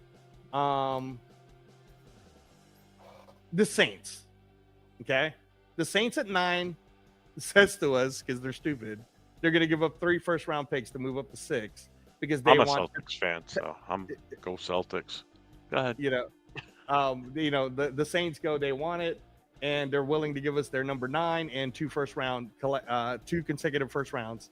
So that's 3 first-round picks to go up to 6 because they want Tetero McMillan. I do it because at 9, you know who I would take at 9, knowing that Abdul Carter, Mason Graham, all these guys are already gone? Will Campbell, LSU, tackle guard. I would go get him at 9, and now I have 2 first-round picks. So, again, you know what though, but Buckeye, I don't think 3 first rounds is unlikely in this. You got to realize the amount of talent that's non-quarterback in this draft is pretty insane. What the hell was that? Somebody just plow my driveway? Oh no. Oh, it's snowing like a bastard out there right now. That's why. Okay. I wonder if my neighbor's out doing the streets and probably just swung, because it sounded like somebody just came right down my driveway, but maybe not. Right. So here, you can put this one up, dude. Tight Tite of CPT. I don't know what that is. What, Bennett overrated one? No. The one that he goes, so if Shedeur Sanders is there at 6. So my answer to that would be I am. I would too, but I believe that Tom Brady, he knows something about Shedeur that we don't know. So I could see him passing up on Shedeur. Or, I mean, I could see him not passing up on Shedeur is what I meant to say. I could see him going, oh, okay, well, he's there anyway, so let's just take him. Like, I can see that. But for me, I'm telling you, man, if somebody's willing to give us a boatload, because you know who I'm talking about, Jeff, Jalen Walker from Georgia. Dude, That guy really popped. Jalen Walker, man, he kind of, I don't know, he kind of reminds me of a Micah Parsons, man. Like I'm impressed. I'm impressed, and I would be very surprised if he doesn't get picked up in the top 10. But you know, he probably won't. He'll probably be dropped from 11 to 15. Is Jalen Walker? Oh, what's up, Twan? Oh no, I was just agreeing with you. Oh yeah, okay. And then he's like Dixon said, that's Brady's boy. We ain't passing on sure. I hope. Yeah. That's what we were saying, is that we're saying me and Jeff would. You know what? Yeah. Twan probably wouldn't. If Shedeur falls on 6, Twan likes Shedeur, so he would probably take him. Sholo said the same thing. Jalen Walker is like is a light Micah Parsons or Von Miller type of player. Yeah, that's what I saw too. I was like, damn, this guy. Oh my God, could you imagine if the Eagles get him? Oh, come on, man, stop it. That's what he just said too. Ugh. I mean, Man, they but- do but- love their Georgia boys. That's part of the reason why they took Jalen Carter when they did. And You know? here's the thing. They were in too, a, that I want- but the thing is, they were in a perfect position to take him at that point because it was no risk to them because Exactly. they were already set at defense on their front line. They just added him in. He was there with his other Georgia boys. They kept them out of trouble. And now look at it. Second year in, he's a freaking Pro Bowler. Second year in for our guy, where is he? A spot player. Occasionally, he has a good game. Here's one that Or would as shock you. 805 says, if he's unblocked, he's a Pro Bowler. Yeah. Here's one that would shock you guys in the chat, but I can see it happening. So remember how Dion was talking to Jerry Jones and blah, blah, blah, and all that? It would not surprise me at all, dude. And it would be a very Jerry Jones type move to move up and try to get Shador. So let's play that scenario out. Number 6 I think happens. he goes for Genty more than anything. No, I know, but let's say number 6 happens, and we now have a shot to get Shador. But then Spytech takes a call from Jerry Jones, and Jerry Jones goes, "Hey, we're willing to give you whatever blank for your 6th pick," and then we drop to 12. You know what? I would totally do that. I would be like, "Sure, you want Shador? Great. Now I know that you're going to take Shador," and then we drop to 12. At 12, the projected picks are people that people that want those awesome tight ends, and you already know we don't need tight end like Tyler Warren or there's some of these other guys that they want. We could trade down again. We can end up, we could really do some cool shit this year because there's so many talented people, just like Jeff said. Oh yeah. And Twan, you know it. You were telling us about all those running backs. Like we could literally do the trade down game and still end up being happy. You'll have the pick of the litter at everybody at that point.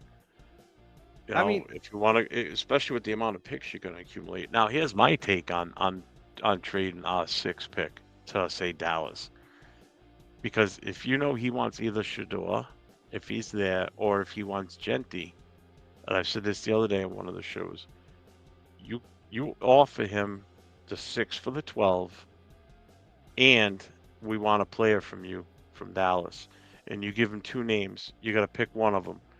We want Micah Parsons or CD Lamb. Yeah, man. He's not They want gonna that do that. But if they want that pick that bad, they want that player that bad, it's like, all right, take it or leave it. All right, you don't want to give us Micah? All right, fine, we want CD Lamb. No, well, then we're sticking at number 6 and we're taking Abdul Carter or Graham or whoever instead. Good luck getting Shador Sanders now. So, Right. I just lay it in their lap, let them cave. Yeah, Jeff, Shot. Jeff and Angelo, I was actually, while you guys are talking, I was actually digging to see what it would actually equate, right? Okay. In the mock drafts, Dallas would be 12, and what they're giving me is for the 6th pick, they're giving me their 12, their 44, and their 174. No first round for next year? No. So they're just gonna give me the 1st and the 2nd. Yeah, give me 1st, 2nd, and I don't know what the 174 is. 174 is wait. 174 would be the 4th. I think that's the 4th. No, because 199 was Brady. So no, that's got to be the 4th. Okay, 32, 64 plus 32 is 90. Yeah. So 174 is like their 4th, I think. I think that would be their 4th or their 5th. I don't like that deal, man. I mean, I get that they're giving me the 1st and the 2nd, but I don't like that deal. I want the 1st and the 2nd and next year's 1st. I'll take that. What about what this one just said? Tight. It says Diggs in the 1st rounder and the 2nd from the Cowgirls. I like Diggs. Wait. So what is it again? I'm swapping my 1st for theirs. It'd be what's his Tay Diggs? That's the brother. Yeah, no. It's the brother of Stephon Diggs. Yeah, I know. I can't remember. Tavon.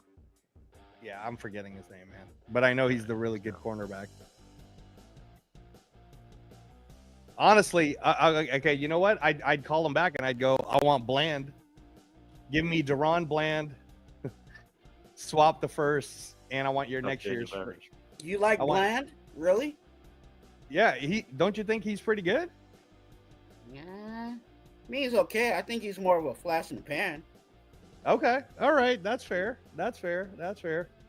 But again, my point to the whole trading thing was that the value of the sixth pick once, new GM guy for Tennessee makes his mistake and everybody else picks like, Cleveland. I mean, I'm telling you, man, Cleveland is not going to take a quarterback. Stefanski will not. He will get Kirk Cousins and they will take best available player. And I can see that. This is a good take from Sholo. He goes, Miami received a third-round pick in 2022 and a first-round pick in 2022 and a first round in 2023 from San Francisco to trade from 12 to 3 for Trey Lance. Yeah, I remember that. I remember that. Yeah, I do too. So that's what I'm saying is like, it's very possible. And then again, that's the crazy thing too, is there's so many projects out there. For that matter, how do we know, by the way, that Chip Kelly might like Desmond Ridder as a project? I'm not saying as a starter, but as a project. Oh, God. Yeah, he's a fucking project, all right. He can go bye-bye. He's another one. See you later. But him and Minshew should not be on this roster. Well, the whole thing with They should be gone. The whole thing with Minshew is we front loaded him and paid him the guarantee, and then he doesn't cost a lot for his second year, which is final year anyways. So if we can't trade him for even a sixth or a seventh round, then why not just keep him is the whole thing. Unfazed as Trey Lance will be our QB next year. Oh, God help us. I think Jerry really likes him. I don't think he's going anywhere. Jerry likes everybody. He wants everyone I'll take on Trey his Lance team. over Ritter. Okay, You know that's what? a good I don't take. like Trey Lance, but I would take him over. Yeah, Ritter. I would take him over Ritter too. I would take him over Ritter. Yeah. Oh God, that's so painful thinking about that. Though. Talk about a guy that got bounced around the NFL now, huh? Man, Good I mean, Lord. and what's crazy is he was traded to be the third round pick. You know what? Honestly, though, he's so young, man. Let me see how old Trey Lance is. I think he's only 23 now. I mean, he's a young guy. It might end up being like what we saw Sam Darnold become. You just gotta wait. And look at Geno Smith. Geno Smith. You say Minshew could probably fetch us a 6th round pick. I don't know about that, but that would be funny. So check this out, Jeff. Trey Lance is only 24 years old, man. I mean, he's young. Yeah, I wouldn't hate it if he did come, as long as it's more of a project. I mean, not for nothing. San Fran didn't see it working out for him. It didn't work out for the Cowboys. I mean, what did he play? He played. Did he? Yeah, he played. No, Cooper Rush went in for him. It's just Trey Lance. No. I mean, I don't even know if he'll end up in Dallas next year, but I'm just saying that's kind of, like there's this whole rumor about how the Raiders will. Oh, in fact, if no one's addressed it yet, I see the headlines all the time. Sam Darnold will be a Raider and he's going to get paid like $45-50 million. Yeah, what a waste of money that's going to be. You think we wasted money on Minshew? Shit, man. I don't. Oh, hi. Oh, Twan disappeared. Oh, Twan. You bet. Maybe he'll come back. I don't know if that was still LinkedIn. He's still. Oh, is he? Okay. Yeah. So yeah, no, but that's on the headlines about the whole Sam Darnold going to the Raiders, and there's a lot of people that are really confident about that. I don't know, man. I think Pete Carroll. I think Pete Carroll and Chip Kelly maybe, based on what I saw Ohio State do, like I said, if Chip Kelly can do that with Will Howard, what makes you think he can do that with Aiden O'Connell? Yeah. That's all I'm saying is is we saw what he did with Will Howard, and unless you guys are telling me Will Howard is better. Pete Carroll is gonna make Minshew in the Hall of Fame. Wow, that would be the hottest take ever if that happened. So yeah, no, show low, man. I agree with you 100%, dude. Like, and again, I'm glad Sam Darnold did well, but I think he'll only do well throwing to Justin Jefferson and Jordan Addison and. Oh, that's just it. I mean, yeah. And here it was the last game of the season. They're playing for the #1 seed against Detroit, and he blows it big time. They only scored 9 points. Then they're in the playoffs on the road. No, were they on the road? Yeah, they were on the road. High flying offense shut down again. Only scored 9 points. All field goals. In the 2 biggest games of the season, the 2 biggest. The Monday night game to get you possibly the #1 seed and win your division, and then lose to the and Bucs. the bye week, and then lose, and then go and lose to the Bucs in the playoffs on the road with your high flying offense. Come on, right? Or I take that back. Was it the Rams? I think they lost to the Rams because the Bucs it was Rams because it was in Arizona. the Bucs they had lost to move to the the game Redskins to Arizona or to the Commanders. Yeah. Yep. So, but I mean, again, and by the way, that also show, and not to say that Sam Darnold isn't good, because he was a 3rd round pick by the Jets, and he's eventually showing, like, the guy, like, look, I'm not going to sit there and try to say that Sam Darnold doesn't have zip on the ball. He could throw the ball for sure, right? Yeah. And he still got some of those ghosts lingering. So I think him staying with the Vikings would be a more proper move for him. Hey, he's back. Twan's back. So I think that Sam Darnold staying would be a proper move with the Vikings. But having said that, that's why we all sit here and go, damn, Jaden Daniels is really good. Because Jaden Daniels did what Sam Darnold couldn't do, and Jaden Daniels did it in his first year. And Jaden Daniels did it arguably with less weapons. Because can you imagine Jaden Daniels with Justin Jefferson, Jordan Addison, Naylor, TJ Hawkinson? I mean, dude, like, what are we talking about here? Like, that's how good Jaden Daniels is.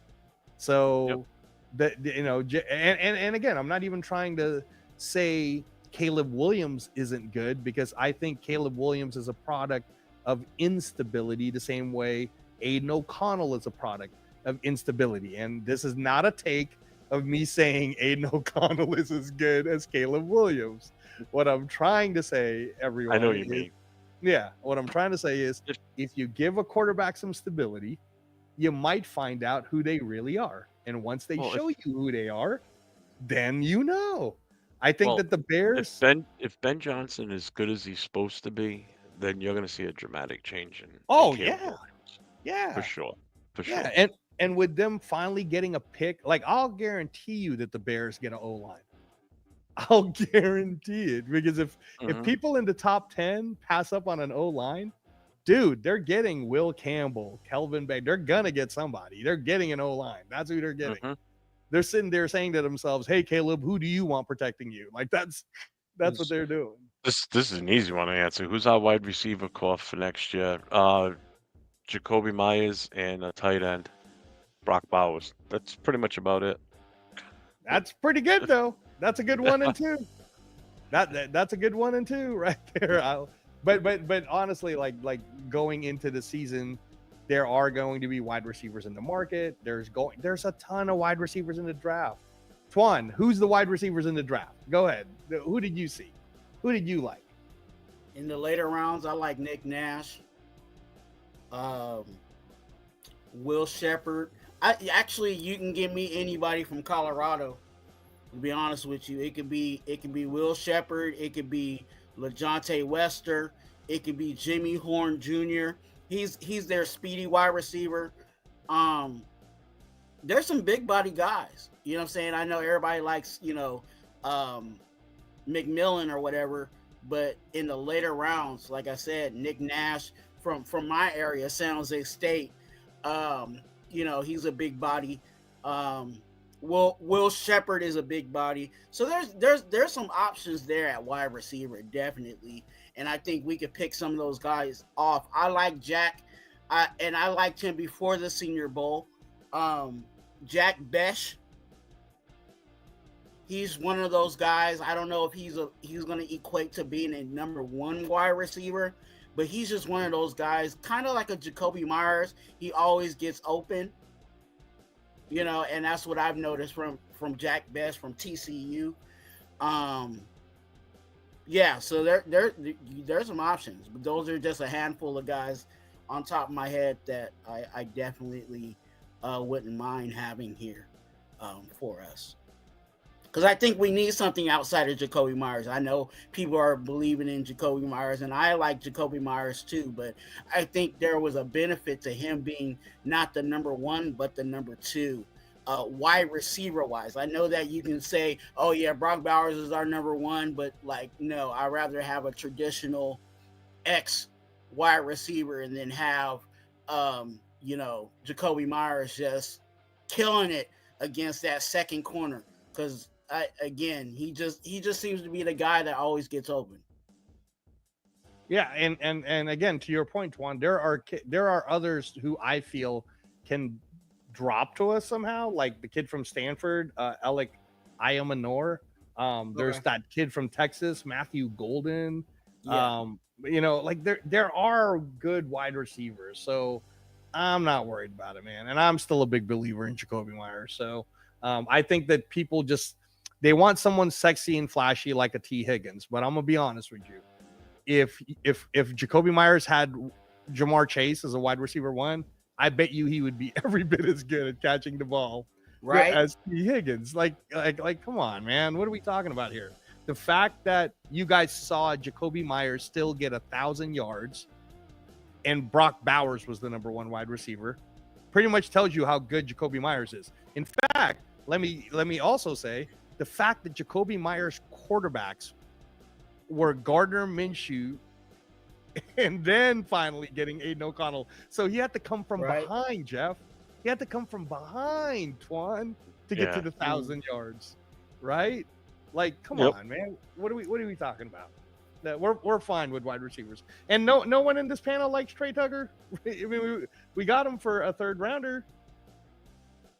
I don't think there's nothing wrong with Trey Tucker. I think it's just we need someone that can actually throw him the ball.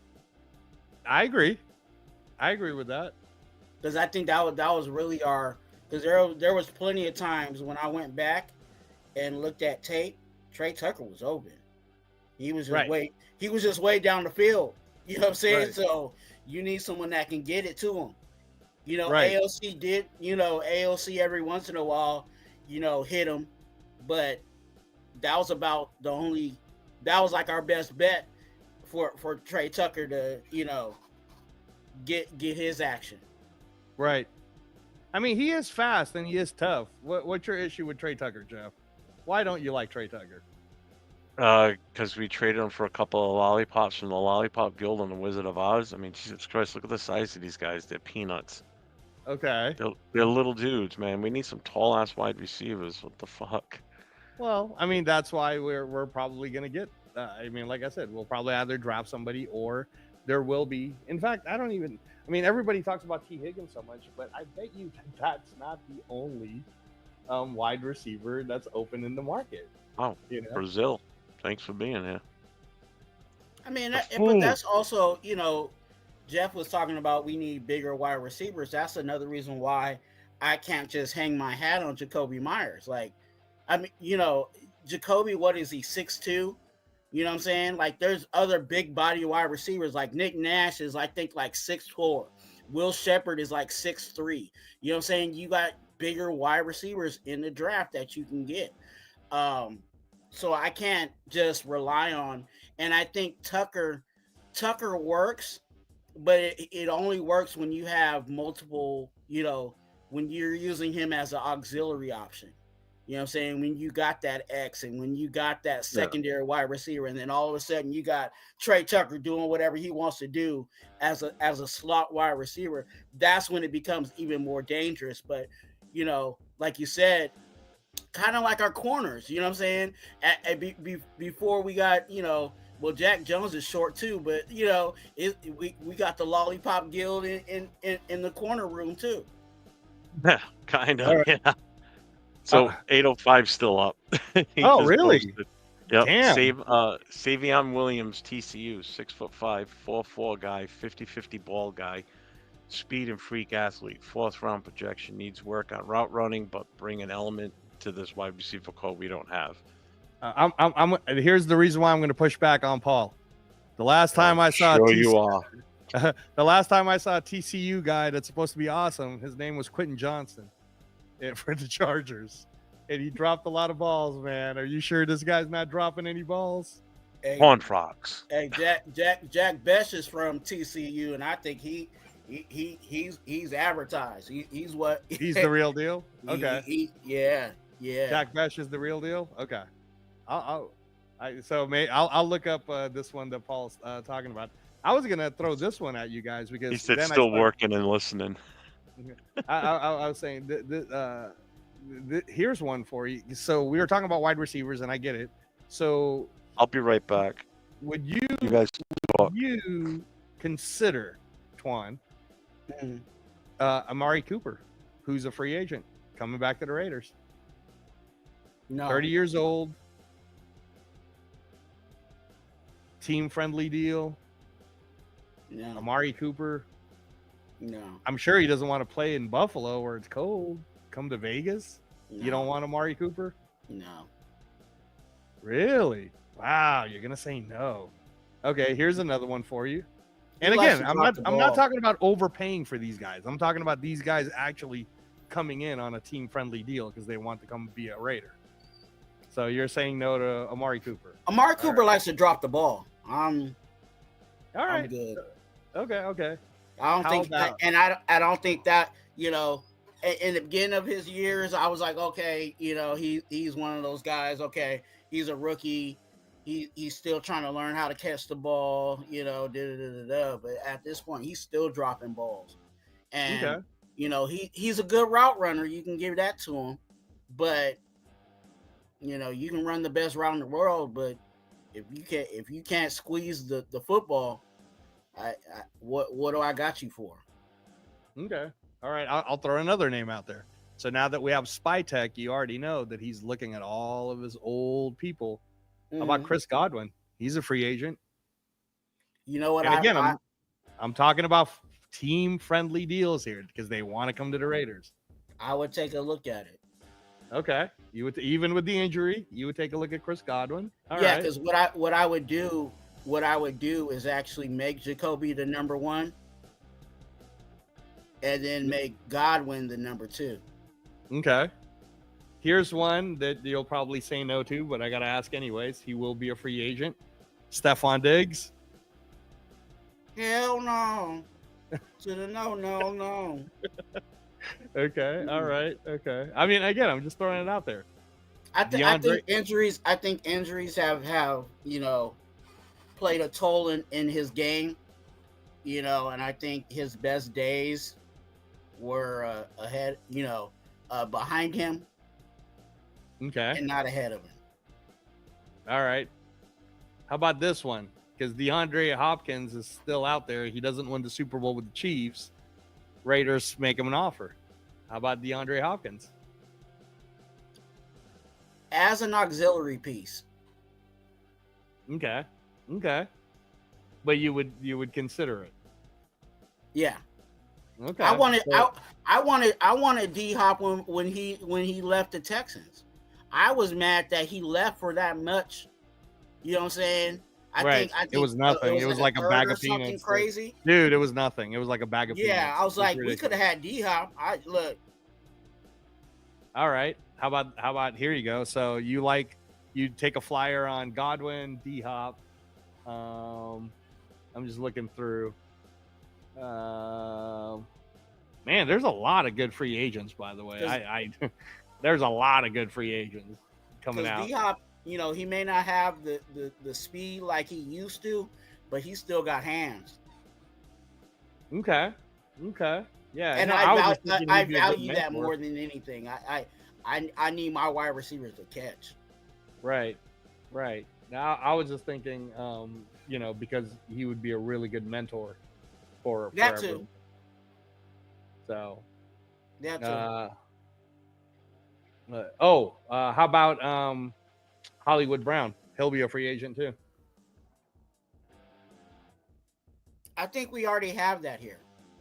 Between Tucker with Tucker and DJ Turner, I think we already got that.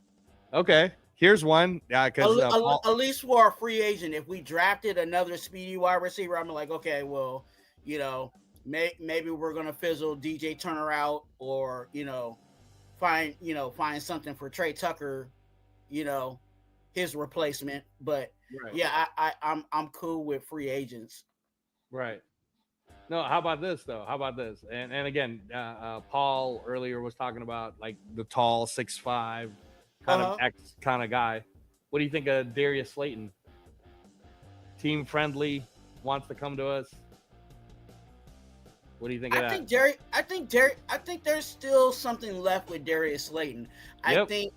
I think unfortunately he was in situations where, the quarterback wasn't too stable. So I would bring him into camp. Definitely. Okay. All right. How about this one? He will be a free agent this year, unless I'm reading this wrong. Keenan Allen. That's a tall. No? No. You're saying no to Keenan Allen? Too many injuries. Okay. Yeah, I mean he did pretty good with a shitty Bears team. I think he could have did more. Yeah, I think he could if it wasn't in the snow. it was at Allegiant. But okay. And Keenan Allen would have a lot of goods on the Chargers too. So, yeah, I mean, like I said, like there's options for us to get wide receivers. That's why I'm not trying to get desperate about it. Is because I feel like there are options for wide receivers, and man, there's a ton of free agents, dude. I'm looking at these names and I'm like, really? I didn't even know that. One of the best Filipino players in the league, Cameron Bynum, safety. He's a free agent. I'm like, man, I would love it if he became a Raider. Cam Bynum can play. And again, this is if Trayvon Moehrig doesn't want to do a hometown discount because he thinks he's better. I mean, if I got to pay top dollar for a safety, I'd rather pay it to Cam Bynum. If I'm being honest, his end zone dances alone is worth it.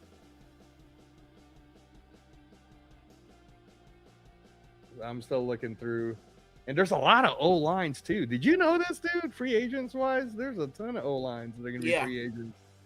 I'm like, damn. I mean, I don't know how many of these teams will be able to retain their O line, but we're gonna have a pretty good shot. I'm just gonna throw this out there because I saw it. But do you think Spytech will bring Levante David to the Raiders? Because he's a free agent. I can see that, right? That's one of his dudes. That's not a bad option. Oh, there you go. Jeff's back. I would definitely put Diablo on the next Spirit flight to wherever his lovely destination wants to be. Are you at least gonna make sure that he's not flying Frontier or Spirit? No, it gotta be Spirit. Okay. It gotta be Spirit. Oh man. Because I know I missed a lot of chat in here, but we have arrangements. So all we have to ask him is where would you like to go? And if he says I need to go to Georgia, okay, well, the Spirit flight leaves at 9 p.m. Don't be late. That's funny. That is funny. Yeah, no, I was just saying, Jeff, I don't know if you missed this, but as I was trying to look for wide receivers, and me and Twan started talking about like Godwin and maybe Hopkins and stuff like that in the free agency market, because there will be a lot. And I'm saying it as fan-friendly deals that obviously they want to come play for the Raiders because it's Las Vegas and it's an indoor stadium, and there's so many positives to playing here, right? But then I'm looking at some of these names and I'm like, damn, I didn't know Cam Bynum was a free agent. And in all honesty, if Trayvon Morrig's trying to play the whole I can get paid more money, I'd rather spend more money on getting Cam Bynum. The fact that he's Filipino alone will make the merchandises go up here for Raiders. But Cam Bynum is hella good, dude. For the Vikings as a safety, I would take Cam Bynum over Trayvon Morrig. I'm just saying. I'm not trying to get rid of Trayvon Morrig. I obviously want him to stay. I just don't want him to play hardball with us and act like he's better. I'm kind of partial in regards to Merrick, because I think Merrick is our defense on the back end. I think because he's been in the defense so much, you know what I'm saying? And but are you?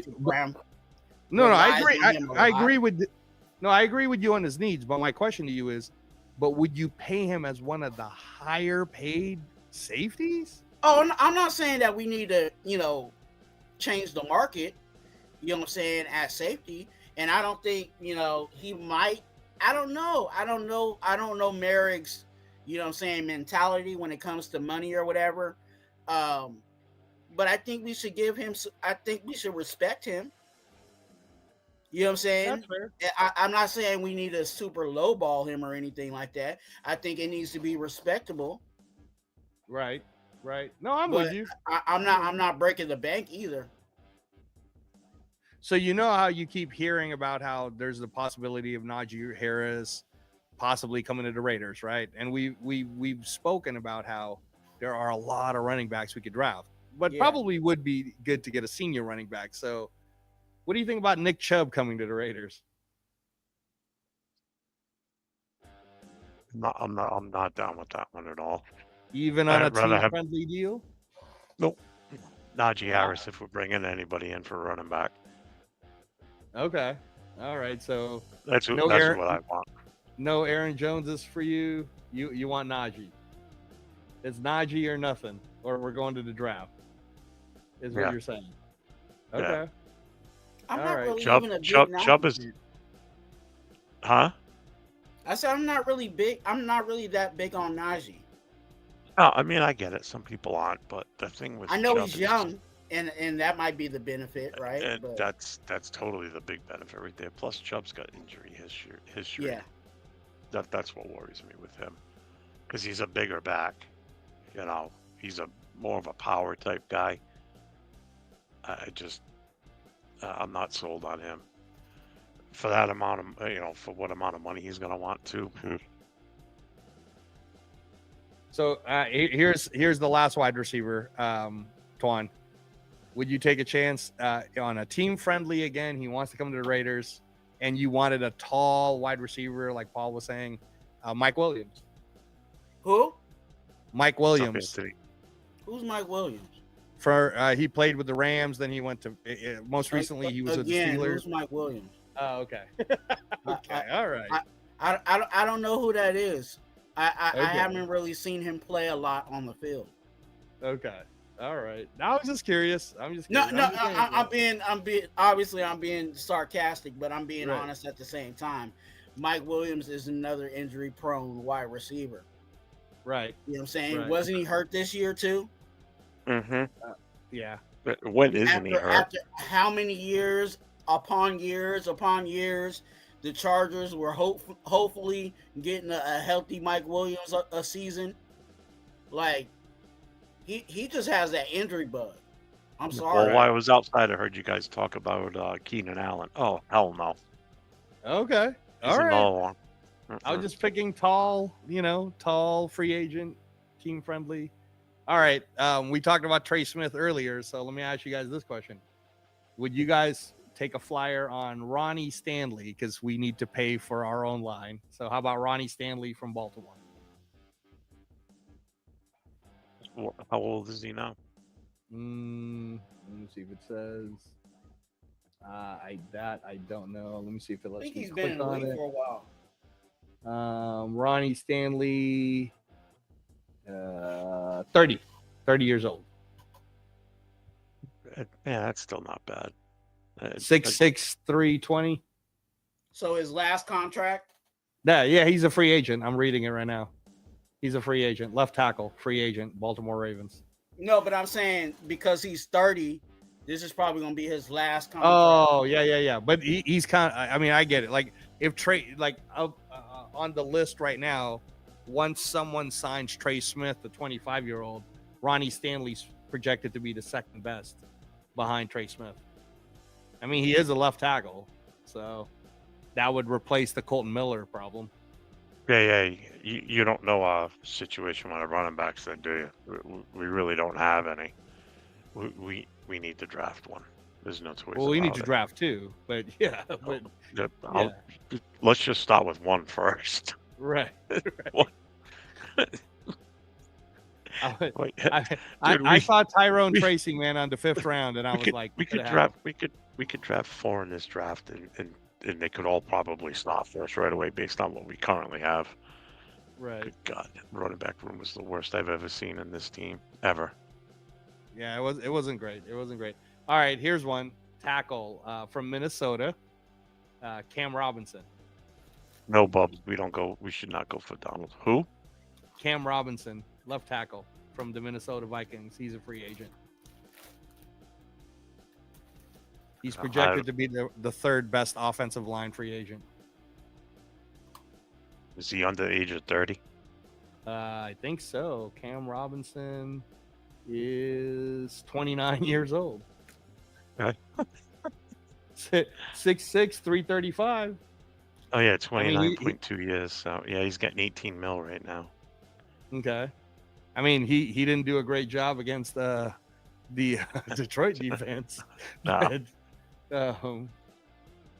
But I mean, again, you know. I would take a flyer on him. All right. I mean, I these wouldn't guys be are. opposed to that. Because once Trey Smith goes, that's going to be sort of that market right there. Yeah. I'm firing off. Oh, how about from the Bears, Tevin Jenkins, the guard, Tevin Jenkins. Let's see, where is he on my list? 26. Yeah. 26 years old, 6'6", 321. What do you think, Twan? You want to get Tevin Jenkins from the Bears? They probably don't pay him. But... I'll take Eichenberg from Miami. Oh, that'd be interesting to have the brothers play with each other. Mm-hmm. That'd be kind of cool. Detroit's got Kevin Seitler. That's going to be. He's a guard also. He's an older guard, obviously. I think he's older guard, but he's going to be a free agent. He's 30. He's 34. So you're saying no to that. You're like, nope. Yeah. You want somebody young. How about James Daniels, Pittsburgh Steelers?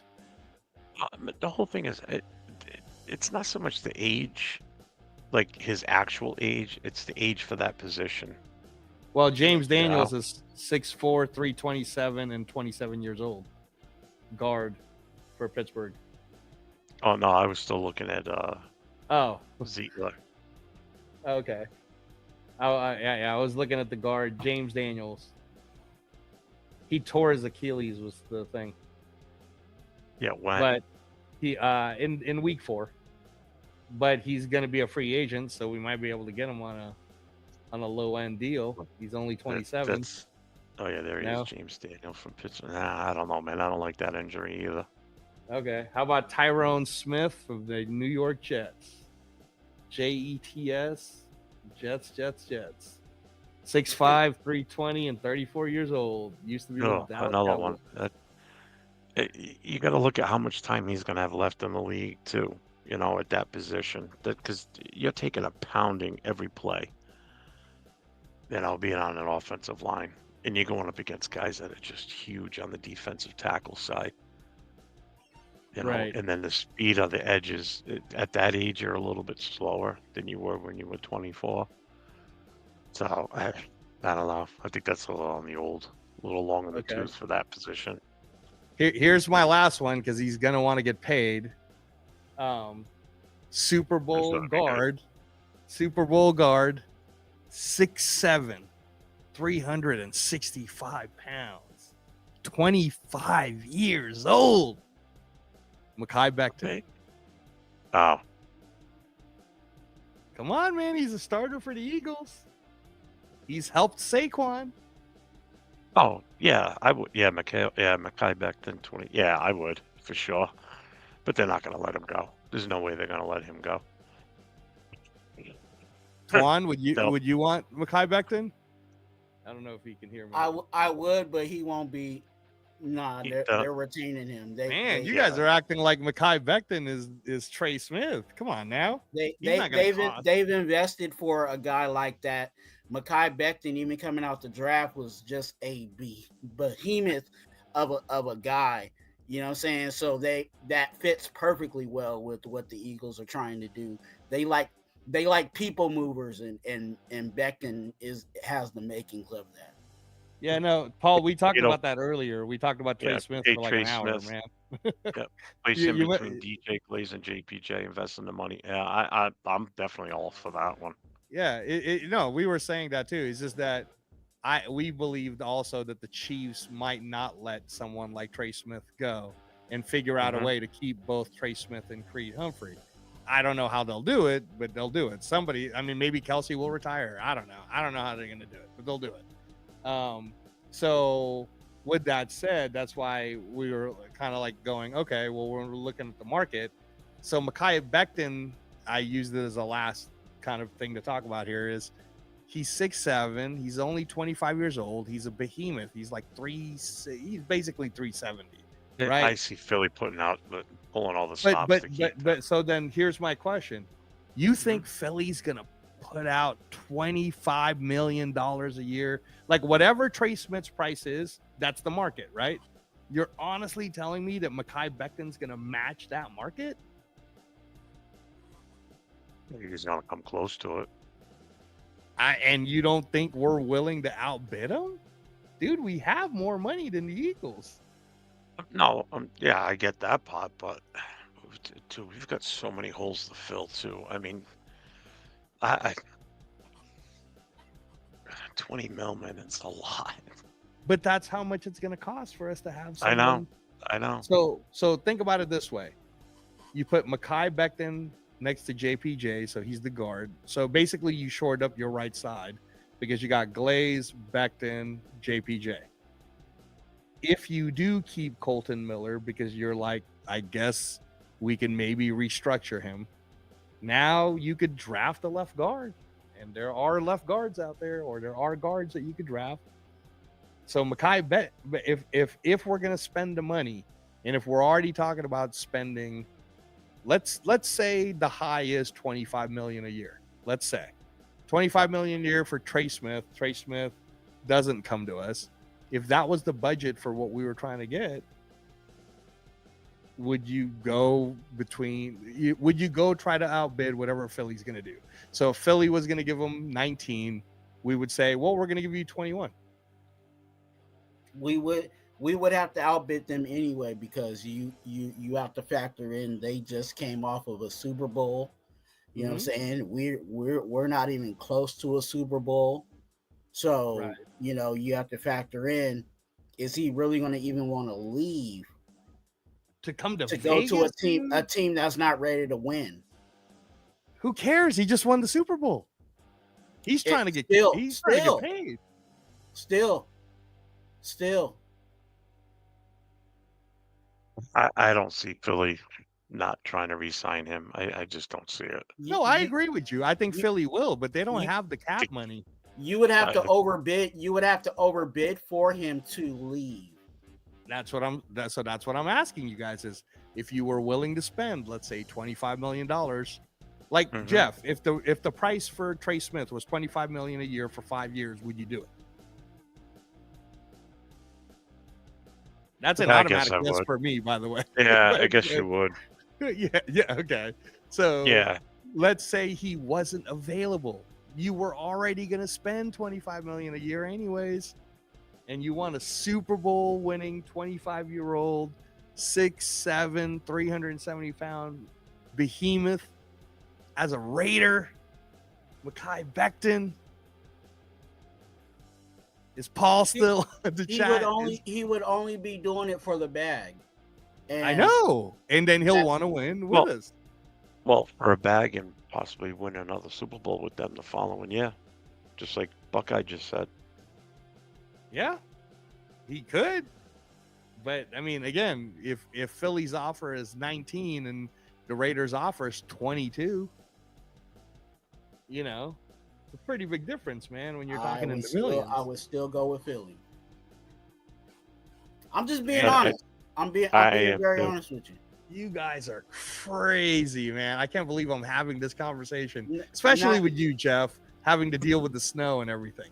Not all money is good money. So for him to go to an organization that's still trying to figure it out versus an organization that's got it all together already. Look, here's my point. Mekhi Becton was a rookie first-round pick. The Jets basically screwed up his rookie contract, ends up trading him away, I think, or cutting him. Either cutting him or trading him. I don't even remember. But then he ends up going to the Eagles, has this amazing year, kind of like a Clavon Chason, and O-line is what we need. So if Trey Smith sets the market and we have the budget to outbid basically anyone to get Mekhi Becton, you're telling me Mekhi Becton wouldn't want to come to a state that doesn't do state taxes, super warm, indoor facility.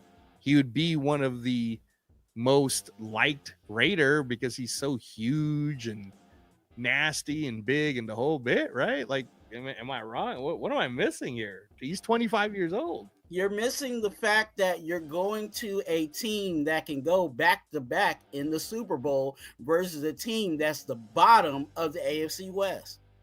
Yeah. Okay. Yeah. I understand. I understand what you're saying. That's why I'm saying you would have to throw buku amount of money at him to even peel him from a team that he's currently with now.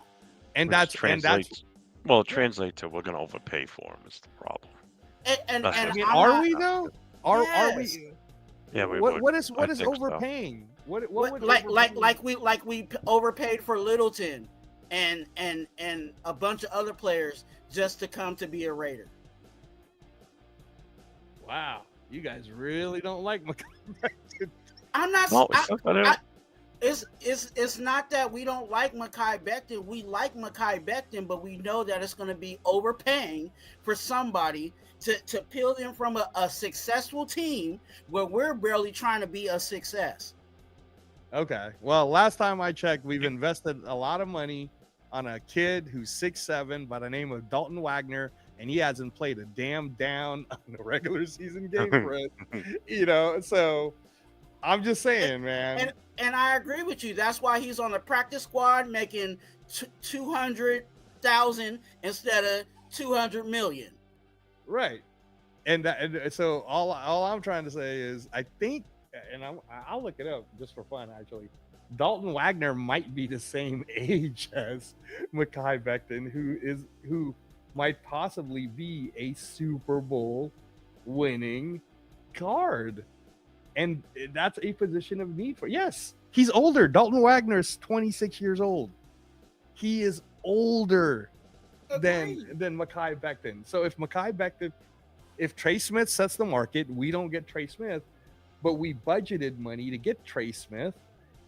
You guys are saying you don't want to just outbid the Eagles. That's insane. That is insane. What's his current contract?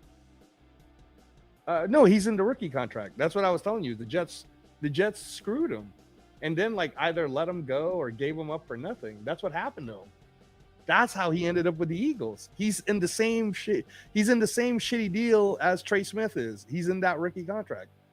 Oh yeah, here it's listed under the Jets. That's why. Yeah, he's getting 2.7 right now. Yes, yeah, and Trey Smith is only getting 3. So that's what I'm saying is the greatest thing that happened to Mekhi Becton is he got to go to a team that was willing to teach him correctly how to be a good O lineman. He's been in there now with those veteran linemen, Landon, what's his name, and then the guy that God, why am I forgetting everybody's names? Probably because it's after midnight. Wow. But anyway, so now Mekhi Becton has made himself into a Super Bowl winning 25-year-old. This is my second contract. I'm 6'7", 370 pounds. That's the reason right there. This quote is why I don't want it. Raiders' days of overpaying are over. They're not going to overpay for players. But it's not overpaying if Trey Smith is the market. Okay.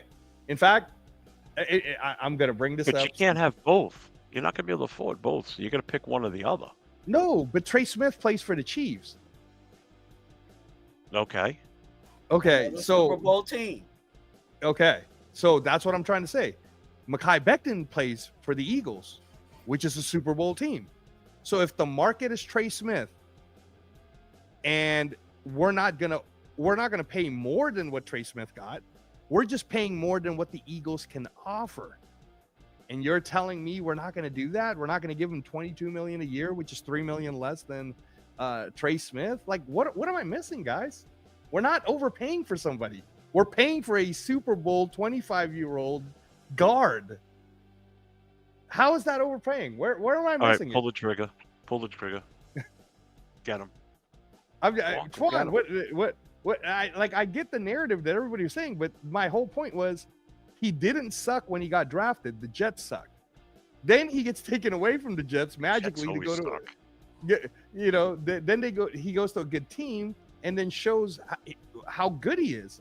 So good, in fact, that it helped Saquon Barkley almost break the record. So where's the overpaying? Like, overpaying would be if we paid him more than Trey Smith. You have to peel him from a Super Bowl team. Oh, the Jets cut him, he said. They didn't trade him. It was a cut. So he cut him? Is that what happened? Mm-hmm. So he signed a 1 year, $5.5 million? Yeah. Yes. That's how bad it was. That's what I'm saying. It's now Mekhi Becton is that good. I'm not trying to say I'm just saying that if we were already budgeting in 20 million, That's the other thing. The Eagles aren't going to be able to afford everybody. And that's what I'm saying. So then we would be able to get them anyways. Who else, like whoever is out there, there's only 3 teams that can really outbid us if we're being honest. Actually there's only 2 teams that could really outbid us because we're the third. If you look at over the cap, the Raiders are number 3 with the biggest cap space. We have the most money. So it's no, I understand what you got, what everybody in the chat or anyone else. The Patriots have the most money in free agency. I know. I said we have the third. We have number 3. Oh, I said we had the most. Yeah, Sorry. no. We have the third most. Yeah, the Patriots have the most. But yeah, for example, you're absolutely right, Jeff. I will 100% agree with you guys, Twan. If the Patriots sat there and said, we're going to give Mekhi Becton $25 million. Yes, I agree with you guys that the Raiders should not give him $26 million. I understand.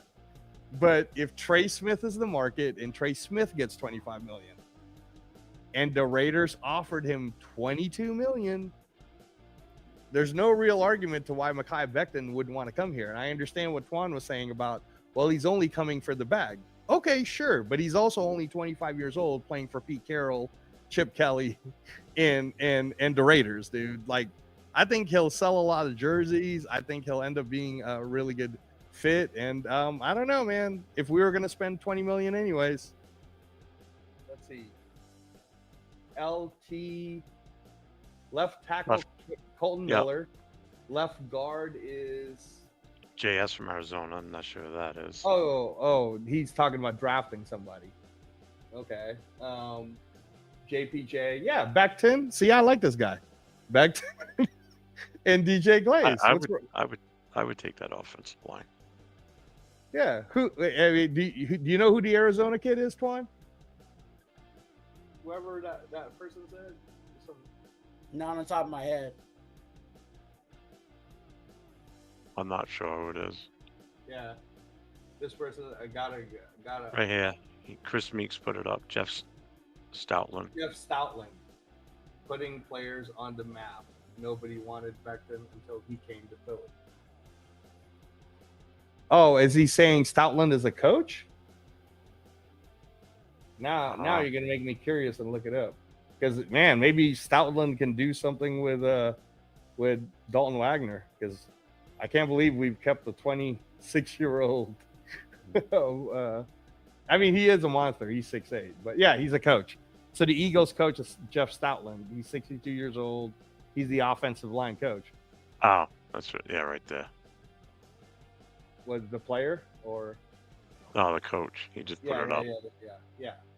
No, I was talking about that guy that was saying, what was the name of J? He said JS from Arizona. I thought he was talking about a player. But anyway, so, man, Jeff, is this the longest show you've ever done? What are we at? 4.5. Yeah, I think so. Wow, Twan, we did it. Look, I'm kind of old now. I used to, when I started doing YouTube and being guest on people's panels, we would 4 hours was nothing. You know. Oh, really? Now I'm like, man, 4 hours? Nah, I'm good. I mean, I love talking Raider football, so it's cool. But man, sitting in front of the screen, yeah. For 4 hours. That guy was talking about getting a Jonas Savanea. We're not gonna get a chance to get him, man. He's gonna go in the first round. Did you see that guy, Twan? Jonas Savanea from Arizona in the Senior Bowl? Oh yeah. Those LED lights will kill my eyes now. All right. Well, we got to the 4.5 mark. So I'm good. I just had to turn the lights off. I was sitting there staring because the light's right above my camera for the LED that's on the shelf. Because my laptop's right here in front of me, and the light's like right there, so it's like right in my eyes. Plus, I got another one up here on my right that just comes in this way too. Yeah, no, Paul, we were saying that earlier that Trey Smith would be worth resetting the market for guard just to get the intel on. But that's what we would have to do is, you know, the Chiefs are going to try to play the game of course they want him there, and if Trey Smith, who's already played there for 4 years, I think, he's going to say he wants to stay. So we would have to offer him so high of an amount that he couldn't say no. But I think he'd still probably say no. That's why I was doing the whole Mekhi Becton thing, Paul. Well, that's why the other day, was it, I think Wednesday night on the Raider Connection show, I said,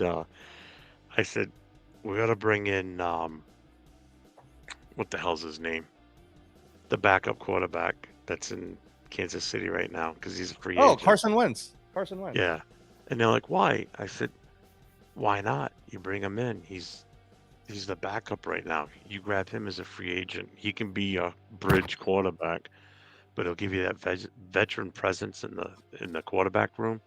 Plus, you can quiz him till he's blue in the face and ask him all the questions you can about KC and, you know, anything and everything. He could be like basically not a spy, but he'll give us a lot of intel. True. I mean, I would do that. You could sign him to the league veteran minimum, you know. Well, after Carson Wentz wins a Super Bowl with the Chiefs, I don't think he'll go for the veteran minimum. I think he's gonna. I think as a backup, he's gonna. Think about it, dude. If you're Carson Wentz and you just saw Gardner Minshew get paid $25 million, and 15 up front, dude, you're gonna want more than that. Like that's the problem. Is the only thing the Raiders reset the market on so far is the backup quarterback position. Like his idea, include a free pass at a Bunny Ranch, give him the Jimmy G special. He's gonna try to push to be a starter again. Yeah, sure I can see that. I can see Jimmy G being a starter somewhere. Like, I'm talking about Wentz. Yeah. Or Wentz. Yeah, I can see Wentz being a starter at Cleveland too. What did J.A. said? Yeah, Gardner Minshew and late draft picks for Sam Howell. Yeah, I'd take Sam Howell.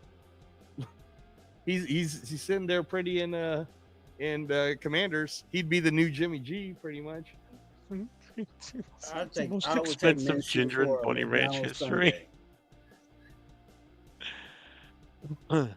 You know, the funny thing is, it's so it's 3:30 in the morning here right now, Okay. and we're still bouncing between 80 to 115 people Really?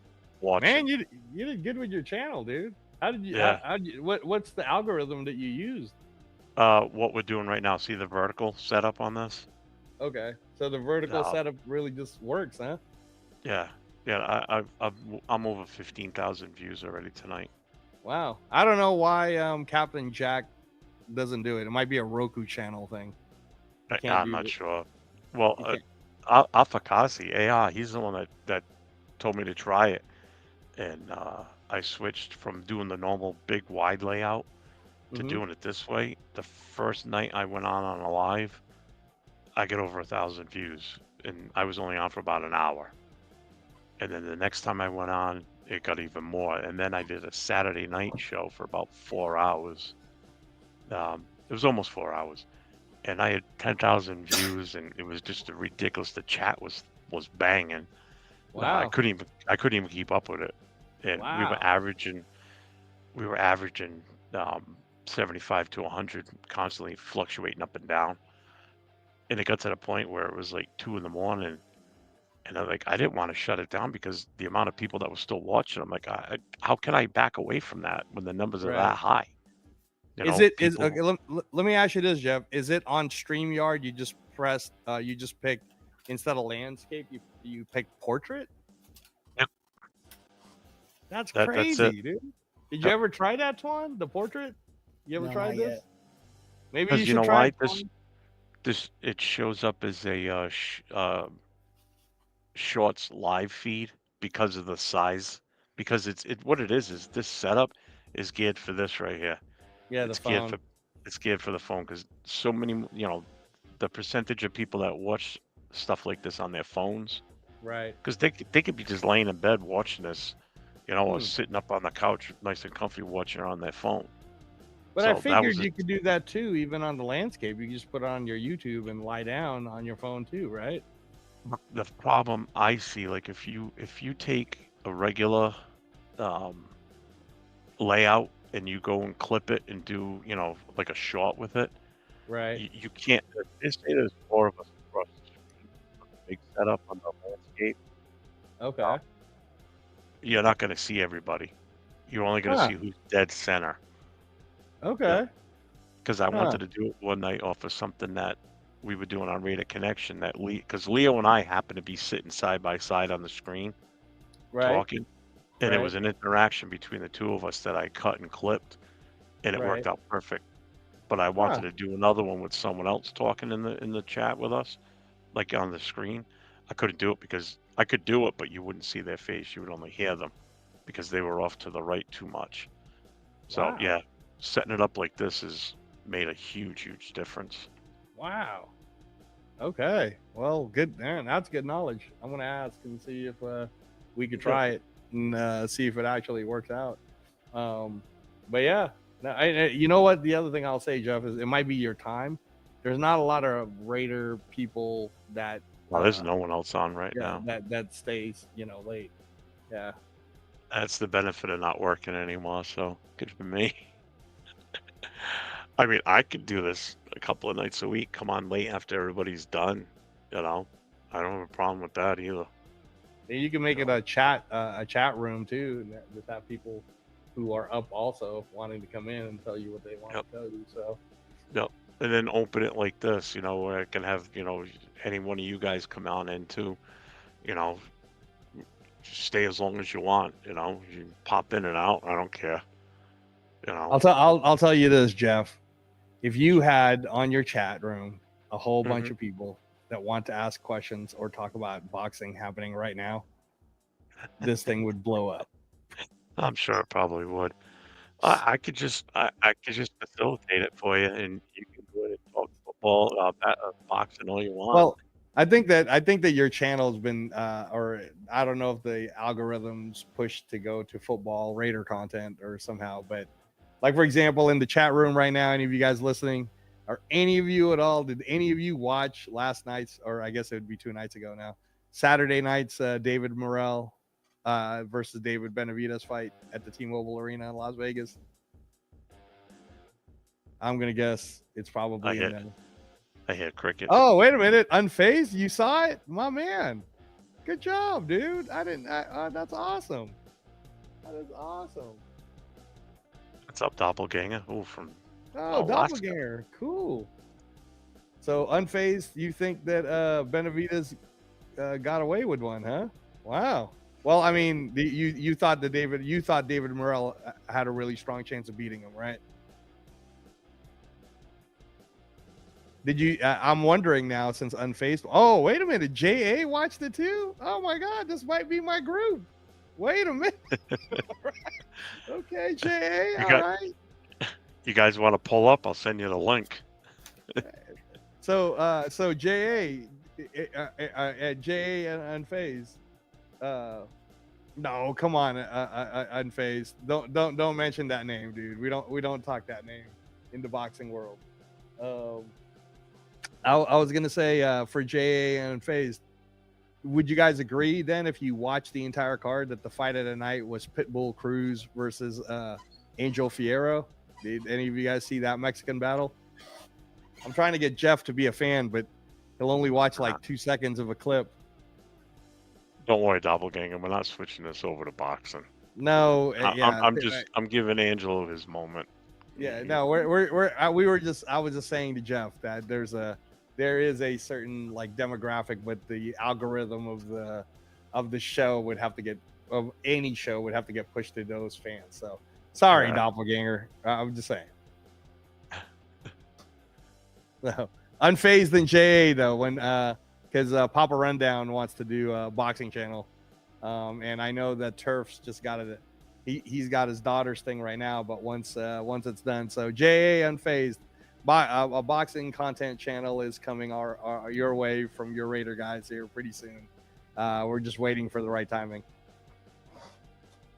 Yeah, see, all right, cool. That's good for me to know. JA and Unfazed, join me on Thursday night at the Captain Jack Rackham Show from 6 to 8 p.m. Pacific time if you're free, and yeah, you guys could throw in any boxing that you want. Would love to have you guys come on.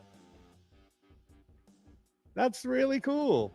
Thank you, Jeff. All right, go ahead and answer a Doppelganger's Raider question. My bad, dude. What did he have? Did he have one? Did I miss it? Okay, Dixon Sider. I talk MMA too, dude. Did you watch UFC Saudi? Because UFC Saudi, were you as shocked to see Adesanya get knocked out by Imavov?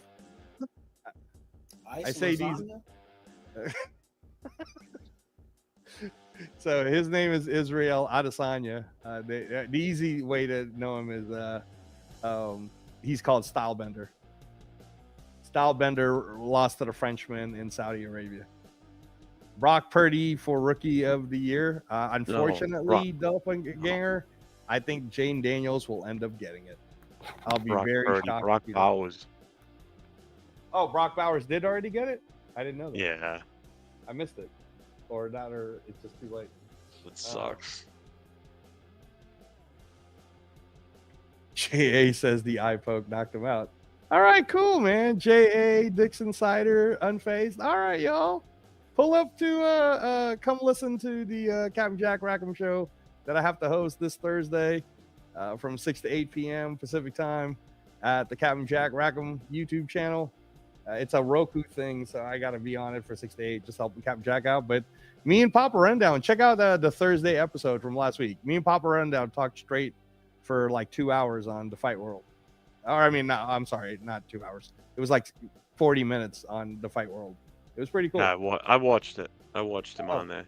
Yeah. If you actually knew the names, you would be like, oh yeah, like the ones that Papa Rundown was talking about. Oh, I didn't watch it for the box. I watched it when you guys are talking Raiders at the beginning. Oh, then you turned it off. Thank you, Jeff, for the support. We really appreciate it. I was just messing with you, man. I was like, and I'm out. Boom. Right. I didn't watch it live. I forgot he was on. Right. Yeah.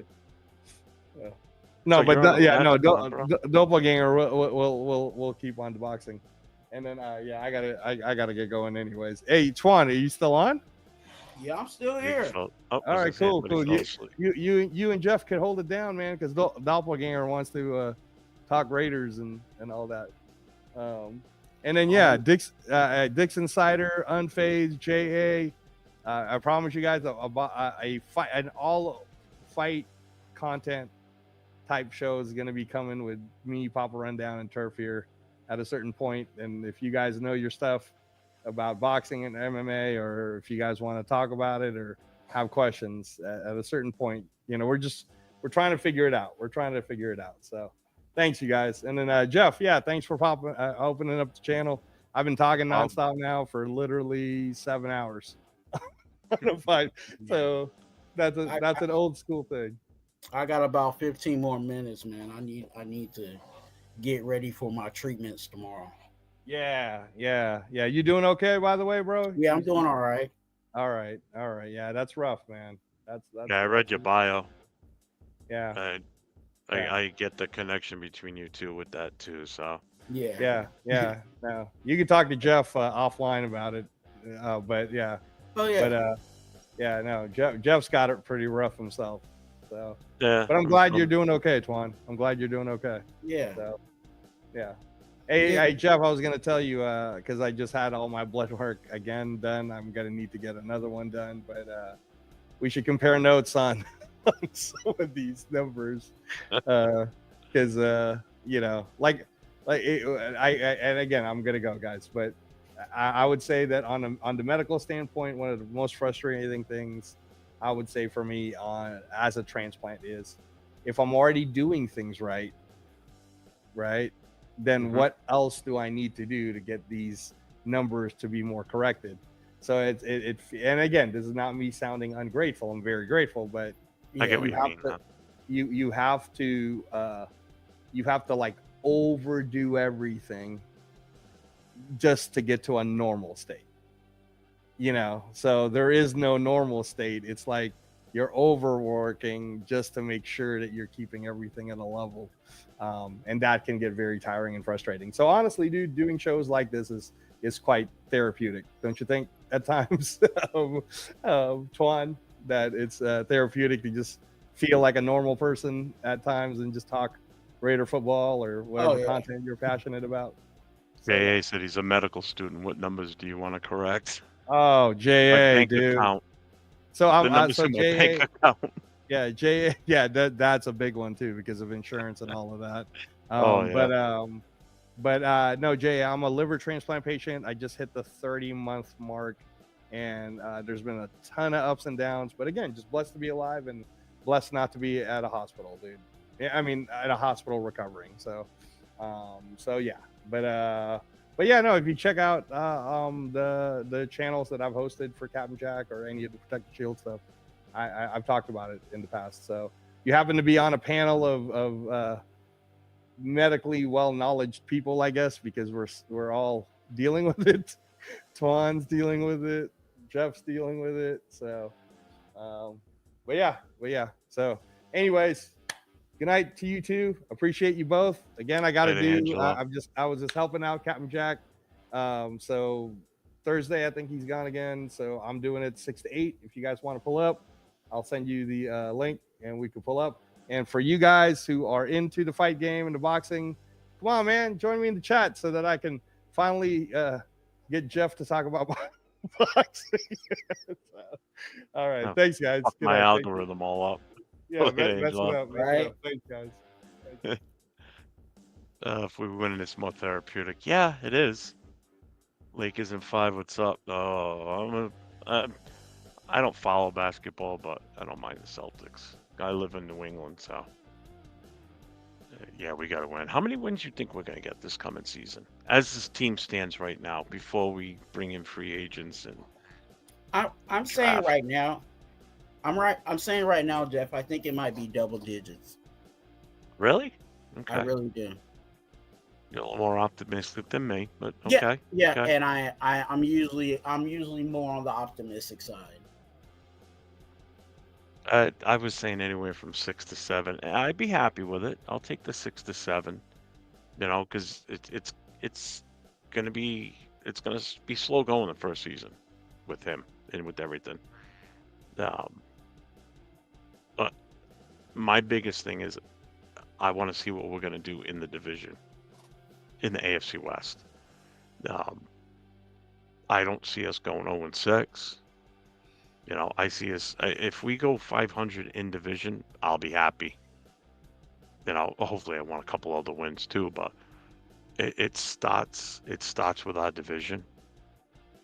We need to improve in our division first, especially with the 3 coaches, the defenses all 3 teams have, and the 3 starting quarterbacks. I mean, we're already behind the 8 ball there. With the quarterback situation. I think we're definitely on an even keel with the coaches, possibly. Again, we won't fully know until the season starts and we see what's out there, what we put out on the field for a product. But, again, I think everything starts for us in division. Because if we can't dig out of our own basement, it really doesn't matter what we do in the rest of the NFL. Wins and losses. We can't go 0-6 again. Absolutely not. I can't handle another 0-6 division. But so I say 6-7. I'll even push it maybe to 8 wins. So I mean, like I said, you're a little bit more optimistic than I am. Yeah, I'm factoring in that our defense is back, and intact. That's going to be Thanks, obviously the fastest moving side of the ball, because they'll all be knowing exactly what's expected of them with Patrick Graham, and if our offense just does a little bit more than what we saw last season, I think that's doable. Because I don't see, like you said, the whole 0-6 in the AFC West. I don't see us doing that again. No, we can't. Because if it happens again, we're screwed. I think we could beat the Broncos. I think we could beat the Chargers. I think we could beat the Chiefs. Be a battle with the Chiefs. I think we got a better option against the Chiefs next year versus what we did this year. I mean, look how close we were in both. I mean, we sacked him 5 times in one game. Yeah. And if our kicker didn't miss those 3 field goals, we would have won that game. I don't blame anybody else for that loss except for the kicker missing those. He had a bad day. I've never seen him miss like that. And usually he's right on the money. Yeah. Unfazed asks, who is your QB, Twan? My QB is, Shedeur. To be honest with you, I like Shedeur Sanders. I've publicly said that a few times. If you ask me who I will want at quarterback, I think it would be Shedeur. I think Shedeur is a safe bet. At quarterback, he may not have all the physical abilities that other quarterbacks may have, but he has it in between the ears. In decision making, and ultimately what I definitely look at in quarterback is not really how fast they can run, but how well they can throw the ball, and he's accurate. Yeah. Jimmy G was not the answer for us. Absolutely not. He won in San Fran because they had a phenomenal defense. It wasn't because of his play. And I get you, GTA. I'm sure you guys do miss Aaron. Yeah, but I mean, not for nothing. You might miss Aaron Rodgers, but I mean, Jordan Love's a pretty good fill-in for him since then. That's how I said a good raise because Rich Gannon. Yeah, and that's pretty much. I mean, Derek Carr was serviceable. I mean, we didn't do him any favors. I mean, how many offensive coordinators he had? How many head coaches in the time he was here? I mean, there was a lot of issues during that time frame. It was, and I agree with you, Jeff. It was a peanut butter, no jelly type of situation. We had one thing and not the other, right? Our offense would look good, but then our defense was giving up, more points than what the offense was actually putting up. And our offense was ranked in certain areas, but yeah. When your defense is giving up that many points, that ain't helping the situation. And I that's why those that bash Derek Carr, I'm just like, I don't think you understand, you know, how, you know, the other pieces. And I'm glad Pete Carroll said this in his press conference about how, you know, we're gonna make sure everything else is comfortable around that quarterback. We're going to make sure we got the running back. We're going to make sure we got the wide receiver and etc. Because I think that was another piece of what, you know, Derek Carr needed. You know, of course, there is certain quarterbacks in this league where they can go out there with almost anybody and make it happen. You know, the Mahomes, the you know, the Lamar Jacksons, but there's other quarterbacks in this you know, in this league that they win games, but they win games because everything around them is good. And I think that's Detroit. You know, I don't think Jared Goff is the best quarterback in the world, but when you start looking at all the pieces that are surrounding him, it makes him look good. You know what I'm saying? Batman is an amazing superhero, but the only reason why he's an amazing superhero is because he has everything on his tool belt. I guarantee you, if you took away his tool belt, he wouldn't be the Batman that we know. No. So No. that's how some quarterbacks have to be, you know, and have to be built around in order to win. At GTA, we do still have Jacoby Myers.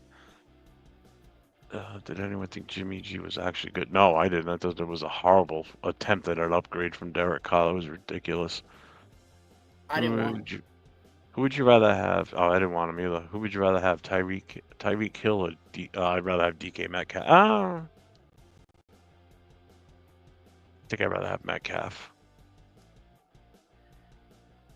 I would take. It's because of his size. I know Tyreek's the speed thing. And we already have that style on our team. So it's just like, if you got Tyreek, of course you could be, you know, all goes, right? Everybody's running a go route, you know, and hopefully, you know, that can work for you. But I think there's a reason why there's, you know, big body wide receivers and, you know, certain styles and flavors at the wide receiver group. So I would say especially in our division too. I mean, we need a bigger wide receiver out there that can out muscle some of these, you know, the secondary guys, you know, these backs that are on the other three teams in our division. Let's see. Are we gonna go run power or zone? You mean? I don't know. I really don't know what's in store for that yet. I don't know what type of offense they're gonna put in here. I think you like your analogy on the peanut butter sandwich. Yeah. Jimmy was a handoff king for the 49ers. Yeah. Let's see. Would Derek Carr fit a Chip Kelly offense? Yeah. Yeah, I think so. Because in a Chip Kelly offense, it's not super quarterback dependent. You know what I'm saying? You're really running the ball, and then every once in a while you're going to do play action. You know what I'm saying? Off of that run. And Derek Carr was, you know, that was one of the things he was actually good at, was play action. You know, anytime the play action was actually working for us, because a lot of the times they were just defenses will bite on certain things because they knew that we weren't able to do it. But yeah, I think Derek Carr would work well. Yeah, right, Paul. We're going on. We're 3 minutes shy of 5 hours. Let's see. Where are we here? Yeah, he says DK Metcalf. Coffin Nail says Hill.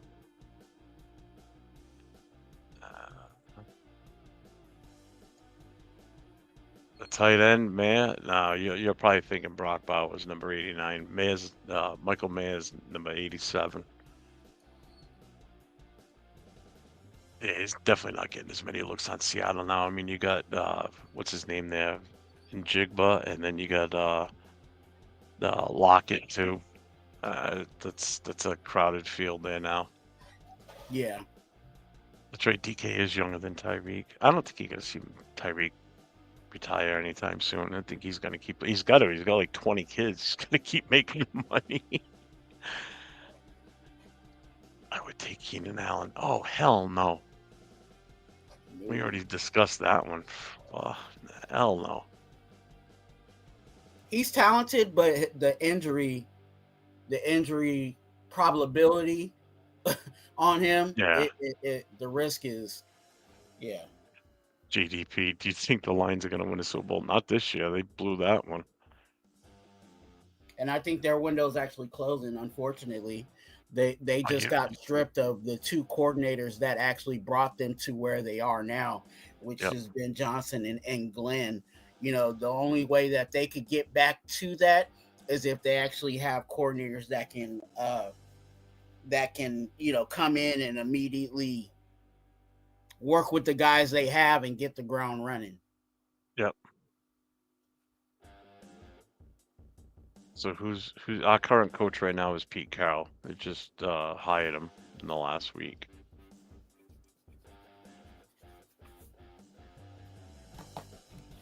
Excuse me. Yep. Let's see. You hate that we took Josh Jacobs from you guys? Yeah, we're not crazy about it. I mean, that was mostly our fault. Well, the team's fault, I should say, not ours. We didn't do anything. But it's also a matter of he saw the writing on the wall with who we were bringing in. You know, I don't blame him for leaving. To be honest with you, you know, I mean, he's definitely he would have got killed back there with us. Yeah, granted, our running back room would have been better than what it was, but we would have got him destroyed back there with that offensive line. He really would have had to work for his yards. You know. I don't remember a year that he didn't work for his yards. Yeah, but he'd have to work even harder this year with the crap we put out there for an offensive line, and the freaking OC was horrible. Yeah. I don't care if Keenan Allen was a Raiders fan. I don't want him. That dude's injured more than anything. Jared Goff will never win shit, he says. I don't even remember a year that Keenan Allen was healthy. I don't either. Keenan and Mike Williams too. Both of them were always hurt. I mean, the Chargers did the best thing they could have was letting them both go, and bringing in McConkey. That kid is unbelievable. He's good. He's really good. Yeah. So Josh goes. GTA says, I like Jacobs better than Aaron Jones. He's made out of glass. Yeah, Aaron Jones is a little suspect with the injuries.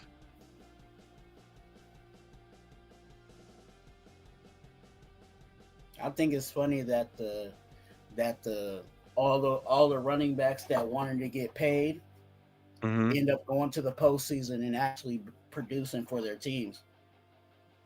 Josh Jacobs, Joe Mixon, Saquon Barkley, Derrick Henry, all those, Aaron Jones, you know what I'm saying? All those guys went to the post. Not saying, some of those guys, got bounced in the first round, but all those guys got to the postseason. But those were the same running backs that were, almost getting blackballed by the NFL because they were like, oh, the running back market is, we're gonna play you guys cheap. Yeah.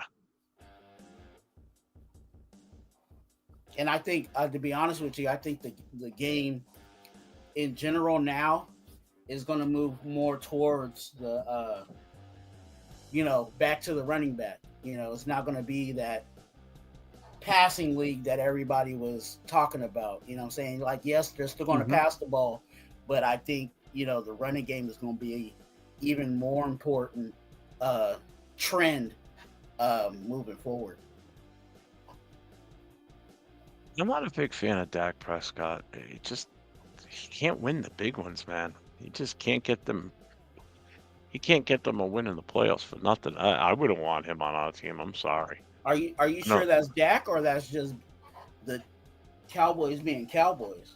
It could be the Cowboys being Cowboys. I mean, but he's had some phenomenal talent around him, and he's still Yeah. He's, you know, he has his games, and he plays well for a certain part of the season. Then he goes in the tank, and then he starts to come back. Then he gets hurt. Like this Mhm. year. You know, they lost him early this year. Aaron Jones made Donald look good. No, the offensive scheme and Jefferson made them look good too.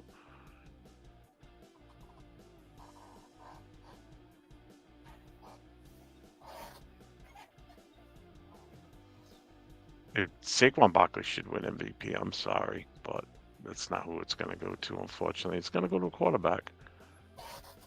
I hate that. I think they need to change that rule. You know what I'm saying, or make another award. Even with the offensive player. Like the whole Brock Bowers and Jaden Daniels. I think Yeah, if they want to crown a quarterback, that's cool. Make just put QB offensive rookie of the year. You know what I'm saying? And then allow these other guys to get a chance at the award, because I think Brock Bowers was, and even though I'm a Raider, you know what I'm saying, I'm taking my Raider cap off when I'm saying this. You know, I think what he did and the records that he attained, that was enough for him to be the offensive rookie of the year. Anytime you're a rookie tight end and you're, you know, making NFL records, and not just as a rookie, but NFL records, yeah, you know, you I think you should deserve an award. yeah. I definitely think he should win it. I think Brock Bowers should get Rookie of the Year, and Saquon. I mean, the guy rushed for over 2,000 yards. I mean, come on, man. It's coincidence in teams knowing the running game is critical in the playoffs. Yeah, definitely. Jeez, 6 rounds.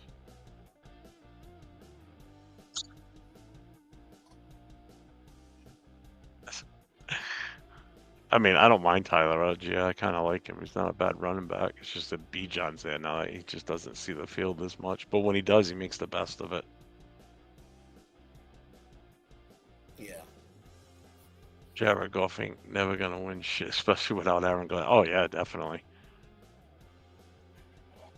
Without Aaron Glenn and Ben Johnson going now, like you just said, Twan, that window is gonna start closing on them. Yeah, the talent's there, but now they have to, Dan Campbell, he's gonna have to figure out what coaches can come in and say, hey, I can work with what you got here.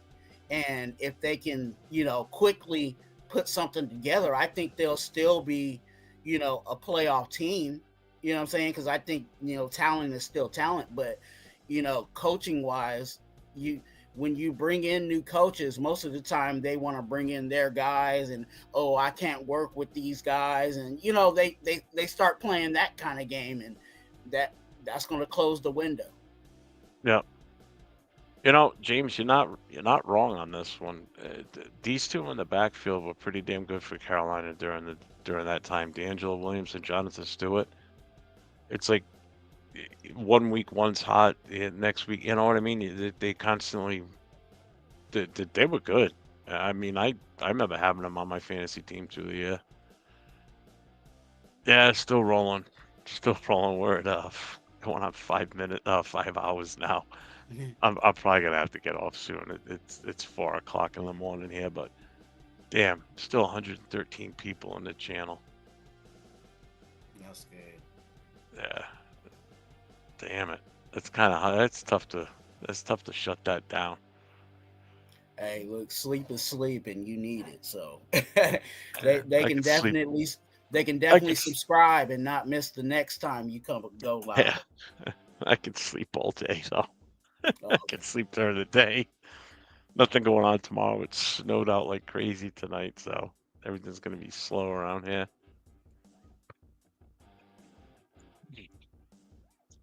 I remember like 2016, Derek Carr was tearing the league up. Same with the Packers. We were 4-6. Yeah, and then that was the playoff year, 2016. Mm. Yeah, because that's when he broke his leg, and then we had to go into the playoffs with Connor Cook. Let's see. Dan Campbell really going to be tested now. See if he can continue to bring in a good coaches. It's playoff or bust for Dan. Yeah, seriously. Jay popped in. Yeah, What's up, Jay? and that's why real talk. I think that's why it's going to be tough to that window of the players under contract and all of that. They know what time it is. Like if they see, hey, we're starting to lose, then some of them free agents is like, maybe I need to go to start trying to figure out what team I can move to. So that closes the window. So the Detroit Lions and I also believe the Niners have that same window that's starting to close on them.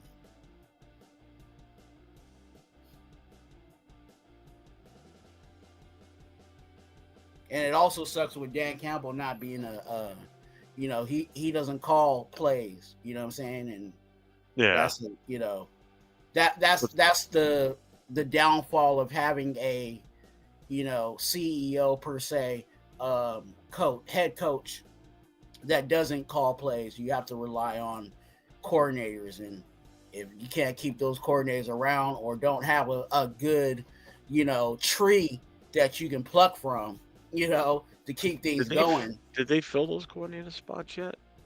Not that I know of. I haven't heard anything unless it's snuck by me somehow.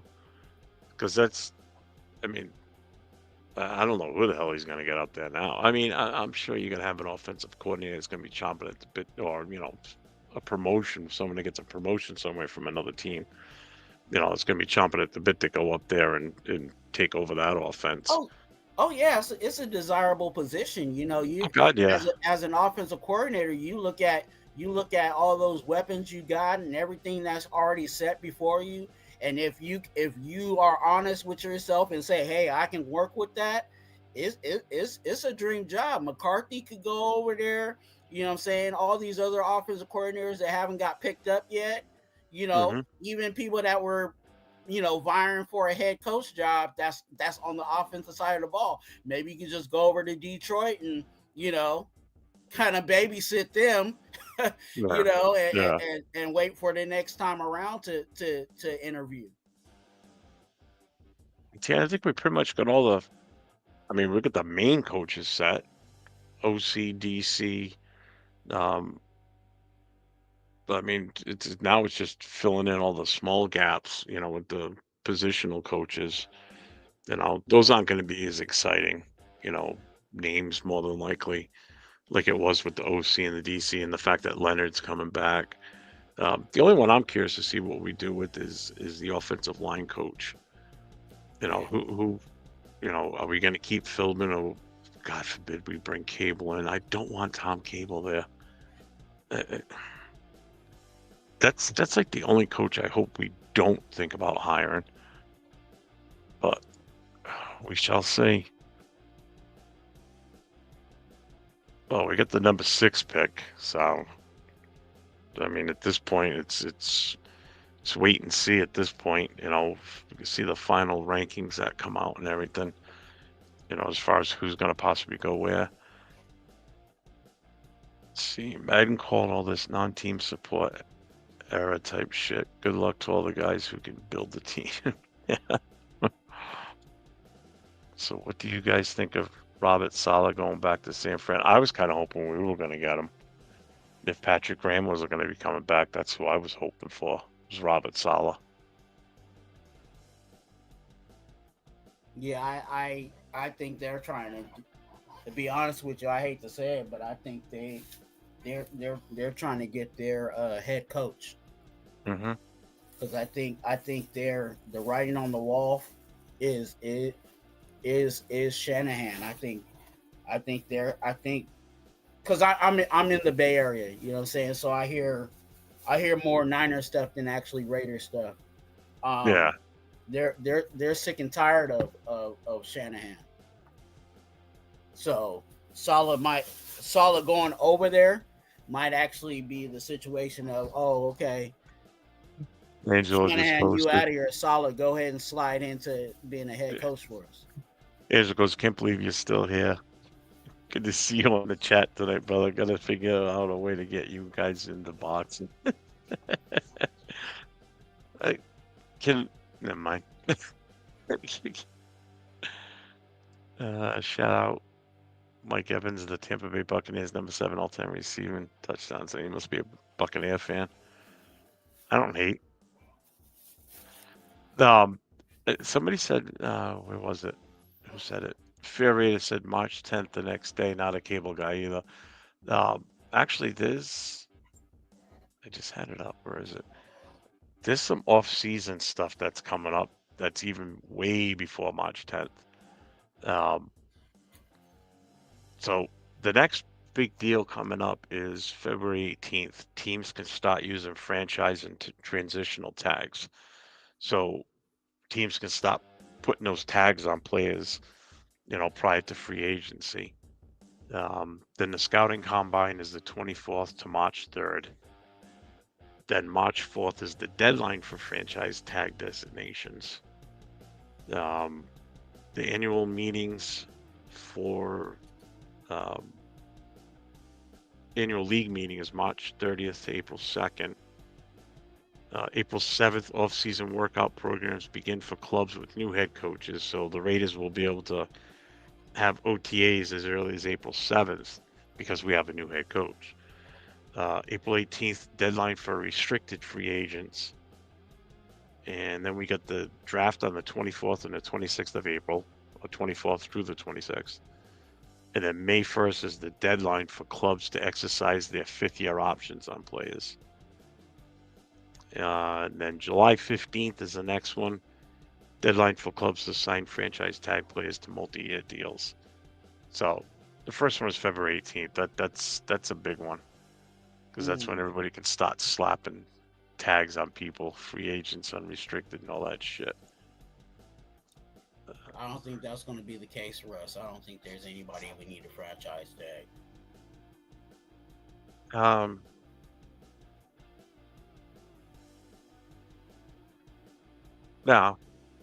No, probably not. I mean, when was the last time we even used one? Oh, Josh Jacobs, never mind. Yeah. Yeah, we used it on him a couple of times, right? Didn't we do 2 years in a row, I think? Or was it just that 1 year? I don't remember, but I do know that we did use it on him. That's right. I mean, if we were to slap the franchise tag on somebody, who would we? Spillane? If there's a fear of him possibly signing somewhere else? Or Waring? Because I know he wants to test the waters. But do we want to piss him off by doing that though too? Yeah. Then he just may be a negative presence in the locker room. Because he just might not want to be here when he could probably get money somewhere else. But I think I'm gonna shut it down. It sucks, man, because the numbers are so good right now. But yeah. Let me see. Where are we at here? Yeah, 5 hours and 17. 5 hours, 17 minutes. Oh boy.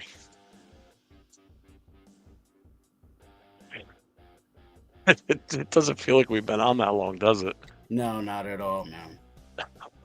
And I before coming here, I was on another live, so I've been doing lives probably about 7 hours talking Raider football.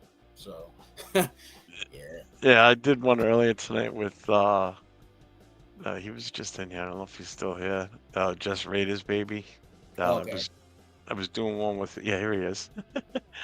He goes, we'll do a marathon show this weekend. Yeah. Yeah, I was on his show tonight. And then when I got off of his, I wasn't going to do anything else. I was just going to sit here and watch stuff and then probably play some games on my computer. Yeah. But then I saw Angelo was on Captain Jack, so I just went in and started watching it, typed in the chat, and he goes, "Hey, come on in." So I'm like, "All right, I'll come in." And then it was at the tail end of it, so I said, "You know what?" Because we had a good conversation going. I said, "You know what?" I said, "I'm gonna back out now. I'm gonna go do what I need to do real quick, then I'll fire up a live and I'll send you guys the links." And they jumped Mm. over. It was it was pretty much everybody you saw in here when you got in here. Okay. You know. So, but yeah, that was fun. This was a good night. Oh yeah.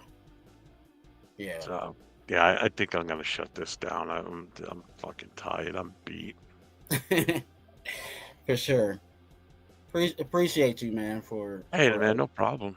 No problem. I yeah. do it again. I sub to your channel and hit the notification. I'll yeah, if I go on again, you on Instagram too, right? Yeah, my Instagram is right there on my name. My name tag is actually Twan twice, so TWUAN, TWUAN. That's how you can reach me, and that's how any other content creator wants to reach out. If they got a show and hey, show at 8, and that's how it usually works for me, man. They'll shoot me the StreamYard link or whatever link they use, and then tell Yeah. me what time, and if I can make it, I try to show up. Sometimes I have, medical things that I'm dealing with, but if I'm Man, I up to getcha. it, I'm definitely available for anybody, to talk about the team I love, man. So, yeah. I hear you. I hear you. I just followed you on Instagram. Oh, I Um, appreciate you. so yeah, next time I do something like this where it's like a go on live at night, Yeah, I'll definitely hit you up and definitely. yeah, I'll talk to you on Instagram at some point, I'm sure. Oh So, yeah, man. Anytime, man. Send a message. If I don't get to you right then and there, when I get to it, I definitely respond. So all right, that's how I go about it. all right, no problem, man. I appreciate you being on here and bringing over some people too. That was awesome too. So yeah, anytime I do a live like this, I mean, I have no problem with anybody coming in that has their own channel, stream away. I don't care. It doesn't affect anything on my end, so it only helps you out too. Yeah, So definitely. all right, well, I appreciate everybody that's still on the channel, still talking it up. I mean, again, this is so hard to stop with these numbers. With this many people still in the chat, I could see if it dropped down to like 15 or whatever. But Mm. there's still a lot of people in here, and the chat's been active all this time too. But I do have to cut it at some point. So Make sure you guys subscribe. You know what I'm saying? Subscribe. If yeah, you're hit gonna his be here, you channel might up as well too. go ahead and hit that subscribe button. So you don't miss the next time.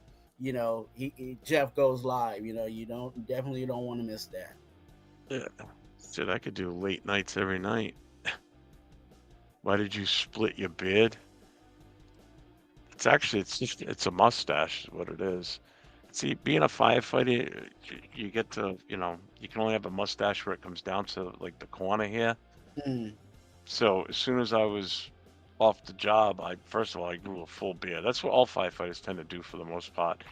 They'll grow a full beard. And then just before the start of the season, I'm like, I wanted something different. And I had a really big beard going on too.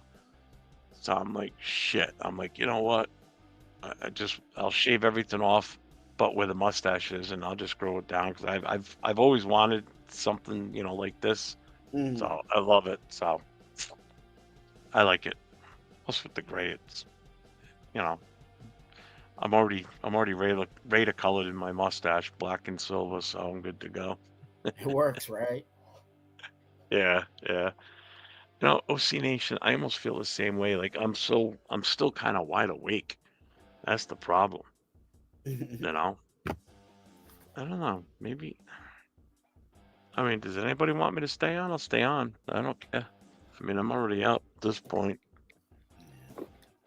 I think I'm gonna go ahead and get ready to get ready to go because I have to. Like I said, I got to get ready for my treatments and stuff tomorrow. Yeah, no problem, man. Um, I get you. I get you. yeah, Yeah, you you know guys. what? I gotta shut it down. I have Yeah, to.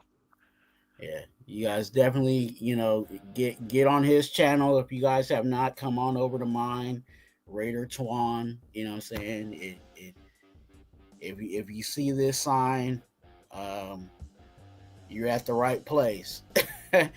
Raider Twan on YouTube. Go ahead and subscribe. Um, yeah, Yeah, definitely go over and visit his channel and subscribe to his channel. Hit that notification so whenever he goes on live, you guys get that notification that he's on live, and check him out for sure. Awesome dude, just met him tonight for the first time, and I love the conversation with you, man. It's been a good night tonight. yeah, This was fun. absolutely.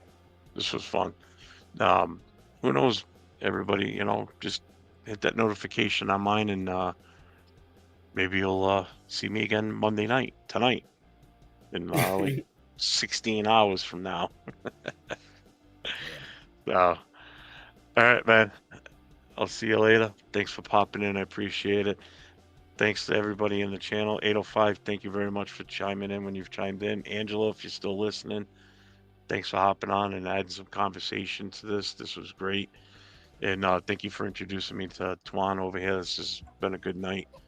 And if I don't go on live tomorrow night, everybody catch me on Wednesday night on the Raiders Connection with myself, LV Rated 10, Just Raiders Baby, Jay, and Cheeto Linus on the Raiders Connection at 10 o'clock Eastern, 7 o'clock Pacific, and then Raiders Coast to Coast on Thursday night with myself and LV Rated 10. It's at 10 o'clock 10 o'clock Eastern Time, 7 o'clock Pacific. Until next time, everybody, stay positive and go Raiders.